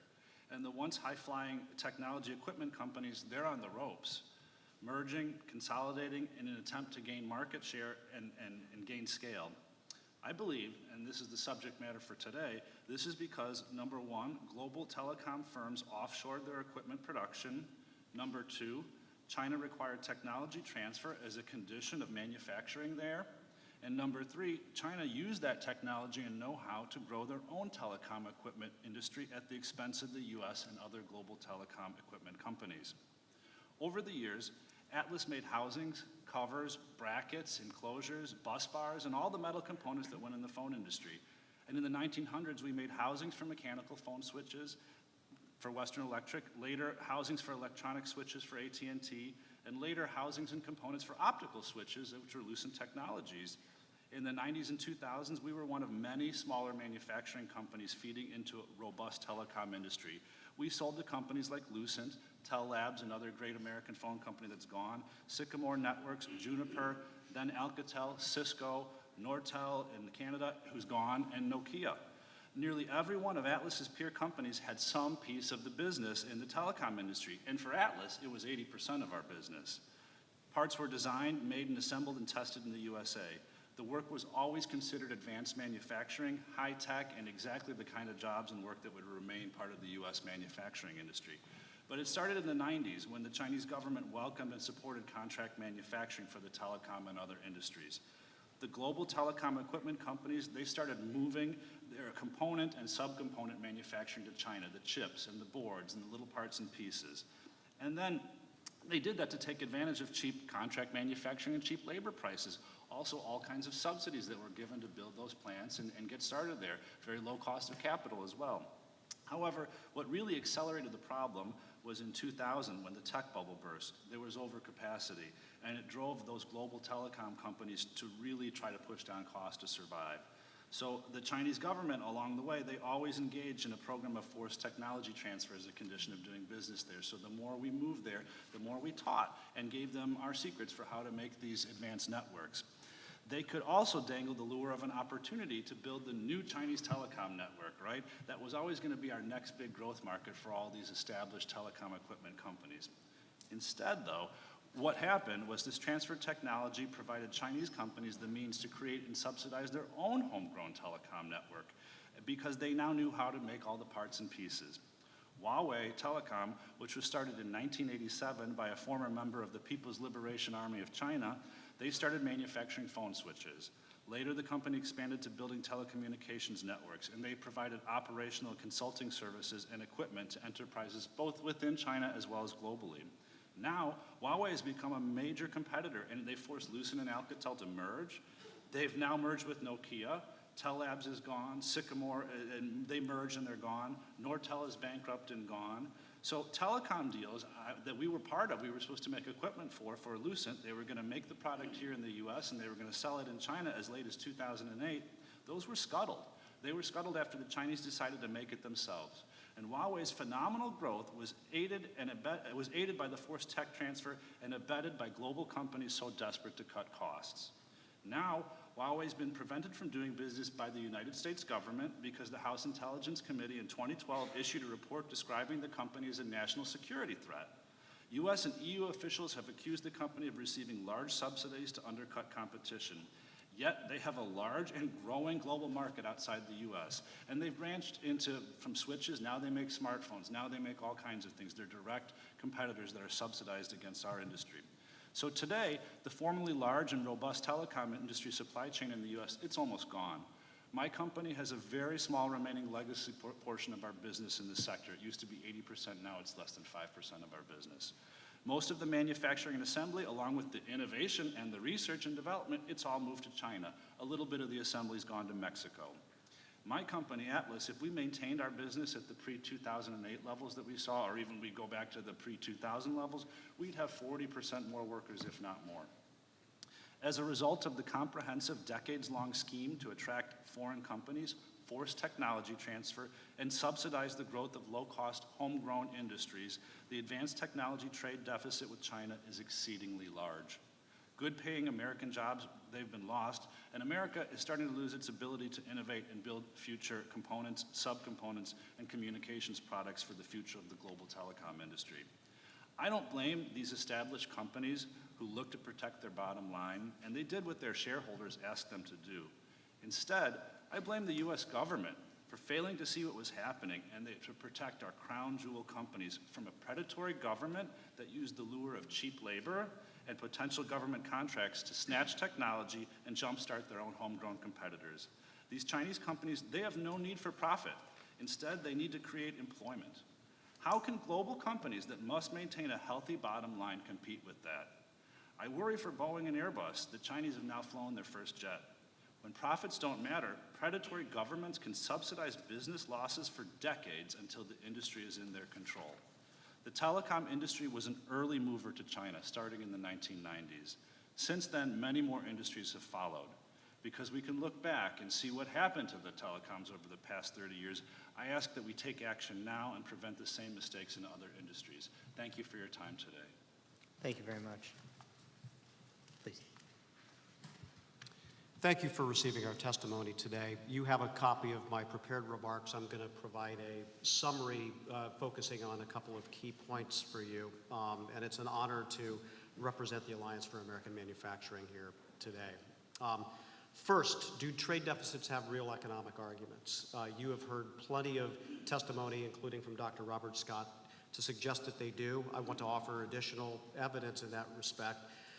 David Otter, Darren Asimoglu, and Brendan Price of MIT argued that the increase in U.S. imports from China, which accelerated after 2000, was a major force behind manufacturing employment reductions, and that through input-output linkages and other general equilibrium effects, it appears to have significantly suppressed overall U.S. job growth. Their research shows that net job losses of 2 to 2.4 million workers stemming from the rise of import competition from China over the period 1999 to 2011. By contrast, Mr. Asimoglu has done research looking at the impact of automation on net employment effects and discovered that over a 17-year period, automation displaced fewer than 700,000 manufacturing jobs. So the idea that productivity and automation have been the drivers of U.S. manufacturing job loss since 2000 are seriously misguided. In addition, trade deficits have jeopardized American innovation. In 2016, the U.S. amassed an $83 billion advanced technology product trade deficit with the rest of the world. China alone enjoyed a $120.7 billion bilateral surplus in advanced technology products in the United States. Willie Shih and Gary Pisano, professors at the Harvard Business School, have been able to determine that the loss of productive capacity has in fact stifled U.S. innovation in areas that face import competition. More recently, Otter and his authors noted similar impacts on U.S. industry. So it's not only an employment effect, it's an innovation effect that can have profound impacts on our competitiveness in the future. And last, if you haven't seen it, I would commend your attention to research by Justin Pierce of the Federal Reserve and Peter Schott of Yale University that found that U.S. employment losses have been largely attributable to products for which China benefited under the terms of its 2001 accession agreement to the WTO, and the European countries did not suffer a similar steep decline in their manufacturing sectors after China's accession to the WTO.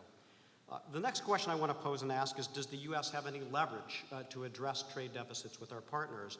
And I would argue that we most certainly do. The United States has considerable economic leverage to shrink these trade deficits, most notably the $347 billion trade deficit with China last year. U.S. exports to China account for less than 1% of our GDP, so we're not particularly leveraged in the Chinese market. Our banks hold less than a percent of their assets in China, and multinational companies derive less than 2% of their revenue there, I should say US-based multinational companies. By contrast, China could not live without the US consumer market, which is the destination for a good chunk in consumer goods, up to 20% of its exports. Have trade deficits beyond China also had impact on the US economy? Again, I would argue that they have. With respect to South Korea, the argument was made during the passage of the U.S.-Korea Free Trade Agreement that would support up to 70,000 U.S. jobs and increase exports of American goods by $10 to $11 billion. Instead, we've seen an expanding U.S. trade deficit with South Korea, up to $15.1 billion between 2011 and 2015, resulting in the estimated displacement of nearly 95,000 job opportunities. I can give you one concrete example. Korea exports a product called oil country tubular goods. It's currently subject to dumping orders. Korea has no domestic market for that product. They export the entire bulk of it, and it is heavily subsidized by the state. It displaced an extraordinary number of steel workers and resulted in the closure of pipe and tube mills in the United States at the same time as our opportunities in that sector were expanding thanks to domestic development. Finally, with respect to Japan, the trade deficit with Japan, fueled by monetary policies and customary business relationships, is estimated to have eliminated nearly 900,000 U.S. jobs as the good deficit with Japan reached $78.3 billion in 2013. Next, I want to speak to some of the causes of the trade deficit with China, because if it was purely for market reasons, it would indicate that there's just a competitive challenge that the United States has. I argue that it goes much deeper than that. First, you've heard testimony with respect to China's industrial overcapacity. And indeed, China has massive industrial overcapacity in steel, in aluminum, glass, other industrial commodity sectors, in addition to high-tech areas like semiconductors.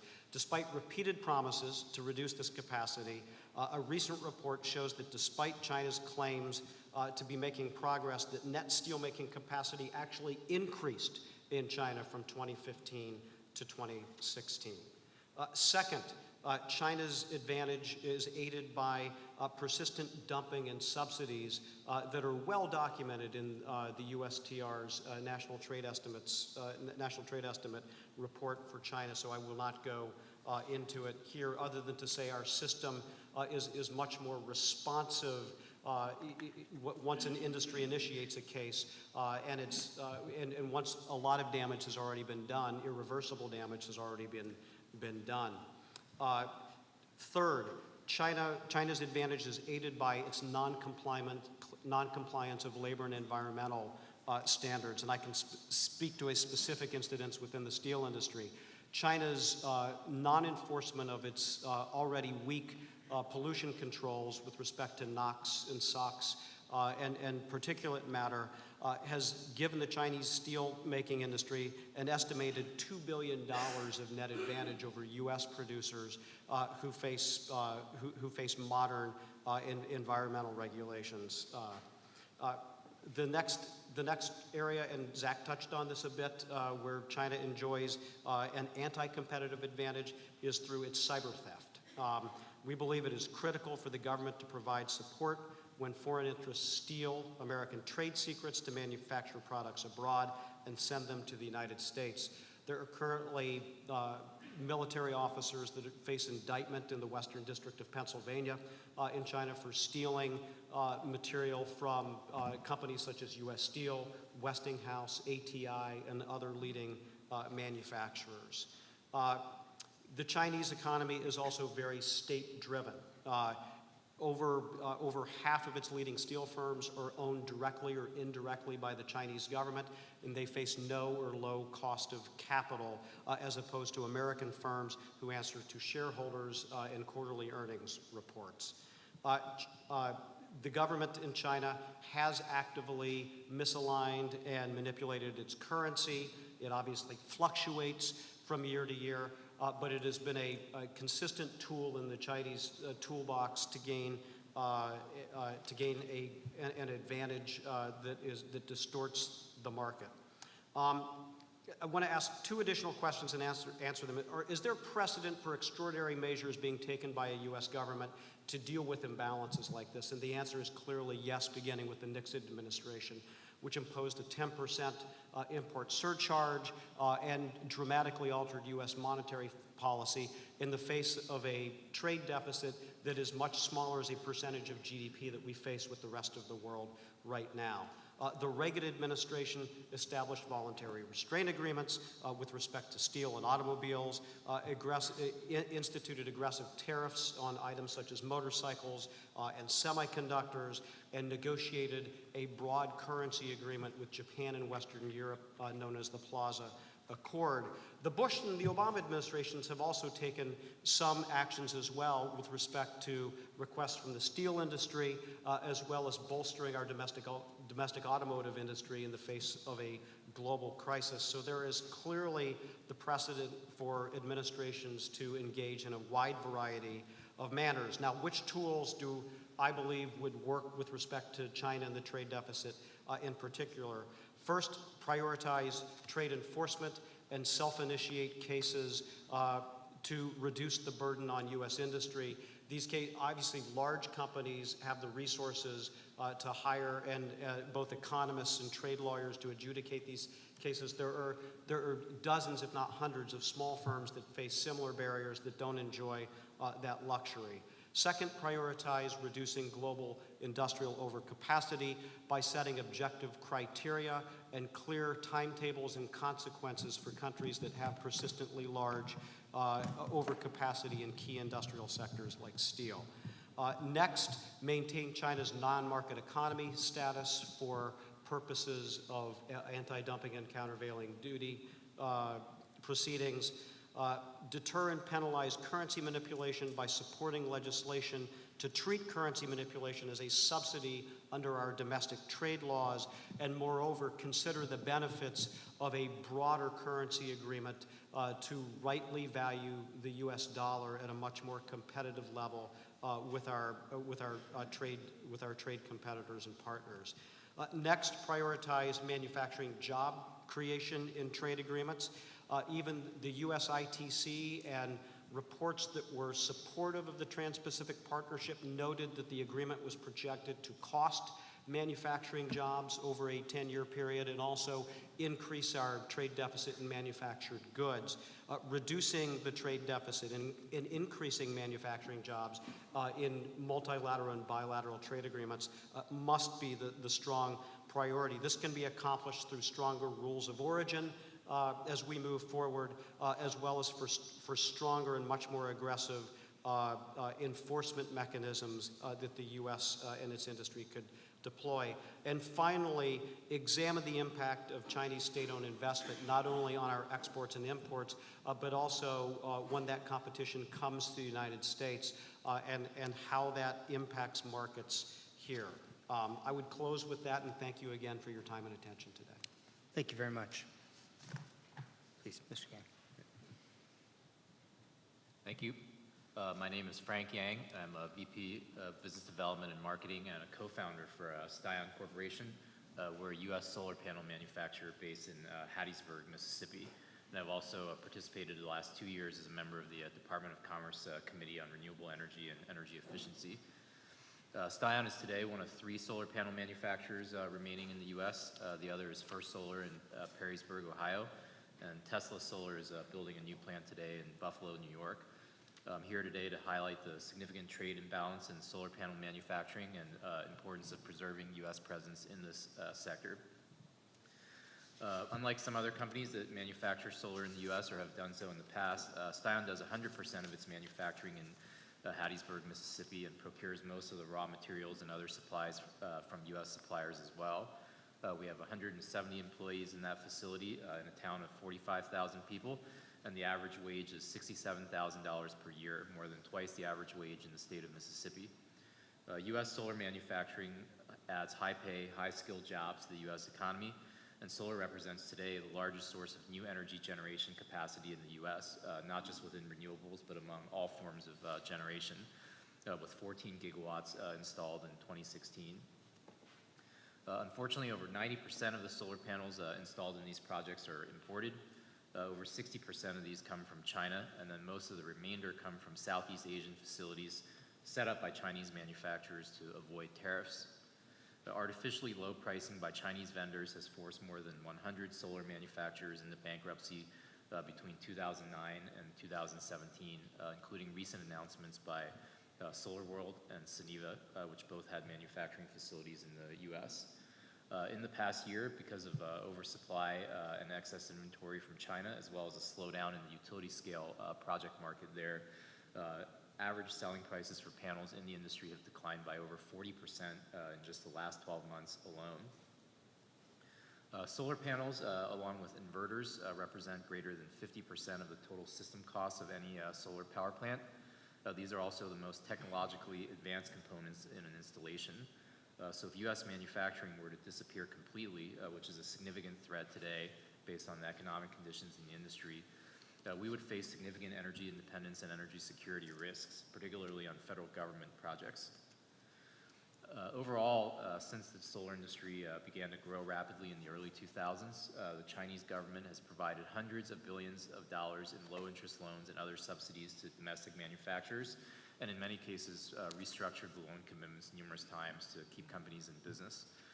China's dumping of solar modules has resulted in Stion being the last solar manufacturer which houses the majority of its manufacturing capacity in the U.S. We would recommend that, per the recent executive order issued by President Trump, concrete actions be taken immediately to tighten loopholes and Buy American clauses for federal government projects, so that only products made in the USA or by American-owned manufacturers could be used. This is a simple and common sense tactic for the government to immediately assist the situation.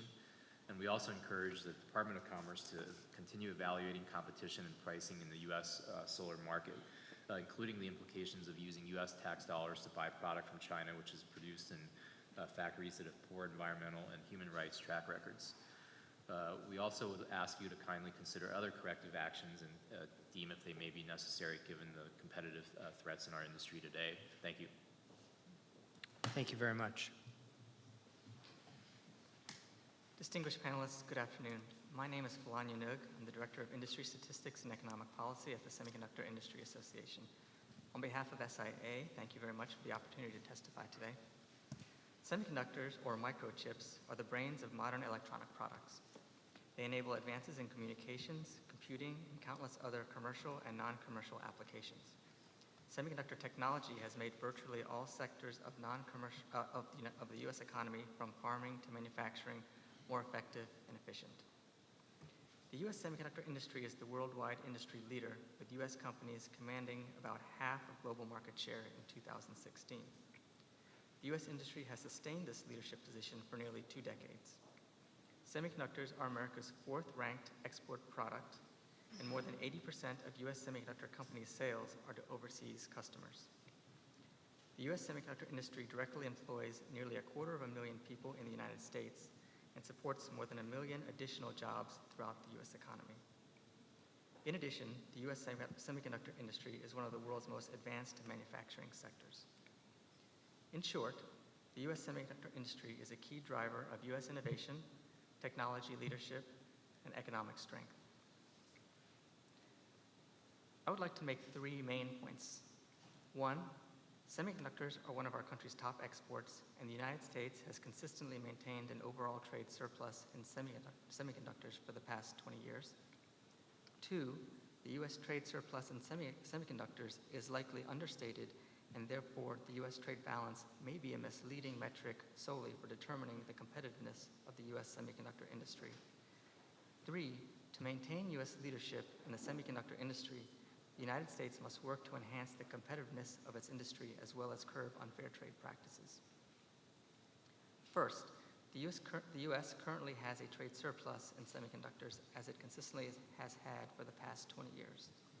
Reflecting our industry's strong industrial base and technological leadership position, the United States has consistently maintained an overall trade surplus in semiconductors for the past 20 years. Also, the United States maintains a semiconductor trade surplus with the 13 countries combined identified in the Federal Register notice, and current bilateral semiconductor trade surpluses with 6 of the 13 countries identified in the notice. In addition, for those countries identified in the Federal Register notice where the United States has a current bilateral trade deficit in semiconductors, these deficits are due mainly to structural, industry, and supply chain factors rather than mercantilist reasons. And in many cases, these deficits would be trade surpluses if bilateral trade were measured on a value-added basis. Second, the U.S. trade surplus in semiconductors is likely understated, and therefore the U.S. trade balance may be a misleading metric solely for determining the competitiveness of the U.S. semiconductor industry. The semiconductor fabrication process is uniquely global and disaggregated, with distinct production stages, including design, front-end fabrication, and back-end assembly, test, and packaging that can occur in multiple countries. Given this globalized manufacturing ecosystem, trade statistics can often distort or even omit where value is created along these stages of production. For instance, the U.S. trade balance in semiconductors does not consider the following factors. First, the value added in semiconductor design, which U.S. semiconductor companies lead in, is not captured in semiconductor goods trade at all. Second, a significant share of the value of U.S. semiconductor imports is actually created in the United States in earlier stages of semiconductor production, such as design, as well as front-end fabrication. Third, U.S. semiconductor imports are often products from a U.S. semiconductor firm, not a foreign competitor. SIA recommends that the U.S. government look beyond the trade balance exclusively and adopt a more holistic approach to assessing the competitiveness of the U.S. semiconductor industry. Also, to capture more accurately all forms of semiconductor production that take place in the United States, especially semiconductor design, SIA recommends that the U.S. government implement the Factoryless Goods Producer, or FGP, initiative, which it had planned to do for the 2017 economic census. Third, to maintain U.S. leadership in the semiconductor industry, the administration and Congress must work together to adopt a competitiveness and innovation agenda. Such an agenda would include the following components: promoting free and open trade, creating a pro-competitive tax code, increasing federal investment in pre-competitive basic research, strengthening America's semiconductor workforce, and ensuring America's trade partners provide fair access to markets in compliance with global trade rules and norms. In conclusion, SIA appreciates the opportunity to provide its input regarding Executive Order 13786 on significant trade deficits, and we look forward to working with the administration on policies that will advance the competitiveness of the U.S. semiconductor industry. Thank you very much. I'm going to turn to questions, and so I'll lead off, and then we'll get all of us in. Mr. Henderson, I'll start with you, and actually a question where we ended discussion on the last panel. You talked a lot about overcapacity in China's aluminum sector. So do you have estimates of what that overcapacity looks like either now or looking into the future?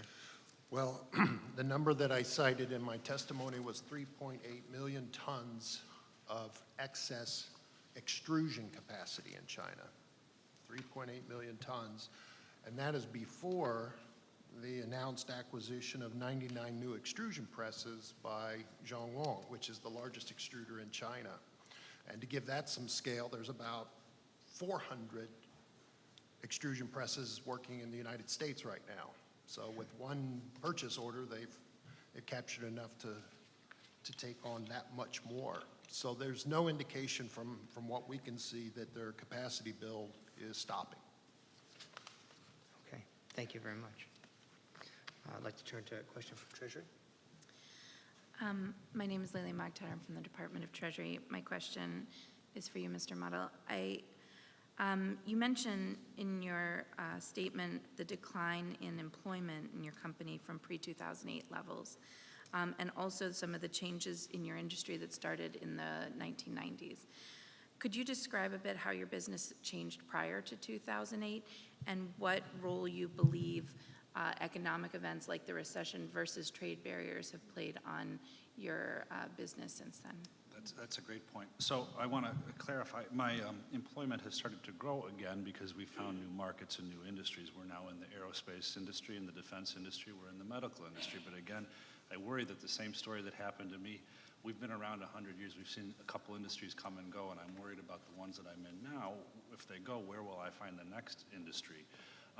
But I will also say that, in 2008, we were unusually busy because while other companies were suffering because of the deal that I mentioned where we were building telecom equipment that they planned to sell to China that then got scuttled. So when that deal ended in 2008, we had another significant hit. So throughout our 100-year history, that we've pretty much had steady growth and employment growth. And what really changed was in the late 90s. The 90s were great for a lot of people. A lot of industries made money and didn't really have to try too hard. But we'd been making money and doing well and growing up to that point. But when the tech bubble burst for us, that was when things really changed. And again, you've heard from the other folks here, there were a lot of other things happening geopolitically. China was admitted to the World Trade Organization. So I really think that all those things came together and are what's putting pressure on my business now. So again, we've grown, but profits are strained still. There's a lot of competition, and I just think that if we could have not lost those industries, my employment would be perhaps 1.5 to 2 times what it is right now, and certainly my profits would be a lot healthier. Thank you. Thank you. State Department? Thank you. I'm Carol Henniger from the Economic Bureau at the State Department, and my question is for Mr. Paul. You discussed the importance of trade enforcement, but you noted the costs and time associated with bringing a trade enforcement case. Could you identify the most burdensome parts of the process, and if possible, could you quantify these costs? No, thank you. And it varies depending on the case and the number of appeals and the level of economic analysis that is required. But we often get cold calls into our office from small and mid-sized businesses that are saying, well, how can we do this? And there is some ombudsman service available through the Commerce Department, but it only goes so far. The challenge with an industry getting together a trade case and adjudicating the whole way through is one of timing. The injury has to have occurred.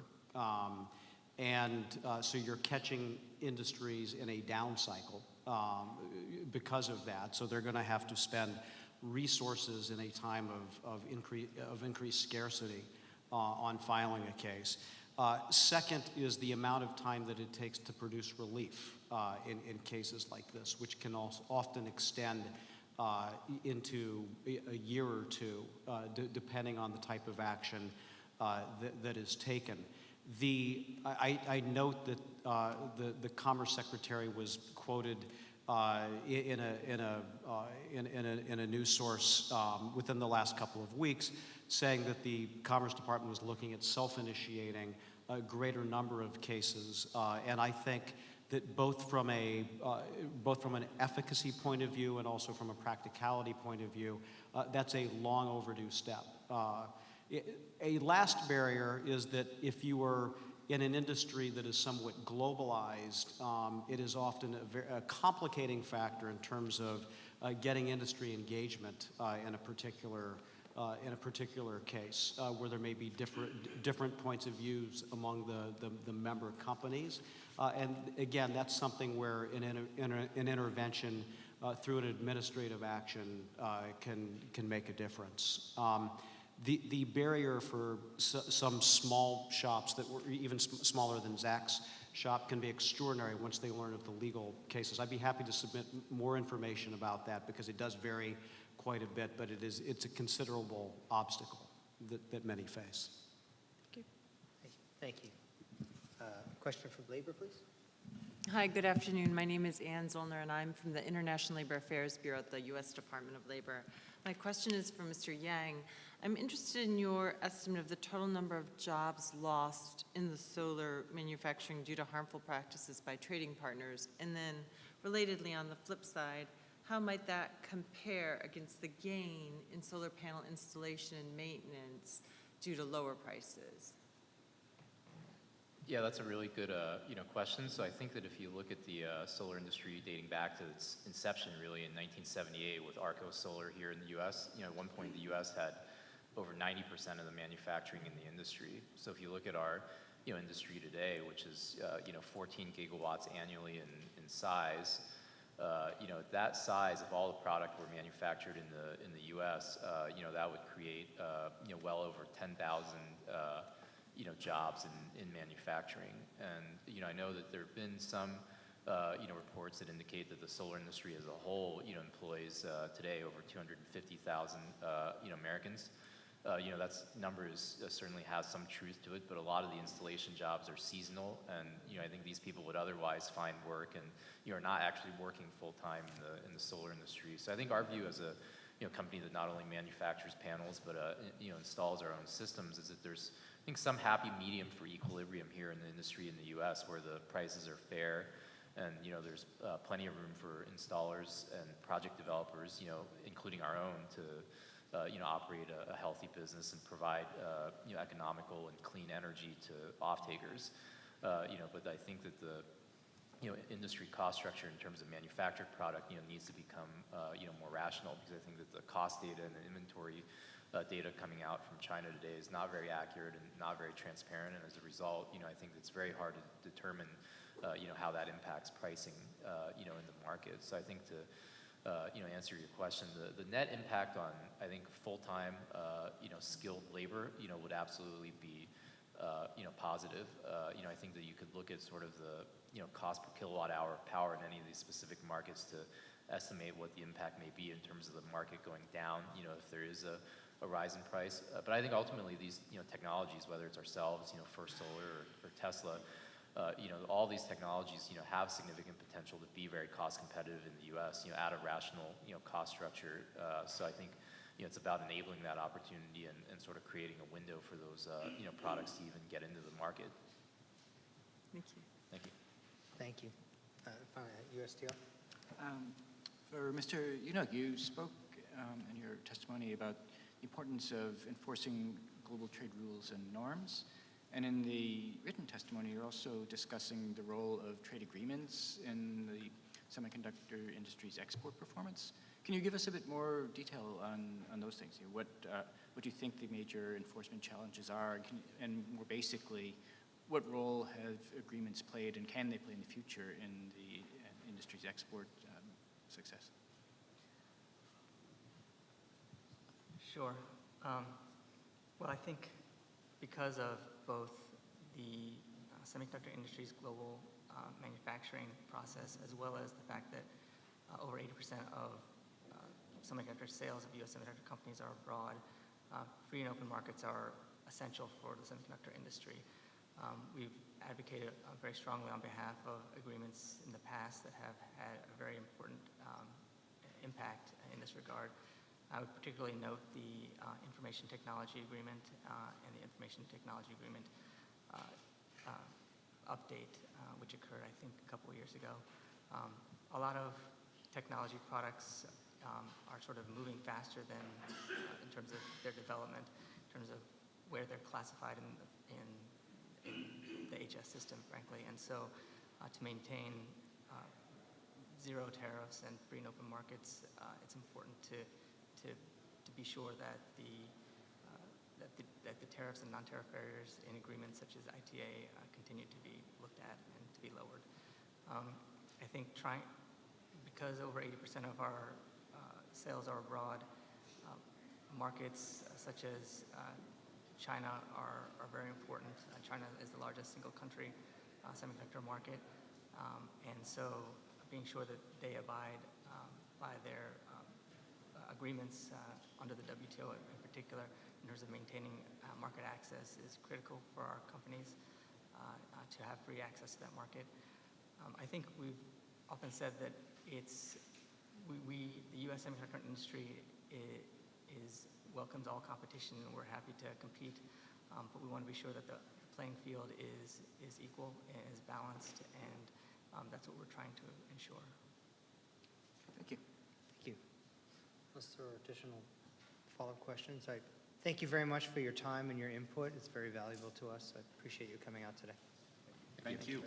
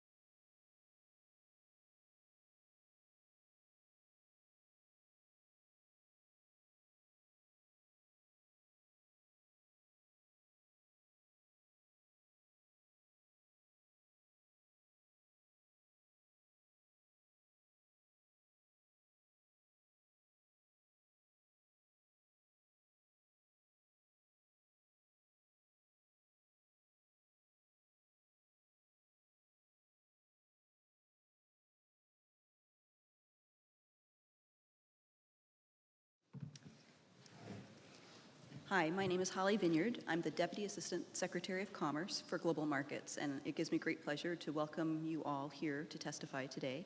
And thank you, too, for our members in the audience who have stuck it out through a long day. This is the ninth and second to last session, and we are very grateful to have your perspectives on country-specific issues. So I'm going to ask each panelist, starting from the Embassy of Thailand, to go through and just introduce yourself briefly, and then we'll return to you to present your testimony. And I'd like to ask that you all keep an eye on the time. We've asked that your remarks not exceed 10 minutes, so that leaves us some time for some questions. And our intent is to ask each of you at least one question. So with that, please allow me to once again thank you all for being here, and if we may start with the introductions. Good afternoon, the panelists and everybody. I am Prayot Pensut. I am the Minister Commercial of the Office of Commercial Affairs, Royal Thai Consulate, Royal Thai Embassy in Washington D.C. Thank you. Thank you. My name is Peter Chia. I'm from City University of New York. I'm Lara Danielson. I'm with the U.S. Taiwan Business Council. We are a nonprofit membership-based organization that works to advance trade and business relations between the U.S. and Taiwan. Good afternoon. My name is Nancy Kim, and I'm here representing the Korea International Trade Association. I'm Brian Popper. I serve as the Executive Director for the Alliance for Fair Trade with India. Great. Thank you. Now, may we please begin with the first testimony? Thank you, distinguished panelists, and thank you for having us the opportunity to talk to you about the trade testimony of Thailand. Thailand has provided extensive written comments to the Department of Commerce and USTR. My testimony today will therefore summarize a few of the important points made therein. First, Thailand wishes to retaliate the economic consensus repeatedly in many U.S. government publications that gross bilateral balance of trade in goods do not reflect two countries' overall economic relationship. Such figures are lenders unreliable by, for example, global value chains, routine trading activities such as the trade of food, clothing, oil, machinery, and commodities between two countries, and services trade. This is especially true for Thailand, given that 39% of our gross export in 2011 was actually foreign content, about 8% from the U.S. origin, and that many U.S. companies import goods from Thailand for re-export or further manufacturing. In any event, the current gross U.S.-Thailand trade deficit in goods is minuscule, only 18,920 million US dollars, or only 2.6% in comparison to the overall U.S. trade deficit and other bilateral U.S. deficit. When compared to the United States GDP, which is 18.56 trillion US dollar, the U.S. trade deficit to Thailand is only 0.1%. Beyond the trade balance, many facts demonstrate the strength of the U.S.-Thailand relationship. We are one of the United States' oldest allies in Asia-Pacific, and we cooperate through our 1833 Treaty of Amity, the 2002 Trade and Investment Framework Agreement, or TIFA, and the other multilateral platforms like APEC, the WTO, and ASEAN. As a result, the United States is invariably among Thailand's top 3 merchandise trading partners and foreign investors. Thai investors are also increasingly investing in the United States. Thailand FDI into the US grew dramatically between 2010 and 2016, and 49 Thai investment projects in 23 states support jobs and growth there. You may have heard about chicken of the sea, red lobsters, Dean and Lake Luga, Thai Summit, and many other Thai restaurants across the US. However, while Thai goods share of the US market has remained steady in about 1% since 2001, US exports to Thailand have recently lagged US exports to the rest of the world. These trends are explained not by unfair trade practice, but by the lack of US-Thailand FTA, decreasing US investment in Thailand, and our subpar economic growth. Furthermore, it is critical to understand that Thai exports to the US state do in fact complement and contribute to US growth and jobs. This is demonstrated by 3 categories of Thai products that make up more than half of the bilateral trade balance: machinery and computer-related immediate goods that are transformed into higher value finished products in the United States, rubber-based industry goods, and utilize Thailand's natural comparative advantage. And third, goods like jewelry that require unique craftsmanship. None of these threatens the US economy. Finally, Thailand wishes to note a few important facts about our trade regime and economic more broadly. First, Thailand is a free market economy and founding WTO member whose trade policies, including tariffs and non-tariff measures, are fully in line with global trade rules. Though Thailand is a small developing country, subject to practical constraints on our ability to quickly implement a 21st century trade regime, Thailand has 12 free trade agreements with 17 trading partners, and our applies MFN most favored nation tariff rates are well below not only our bar rate commitments, but also the average rates of many other developing countries, the WTO members. Indeed, about half of Thailand's MFN tariff lines range from 0% to 5%, while approximately 30% of tariff lines are duty-free. Second, despite being a developing country, Thailand is undertaking serious unilateral trade and economic reform efforts on non-tariff measures, dumping and subsidization, including anti-circumvention policies, intellectual property rights, worker rights and labor standards, regulation, and general ease of doing business. All of these reforms should further enhance the US-Thai trade relationship. In closing, Thailand sincerely hopes that the information we have provides assists to current review and demonstrates our commitment to maintaining, strengthening, and long-standing bilateral relationship between Thailand and the United States. Thank you for having listened to us. Thank you. Thank you. We'll move to the next testimony and save all the questions for the end. Thank you for the opportunity to be here. My testimony will be mainly regarding with the U.S.-Taiwan economic partnerships. Taiwan graduated from the GSP preferential scheme in 1989.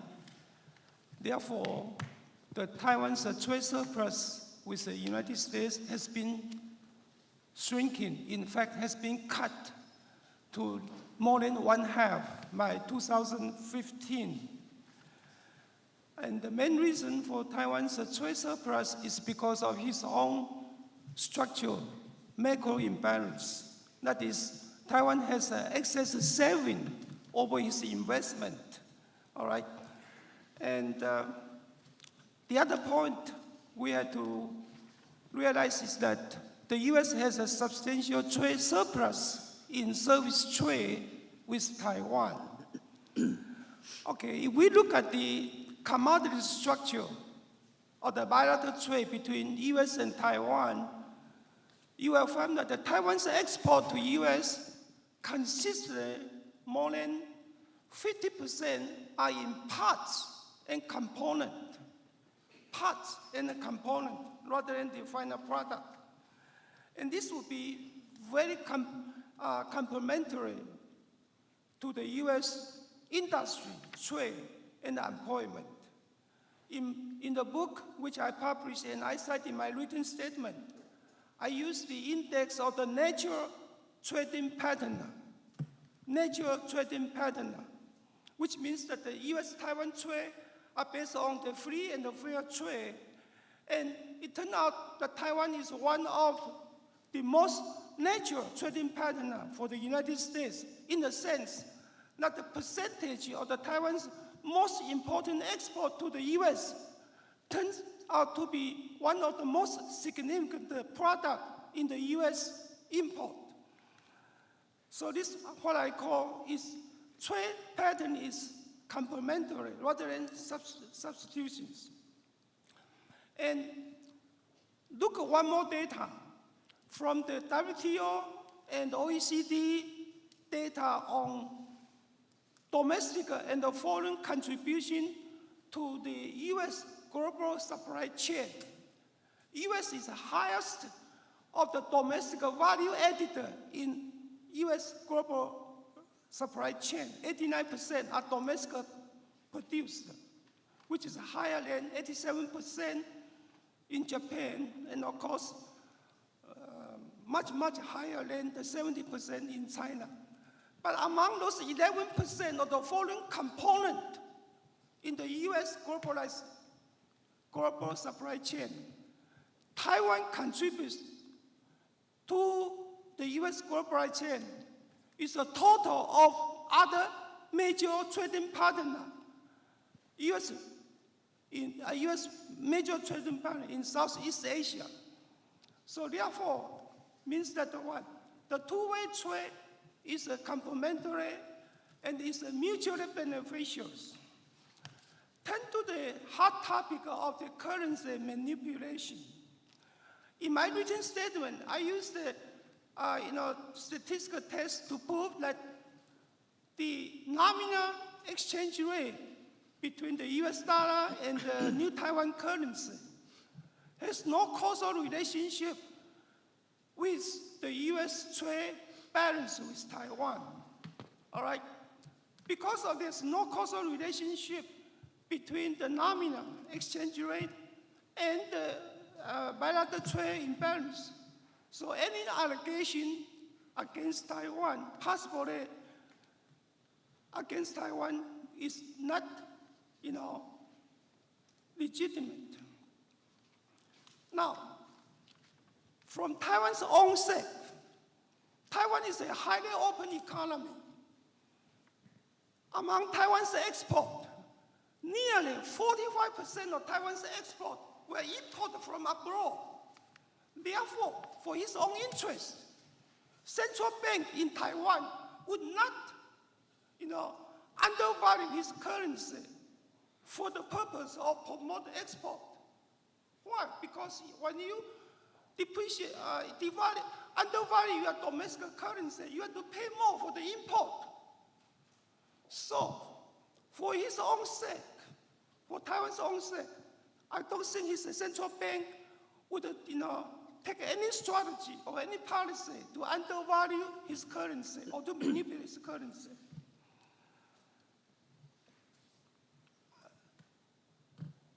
The other fact is that Taiwan is a highly democratic country. The domestic interest group would not allow, say, okay, just for the purpose of promote export, to ask the central bank to undervalue his currency. That is politically infeasible. The third point I want to poke is that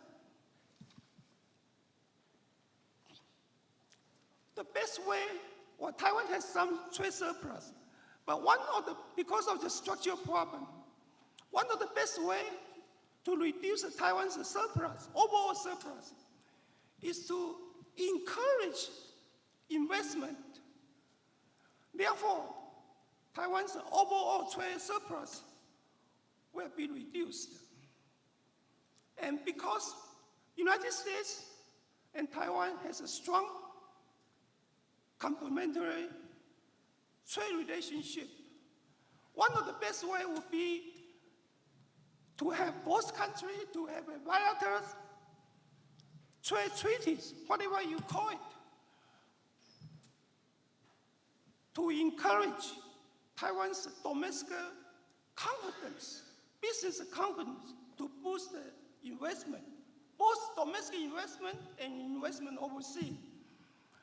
A bilateral trade treaty with Taiwan, it will increase the two-way capital flow, and which will create more job opportunity for American workers and to improve U.S.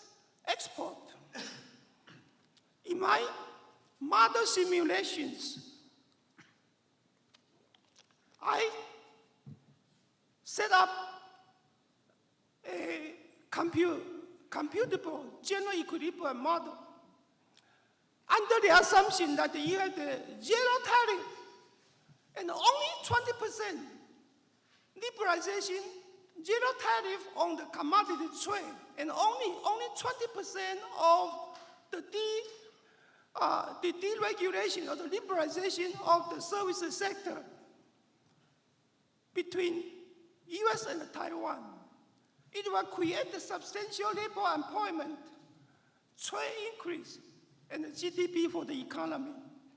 And because the simulation is very volumes, I offer that I'd be happy to share that the simulation result with anybody. So, with the time constraint, I will argue that Taiwan is not a rival of the U.S. economy. Taiwan is a partner for the U.S. Taiwan even is a close ally for the American people. So therefore, a bilateral trade treaty between U.S. and Taiwan at the broad sense is going to further strengthen the economic partnership between these two countries. Thank you very much for listening. Thank you very much. And now we turn to another testimony on Taiwan. Well, thank you so much for the opportunity to be here today. The U.S.-Taiwan trade relationship is significant. Given its relative size and population, Taiwan actually plays an outsized role in both global trade and as a partner for the United States. Over the last several decades, Taiwan has undergone a general lowering of its tariffs and dismantling of its trade barriers.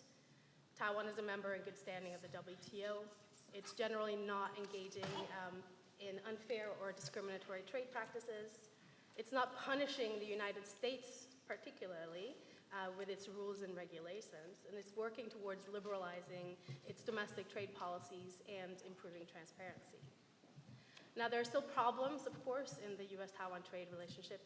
Pork exports from the U.S. to Taiwan has been an irritant for a while, and it will continue to be so, it looks like. And of course, the USTR track others as well.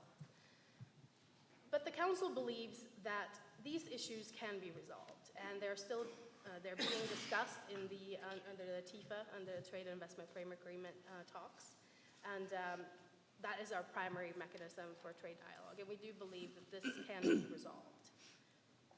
It's true that the U.S. has run a trade deficit with Taiwan for the last 30 years. Now, the size of that trade deficit has remained relatively constant, despite the fact that overall trade has grown. And the current deficit falls pretty well within the traditional historical range as well. The U.S.-Taiwan trade deficit in goods has its root causes, as Dr. Chow talked about, in the fact that Taiwan is such an important link in the U.S. in the supply chain for US companies, and particularly in the technology sector. So take integrated circuits, for example. US companies like Apple, Qualcomm, NVIDIA, they contract with Taiwan companies such as TSMC or Taiwan Semiconductor. And with the Taiwan side, manufactures and tests and packages integrated circuits to spec. And then they are shipped to the US to the customer for further packaging and marketing here.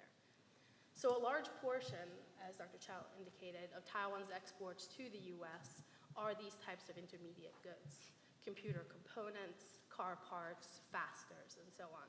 And they ultimately go into US-made products. They are not competing with them as finished goods.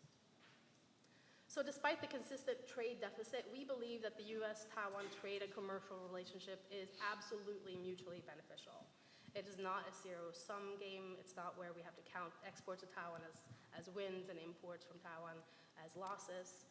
And also the US trade deficit with Taiwan should not be the only gauge for how important or how beneficial the relationship with Taiwan is to the US economy.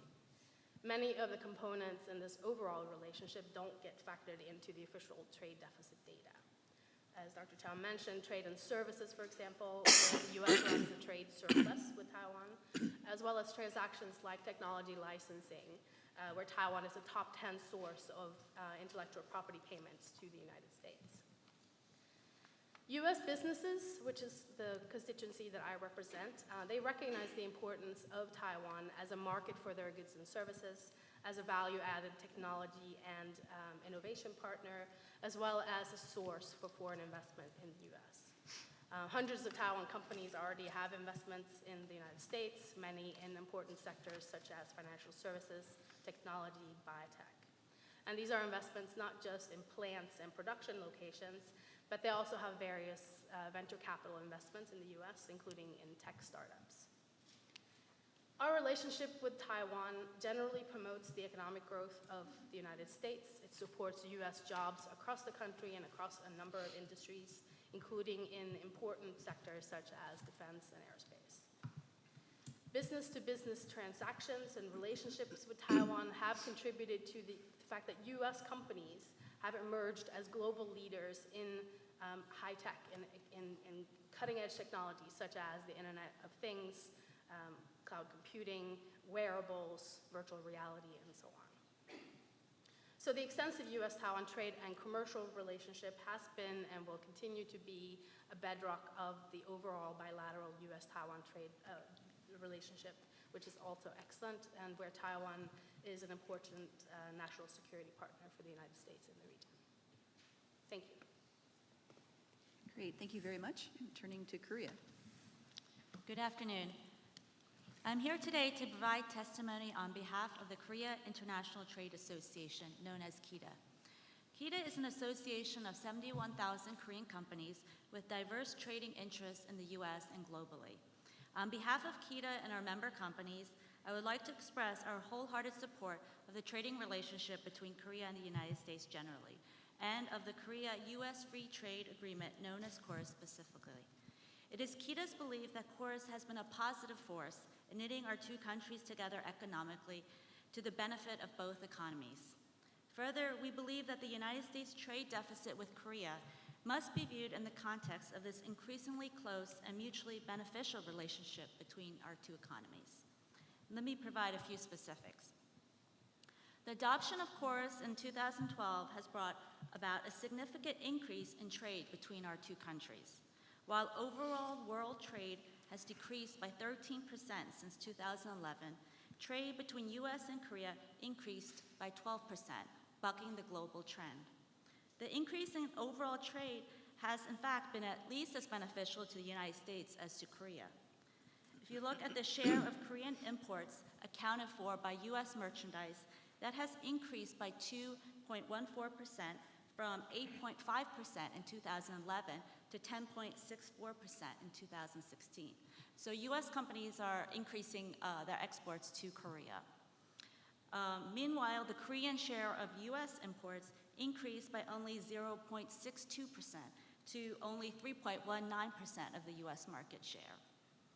The US companies have been able to especially be competitive in industries such as the automobile industry, pharmaceutical industry, and the agricultural products as a result of implementation of KORUS, Free Trade Agreement. To be sure, the U.S.-Korea current account balance is characterized by a trade surplus from Korea's point of view and a deficit from the U.S. point of view. However, this is largely the result of structural differences between the two economies. As is well known, a country's current account balance is the result of savings minus investment. Where savings exceeds investment, the account is in a surplus, and whereas if investment exceeds saving, the account is in a deficit. The U.S. is a higher consumption economy than Korea, with savings falling short of investment, meaning that it's structurally going to run an account deficit. Korea, on the other hand, is a high savings economy, with savings exceeding investment. Although Korea's economy is changing, various conditions have led to Korean companies favoring investment overseas over domestic investment. And the United States has been a beneficiary of Korea's relatively high overseas investment in the form of Korean direct investment in the United States economy, which I think totaled $40 billion last year. Second, manufacturing in Korea has been a much more important part of the economy than has been the case in the U.S. In Korea, the manufacturing industry accounts for over 30% of its GDP, while in the U.S., manufacturing makes up only 12%.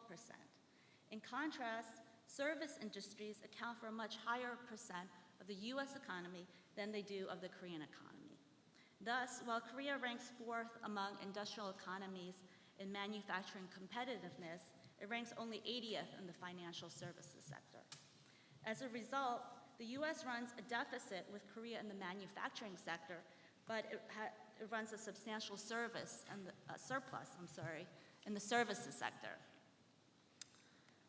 Aside from these structural differences, it bears mention that the economic cycles of the Korean and U.S. economies are not precisely synchronized. While the U.S. has enjoyed a sustained period of economic growth since the Great Recession of 2009, Korean economic growth has been relatively sluggish. This disparity has tended to spur the United States' appetite for imports generally, while dampening Korea's ability to import. This will not always be the case, however. We believe that when the economies of the two countries are in different phases, for example, if the United States economy were underperforming, while the Korean economy were in robust growth, the performances of the two countries' account balances will be quite different. Overall, KITA believes that the increased growth in Korea-U.S. trade that has resulted from KORUS has been positive for both countries, cementing our two countries' close economic and political ties. Korea's exports to the U.S. and investment in America have had positive effects on American industrial production, jobs, and exports. It has, in short, been a win-win situation. KITA hopes that the United States will resist the temptation to engage in protectionist measures, such as artificial tariff and trade barriers, and instead will look at the trade balance between our two countries in the proper positive light as evidence of a growing partnership that is creating jobs and contributing to economic growth in the United States as well as Korea. Thank you. Thank you. And we now turn to our final of the 5 panelists. Thank you, and I apologize in advance for what allergies have done to my voice, so I have to cough. Good afternoon.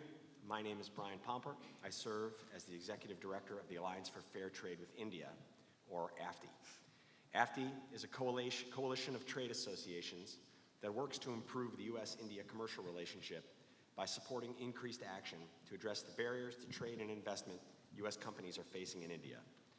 AFTI serves as a mechanism for engaging with U.S. policymakers on these issues. AFTI's diverse membership is comprised of organizations representing a range of U.S. industries adversely impacted by India's discriminatory trade policies and practices. In light of this mandate, I'm here to urge the administration to take action to rectify India's trade barriers and secure market access for U.S. companies in India, reciprocal to the market access that Indian companies currently enjoy in the United States. When Indian Prime Minister Narendra Modi took office in 2014, AFTI was hopeful that he would usher in a new era of openness in India that would benefit both the United States and India. He vowed to give the world a favorable opportunity to trade with India. He pledged to improve the regulatory landscape for the protection of intellectual property rights in India. But after years of significant U.S. investment in bilateral talks, The Modi government has not taken the requisite steps to translate these promises into concrete actions. The Modi government has taken welcome steps to overhaul the tax code and open several sectors to more foreign investment, but American businesses continue to face an evolving array of trade barriers, both long-standing and new. New price controls that target agricultural biotechnology and medical devices, leading some leading American companies to withdraw their advanced products from the Indian market entirely. New rules that ban patents for computer-related inventions. Measures in Indian law that add an onerous and unnecessary additional criterion for the patentability of medicines. Unrealistic security and testing requirements that, if fully implemented, could effectively close India to U.S. exports of information and computer technology equipment. Wide-ranging tariffs above 100% on autos, textiles, distilled spirits, and other products, and new tariffs explicitly intended to protect domestic industry, and weak copyright protection policies and enforcement that harm both U.S. and Indian intellectual property rights holders alike. These trade barriers are denying the full economic benefits of the bilateral trade relationship to the United States. At the same time, India takes full advantage of open and fair U.S. markets to grow its exports. India is depriving U.S. companies a fair opportunity to access the Indian market and receive the full value of its products once they have entered the Indian market. India imports less from the United States than from much smaller economies like Singapore and the United Arab Emirates. A few years ago, the International Trade Commission did a pair of studies on the U.S.-India trade relationship. The Commission found that if India were to level the playing field and match American standards on tariffs, investment, and intellectual property rights, U.S. exports to India would rise by 2/3. In sum, India does not provide U.S. businesses a fair opportunity to access or operate in the Indian market. That hurts U.S. companies, limits U.S. exports, and depresses U.S. job creation. AFTI urges the administration to prioritize India in its review of bilateral trade deficits and to take action to rectify India's trade and investment barriers, including a robust Special 301 action plan to address the deficiencies in India's domestic IP environment. Thank you for allowing me to present these views on behalf of AFTI. I'd be happy to answer any questions. Great. Once again, I'd like to thank all of the panelists for coming today and making such thoughtful presentations. We will now turn to some questions. I will invite each of our panelists on the U.S. government side to reintroduce themselves if they haven't had a chance. I will ask them all to reintroduce themselves, even those who have spoken earlier, but we have some new ones. So with that, we'll turn first to my colleague from USTR to ask the first question for the government of Thailand. Thank you, and I join in thanking all of you for your testimony today. Ed Gresser, Assistant U.S. Trade Representative for Trade Policy and Economics. Question for Dr. Priyut. You mentioned the U.S.-Thailand Treaty of Amity and Commerce, one of the long-lasting monuments of American-Asian diplomacy, but as you also mentioned, quite a little bit old, 1833, and updated a few times. Can you tell us a bit about how the treatment of U.S. businesses under the treaty compares to the treatment of Thailand's free trade agreement partners and under the respective agreements? I think this one is the Treaty of Amity. We have a long story with the U.S., and I think this one is the thing that maybe give some privilege for the U.S. investor into the Thailand. But in detail, I think I can provide you later if you want what is the privilege with this one with the Thailand. I think both facilitate our investor between the two countries, especially the U.S. investor into Thailand. But on the Thai side, we have studied something, and we found that because the U.S. have the federal and the state level, so in some sense, I mean, in Thai side, we may not, in some state, which is have different laws and regulation. So I think for Thailand, maybe we are looking for the benefit on that treaty. But for the U.S. side, because Thailand is the kingdom, there is no state or federal, we have just only the kingdom. So I think from the U.S. side, you can enjoy the treaty as the privilege to the investor into Thailand. Thank you very much. Thank you. Okay, I'll now turn to my colleague from the Treasury Department. Thank you. My name is Juan Chang, Department of Treasury. Thank you very much for your submissions and your testimony. I have one question for Professor Chow. Taiwan has had a long history of intervention to resist new Taiwan dollar appreciation. In your opinion, why do you think the central bank would intervene in such asymmetric manner over time? Well, as I said, that with a highly open economy, a currency undervaluation, which first you call the currency depreciation for Taiwan, may not be beneficial for its own economy at all. In fact, the same company may import the ingredient from abroad and export. All right, let's say if the currency was undervalued, then the company itself has to pay more to import in order to export, even though the price of its export would be lower after the, if it's an undervaluation, right? So I think, this is a question which cannot apply to a highly open economy like Taiwan.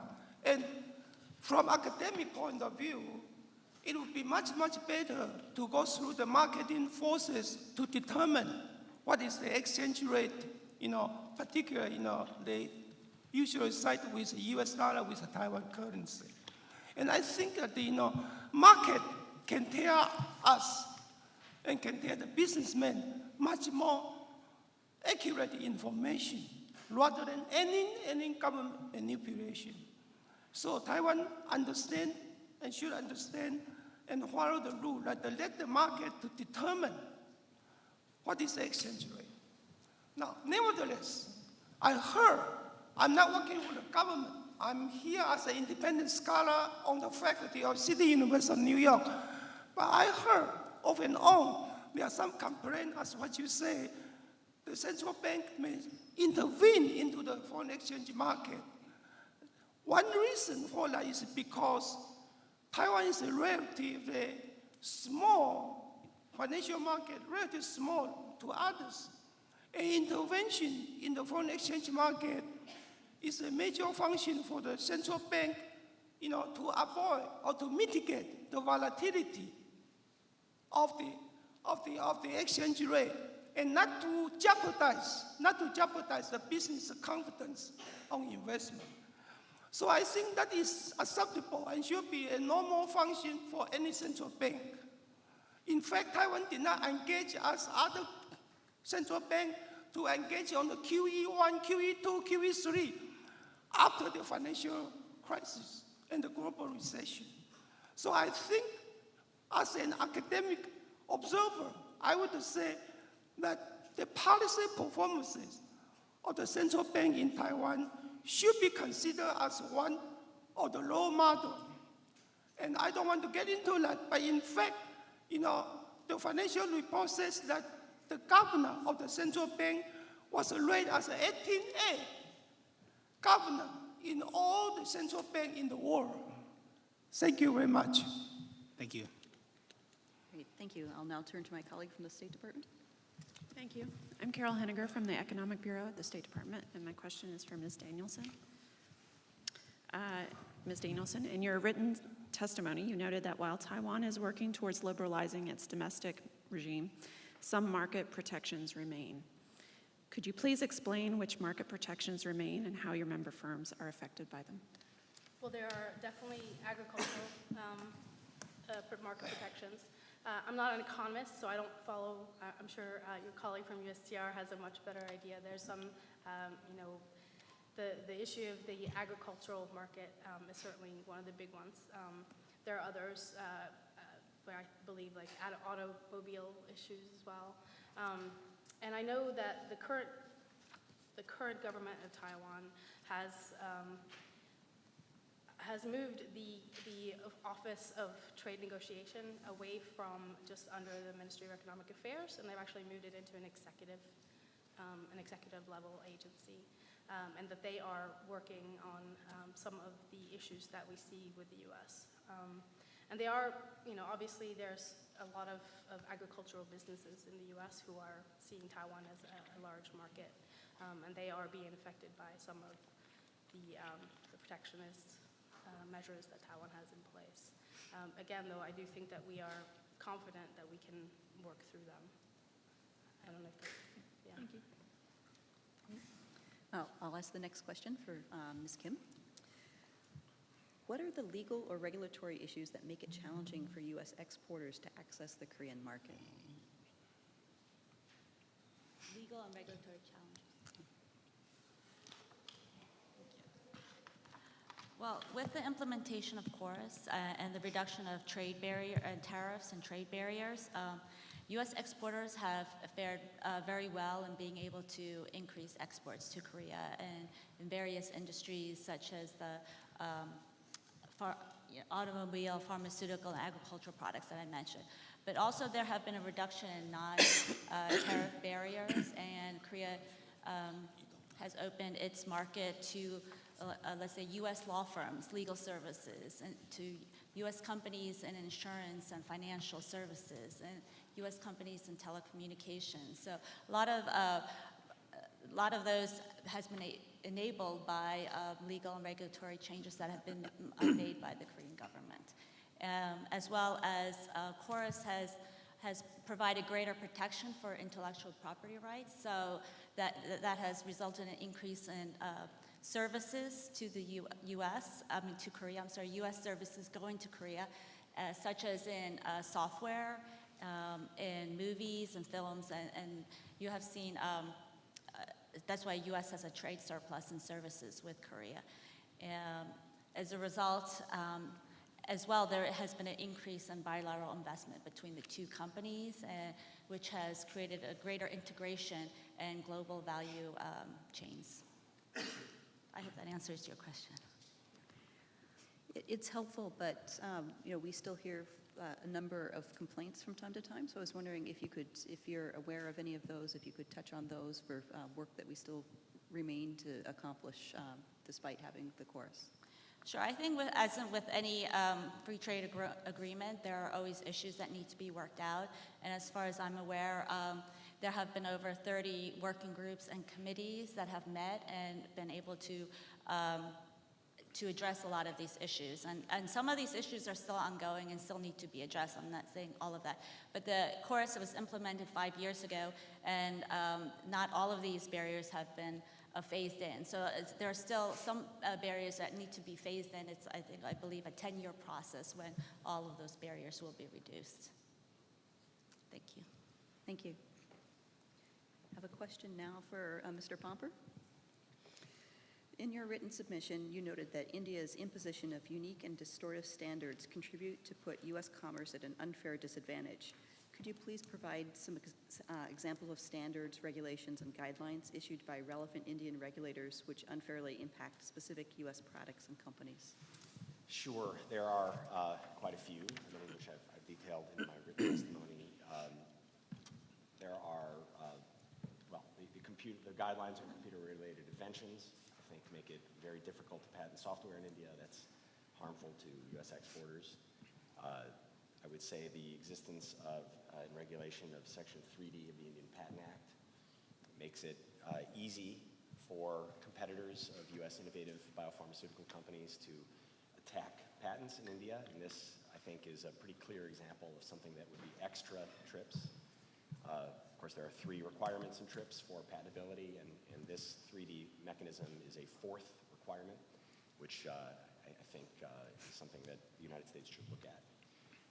There are also requirements for labeling ingredients in things like distilled spirits that are outside of the norm, outside of international standards. There are security testing requirements that have been, I would say, threatened in India for years. Every April 1st, it seems, they're due to come into effect, and they're delayed for another year. This is what I referenced in my oral testimony about if they were ever fully impacted. And what those requirements are is that any ICT product being exported to India, regardless of whether it had been tested for safety and reliability in an international lab like an underwriter's laboratory, that sort of thing, would also have to be tested in an Indian facility. And I think most observers believe that India would have nowhere near the capacity to test all of the ICT products going in India. This is not something that's been fully put into place yet, but it is consistently threatened, and it hangs like a sword of Damocles over the industry. The last thing I'd say is that India recently, in the last 6 months, maybe 8 months, has raised tariffs on a whole variety of ICT products in ways that many believe violate their commitments under the Information Technology Agreement. These are all areas where the United States is a competitive exporter, and the impact on U.S. companies trying to invest in and export to India is damaging. Thank you. Did you want to ask any additional questions? No, I think it's okay. No, this has been a very interesting session. I appreciate the witness. Can I make a comment? Rota agreed that I can make a comment about the agriculture because they only talk about it. I'm not the agricultural economist, but as a trade economist, I understand that the agricultural trade policy is very, very sensitive politically. So I had to pay more attention to it. My understanding, and from the statistics of U.S. Department of Agriculture, Taiwan import annually 335 million of agricultural product from the U.S. And U.S. enjoyed agricultural surplus with Taiwan. Those are the two factors. And number three, Taiwan government is willing to purchase more of American agricultural product. They even send the purchasing procurement mission to the United States, to some of the major agricultural states, to purchase the agricultural product that they want the best. All right? And also in general, the agricultural product in Taiwan, of course, causes lots of the pressure on the domestic farmer. But the government is willing to, make a friendship with the U.S. by, doing some of the domestic adjustment to accommodate the domestic farmers.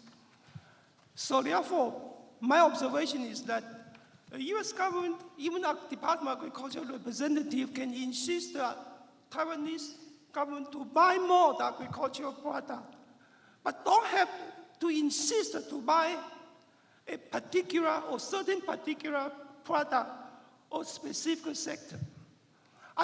My office is on the 5th Avenue and the 34th Street in New York. And every day I pass a Macy's department store. If I were the manager of the Macy's department store, I would be more interested that all the customers buy more of my product. And I won't insist that my customers say, you got to buy this product, you got to buy more of this product, you got to buy more shoes, when the customer has no need for the shoes. As a faculty, as a business faculty, I teach my students, my American students, to do international business. And I told them that in order to expand the American international trade and business, you got to study more of the cross-culture, understand the difference of the culture, different countries to do the international business. So I would say that, in this regard, the concern about the agricultural protection, whatever, should be relieved. As I said, as far as I understand, Taiwan government is willing to buy more of the American agricultural product for whatever reason. But the U.S. has no reason to insist on buying a particular product, which they have a domestic resistance or pressure because of social, cultural, and religious factors. Thank you. Thank you. Would any of our other panelists like to say a last word or two? We have just a couple of minutes left. Can I just address the issue of the currency? So one of the things that's over the last several years that we've seen is that there has been less interference in the currency markets in Taiwan. And actually, the Taiwan NT dollar has appreciated over the last year, just since January, by about 7%. And so we're seeing a lot less of the interference in the markets that we have. And I just wanted to make that comment. Yeah, I'd like to take this opportunity and hope that the information and testify and submission provide the U.S. with a better understanding of the bilateral relationship with the Thailand and U.S. and our transparencies, non-discrimination laws and practice, as well as Thailand's friendship and open, positive attitude towards the U.S. trade and investment. Thank you. Thank you. I should just add one word, as I've been sitting here thinking, going through my membership and wondering who was going to yell at me for not mentioning their issue. So two other things. I would say on biotechnology products, efforts on the part of India to regulate the prices in such a way that would interfere with the private contractual rights, which I think has led some companies to pull out of the market entirely on biotechnology seeds, agricultural products. I'd also add regulations that would set pricing for a whole category of medical devices in ways that would advantage domestic Indian companies who tend to have the less advanced, less innovative manufacturers, or to advantage them, and to disadvantage U.S. exporters who would have the more advanced and typically more expensive products, setting one price for all of those in a way that hurts U.S. exporters of those products as well. Thank you. Final word, Ms. Kim? Yeah, on the topic of currency manipulation, I think there is a report from the Treasury Department that has looked at Korea, and they found that any intervention by the Korean government is de minimis. It was 0.5% of their GDP, and therefore did not qualify Korea as a currency manipulator. So I just wanted to add that for the record, and I think that was from the Treasury Department report. Thank you. Going once, going twice. Thank you again to all of our panelists for these very thoughtful comments today. Really appreciate your submitting the written testimony and also coming in to be able to brief us in person. So once again, thank you. Thank you. Nice meeting you.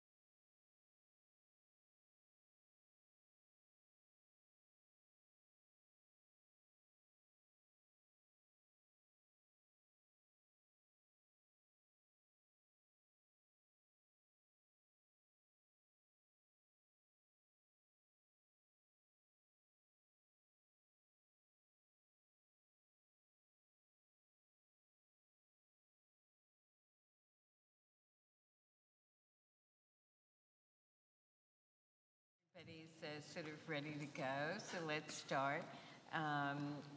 Let me welcome you to the Department of Commerce and to actually be the very last panel of the day and of hearings into the origins and causes and solutions to the U.S. trade deficit. This is a panel that is devoted to services. I am Maureen Smith. I am the director of the Office of Supply Chain and Professional and Business Services here in the Department of Commerce. So I'm going to listen very attentively to your statements. May I suggest that we start off with the statement from the Coalition of Service Industries. I'm going to ask, in view of the time constraints that we are under today, that you limit your statements to 10 minutes each. Thank you.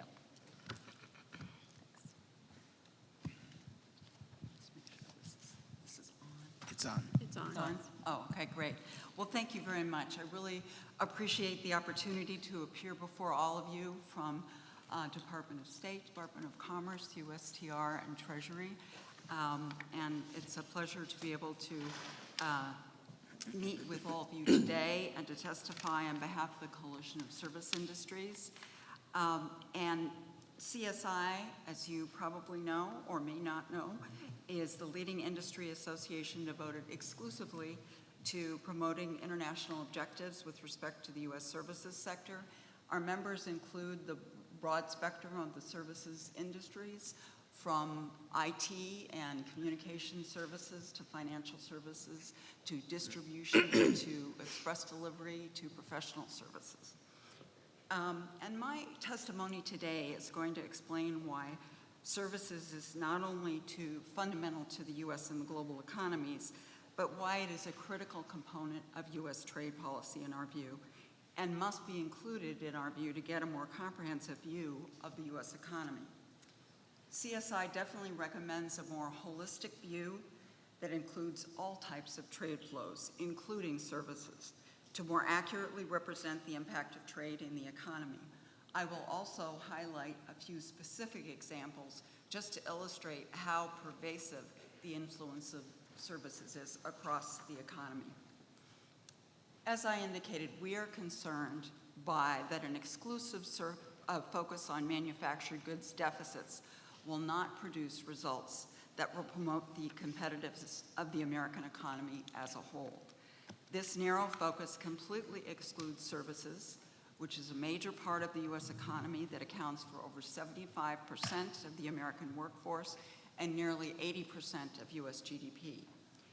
More specifically, nearly 10 million U.S. jobs are tied to U.S. services exports and investment, which means they are dependent on trade.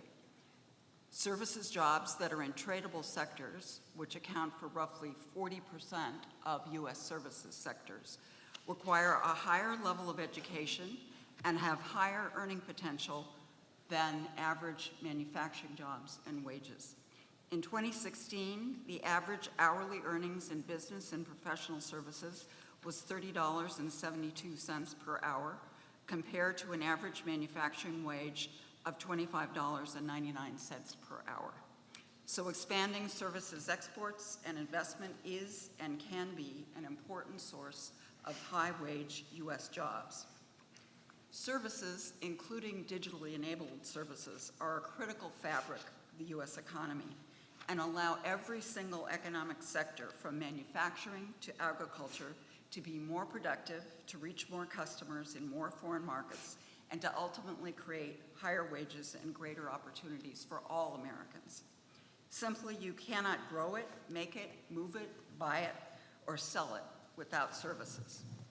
Looking beyond the typical examples, services are everywhere.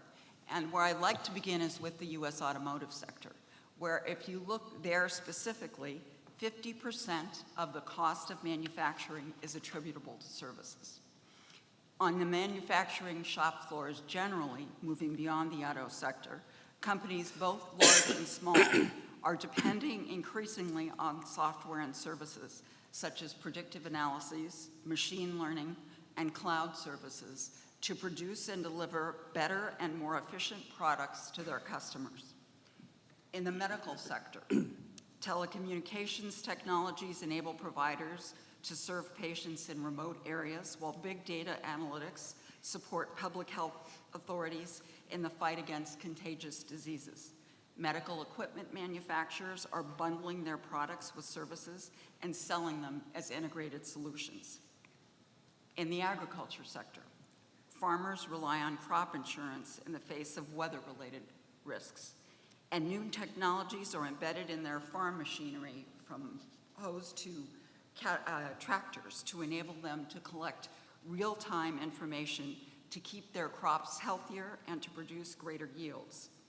And in the energy space, wind turbines are controlled and monitored via systems of sensors linked by cloud technologies. Those are just a few examples, and I think they're good ones because they're areas where I think we're all very familiar with activities, but we don't necessarily associate services with those activities. Now, the United States is the world's largest exporter of services and is a leader in services trade. In fact, the United States has maintained an overall services trade surplus since 1970. And in 2016, U.S. services exports measured approximately $754 billion, and the United States had a total services trade surplus of $249 billion. And the picture for U.S. international competitiveness in services is brighter still when one considers services supplied by foreign affiliates of U.S. companies.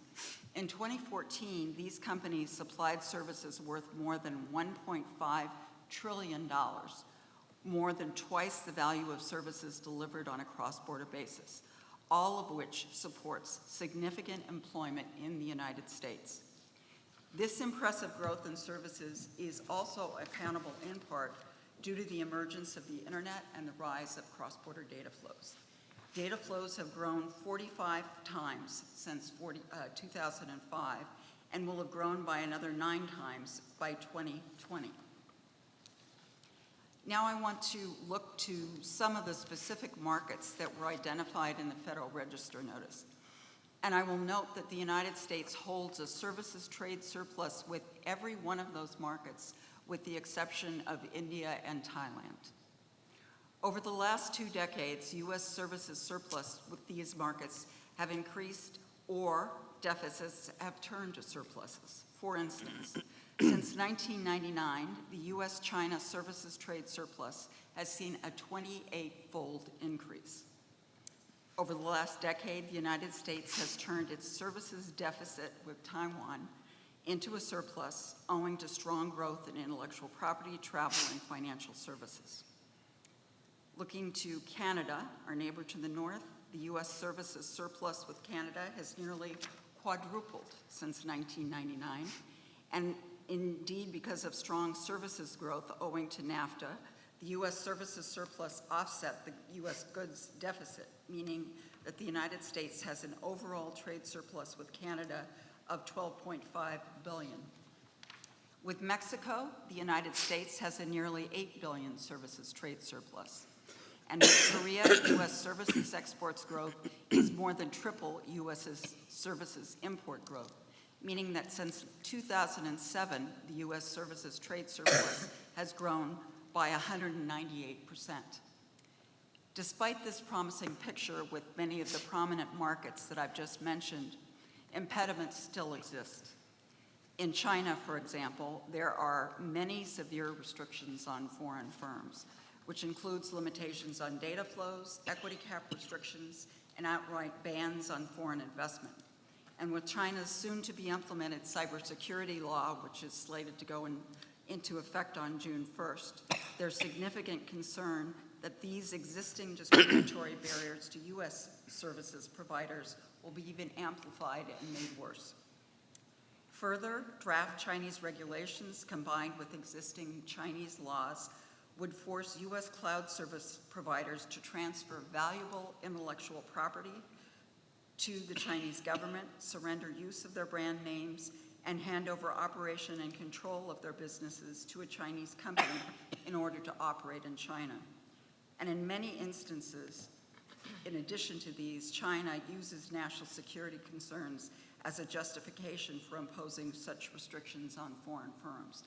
And CSI members seriously believe that if this overarching issue of national security as implemented through China's cybersecurity law is not effectively addressed, it will, in effect, undercut virtually most existing services, if not other commitments as well in the trade arena.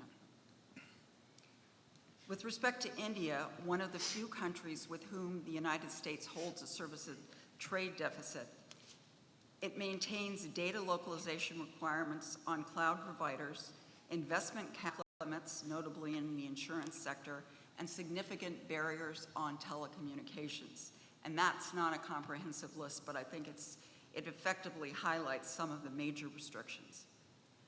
And turning elsewhere around the globe, even with the European Union, where we do have a very, very significant trade and investment flow in services, there are limitations on data flows and regulatory barriers that encumber U.S. services providers. CSI's written testimony goes into much further, greater detail on these and other barriers. In closing, the U.S. services sector has a large and positive role in the U.S. economy and in international trade flows, which we believe should be included in the administration's current analysis. Expanding U.S. services exports and investment are supporting and creating U.S. jobs and perpetuating U.S. trade surpluses. Digital trade flows and digitally enabled services are multiplying this effect. Promoting services trade and investment flows not only ensures continued growth and competitiveness of the U.S. services sector, but also the competitiveness of manufacturing and agriculture sectors as well. It's for these reasons that CSI believes that the U.S. services and trade flows should be a key component of U.S. trade policy. Thank you, and I'll be happy to address any questions that you have. Thank you very much. We're going to hold our questions until after we've heard from our other panelists this afternoon. So if you would introduce yourself, please. And, good afternoon. My name is Jocelyn Moore. I'm the Senior Vice President of Public Policy and Government Affairs at the National Football League. The NFL appreciates the opportunity to present testimony in connection with the Omnibus Report on significant trade deficits. My testimony this afternoon will address Canada's discriminatory actions against the NFL and its interference with the NFL's intellectual property rights. It may come as no surprise to you, but the Super Bowl is the most watched television program, not only in the United States, but also in Canada, and has tremendous value to Canadian broadcasters. As such, the NFL's licensing of the Super Bowl in Canada is a source of important revenue for the NFL and its member teams and players. Given its broad and avid fan base, Canada is a key market and component of the NFL's strategic initiative to grow the game internationally. In 2015, however, Canada took the remarkable step of severely restricting the ability to secure advertising revenue in Canada for the Super Bowl broadcast only. In taking this step, Canada has violated copyright protections owed to the United States under the North American Free Trade Agreement.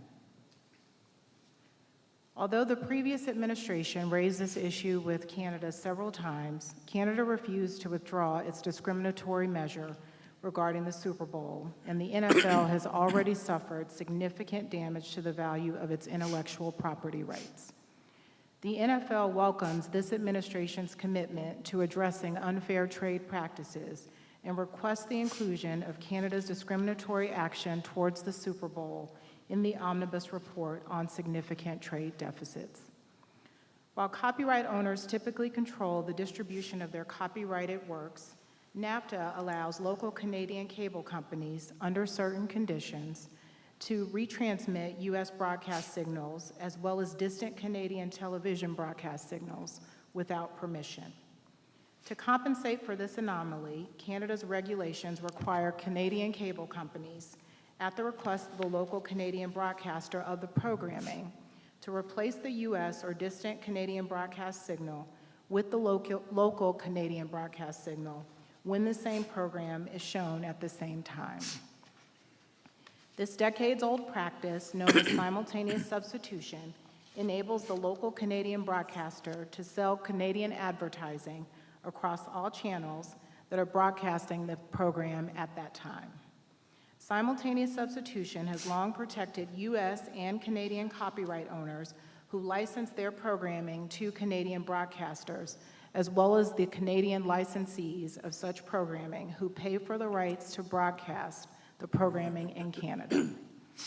In 2014, Canada's regulators reviewed the simultaneous substitution policy, and in January 2015, announced plans to maintain simultaneous substitution for all programs except the Super Bowl. This unexpected and arbitrary decision denies the NFL the ability to generate revenue from its Canadian copyright license in the Super Bowl in the same ways as Canadian owners of copyright in other programs. Canada's discrimination against the NFL clearly violates the intellectual property protections guaranteed in NAFTA. First, NAFTA guarantees that U.S. copyright owners will be treated no less favorably than their Canadian counterparts. As noted, Canada's decision significantly impairs the rights of a U.S. copyright holder, the NFL, in ways that the rights of Canadian copyright owners are not, namely the ability of the NFL to generate revenue from its Canadian copyright license. As such, Canada's action is inconsistent with NAFTA's national treatment requirement. In addition, NAFTA requires member governments to permit transfer of intellectual property rights and to allow transferees of these rights to enjoy fully the benefits derived from those rights. Canada, however, is depriving the NFL's Canadian licensee of the right to simultaneous substitution, which is a significant benefit that derives from its copyright license in the Super Bowl. Canada's action thus violates NAFTA's copyright protections for this additional reason. Canada has consistently appeared on annual reports prepared by the U.S. Trade Representative identifying countries neglecting their trade and intellectual property obligations. Canada's discrimination against the NFL has been cited in the two most recent reports. Canada sometimes attempts to justify its discriminatory measures as permissible to protect its cultural industries. Such justification would be unfounded in this instance. Moreover, it would not prevent the United States from exercising its reciprocal rights under NAFTA. In fact, in the mid-1990s, the United States invoked these reciprocal rights when Canada tried to block country music television from operating in Canada. In the case of country music television, this forceful action prompted Canada to abandon its discriminatory measure. Canada's recent actions directed at the Super Bowl and the Super Bowl alone resulted in an immediate, direct, and dramatic drop in the audience for NFL's exclusive rights holder in Canada in February 2017. The Canadian audience for Super Bowl 51 broadcast was down nearly 40% from the 2016 audience. In light of its costly and NAFTA inconsistent discrimination against a U.S. copyright holder, Canada's recent actions clearly warrant inclusion in the Omnibus Report on Significant Trade Deficits. If Canada persists in its discriminatory conduct, the NFL would urge the administration to exercise the full complement of U.S. rights under NAFTA. Thank you again for this opportunity to present the views of the National Football League. I would be happy to answer any questions. Thank you very much. Now we will have some questions from our panel. Our first round of questioning is for the Coalition of Service Industries and Christine Bliss. I'm going to ask my colleagues to introduce themselves and then to pose their questions, starting with Department of Treasury. Okay. Hi, my name is Juan Chang, Department of Treasury, and my question is that you've observed that the United States records a healthy trade surplus in services trade, which suggests that the current trading conditions are relatively favorable. Is this surplus assured, or do you see any risks on the horizon that could create a more hostile environment for services trade? First of all, just want to be clear, are you talking about the total U.S. global service trade surplus, or are you talking about country specific? I just want to make sure I heard your question clearly. I guess both. Okay. Yeah. Well, I would say that while I think that as I said, the U.S. is basically the most competitive service supplier in the world, we're not resting on our laurels in that regard. So we always are concerned about the certainty of having continued market access around the world and in gaining new market access. We're also continuing to be troubled by certain trends that we see. Probably one of the most recent ones is the proliferation of data localization requirements, which has become an increasingly important issue really across the board in services because of the degree to which digital services are now predominating and supporting not only services itself, but other sectors as well. So I would say, looming on the horizon, certainly that's one trend that we're very concerned about. Two, I would say that we are broadly concerned about the importance of the United States maintaining its leadership role in supporting and observing multilateral, bilateral, regional trade rules. And we are concerned that the surplus that we now enjoy in services could be jeopardized if the U.S. were to withdraw from that particular position, particularly in the global stage and in arenas such as the WTO. And thirdly, I think that we see very important areas of opportunities where we want to see binding international agreements that don't currently exist. We may have actual access now, but it's not necessarily bound, and I'm thinking the Asia-Pacific region in particular. And so I think what we see looming on the horizon is while services has made significant inroads in the Asia-Pacific markets, we would like to see that bound and not just as a matter of day-to-day practice. I think that those are the ways principally that we remain concerned. We don't see that it's necessarily a sure thing. Thank you very much. USTR? I think actually your answer covered a lot of the question I was going to ask, so I'll pass. Thank you. Thank you. My turn then. Ms. Bliss, do you know of any analyses that shows that liberalizing services trade leads to increased manufacturing trade? And if so, can you talk a little bit about the mechanism behind and the magnitude of that relationship? Does the effect differ across service industries?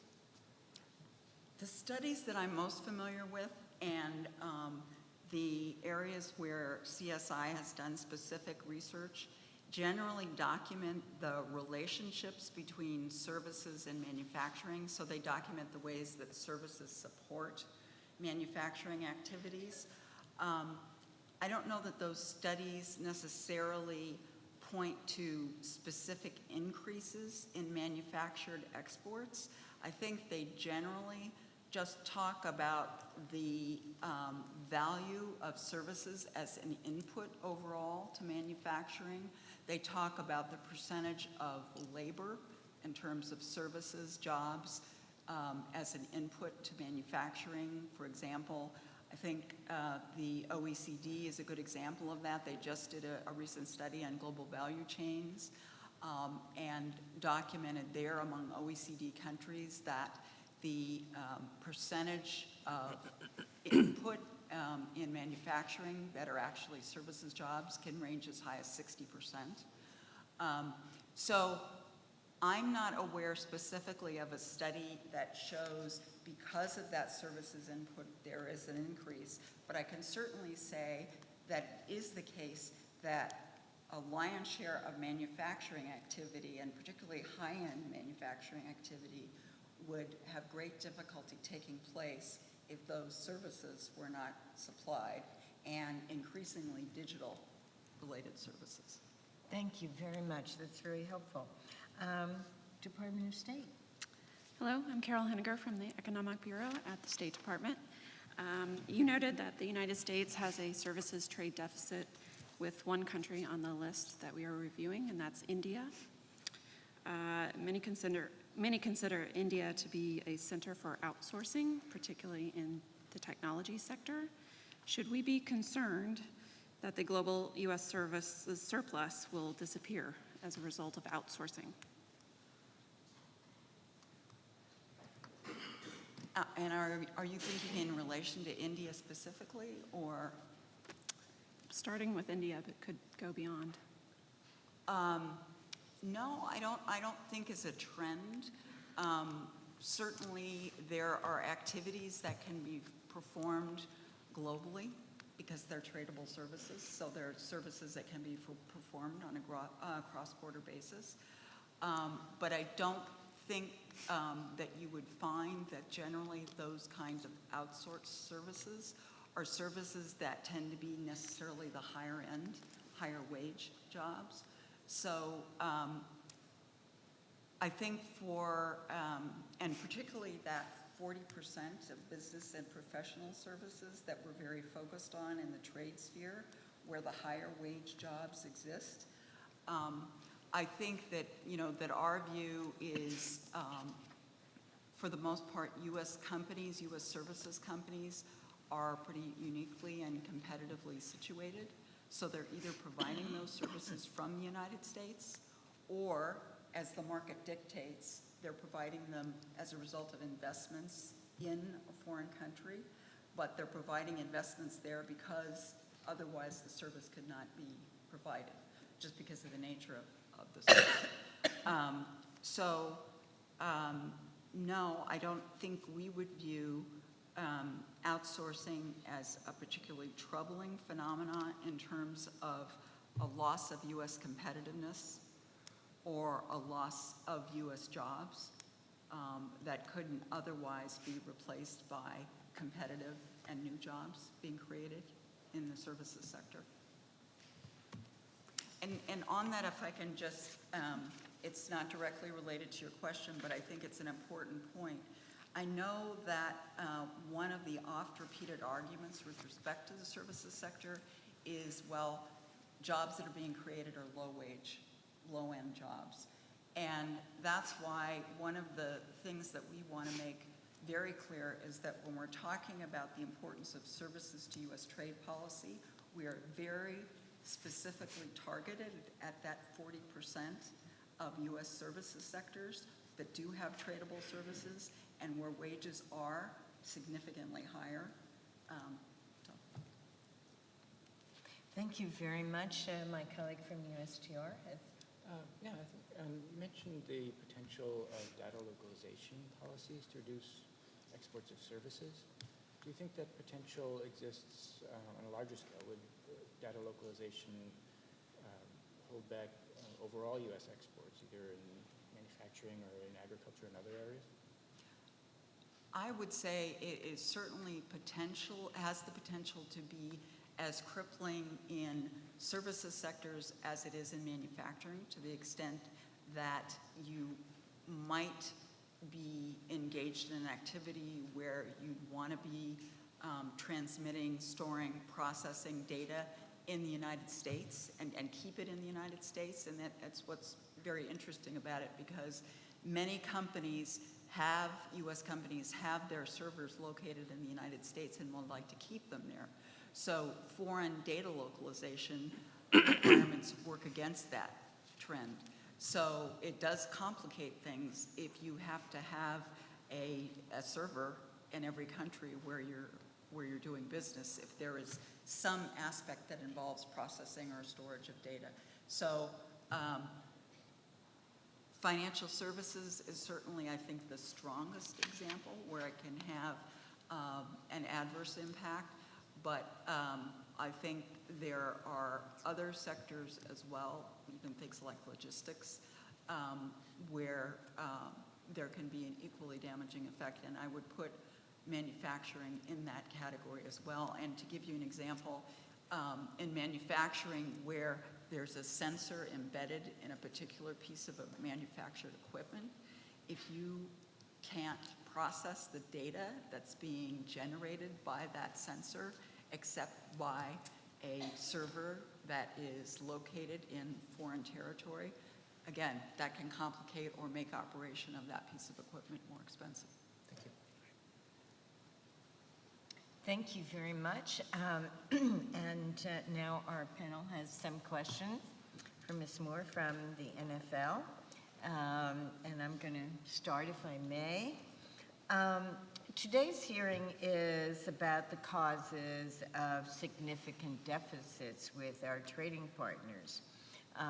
It's a reasonable expectation, I think, that in the future there will be hearings to discuss trade negotiating priorities such as the concerns you raised in your statement.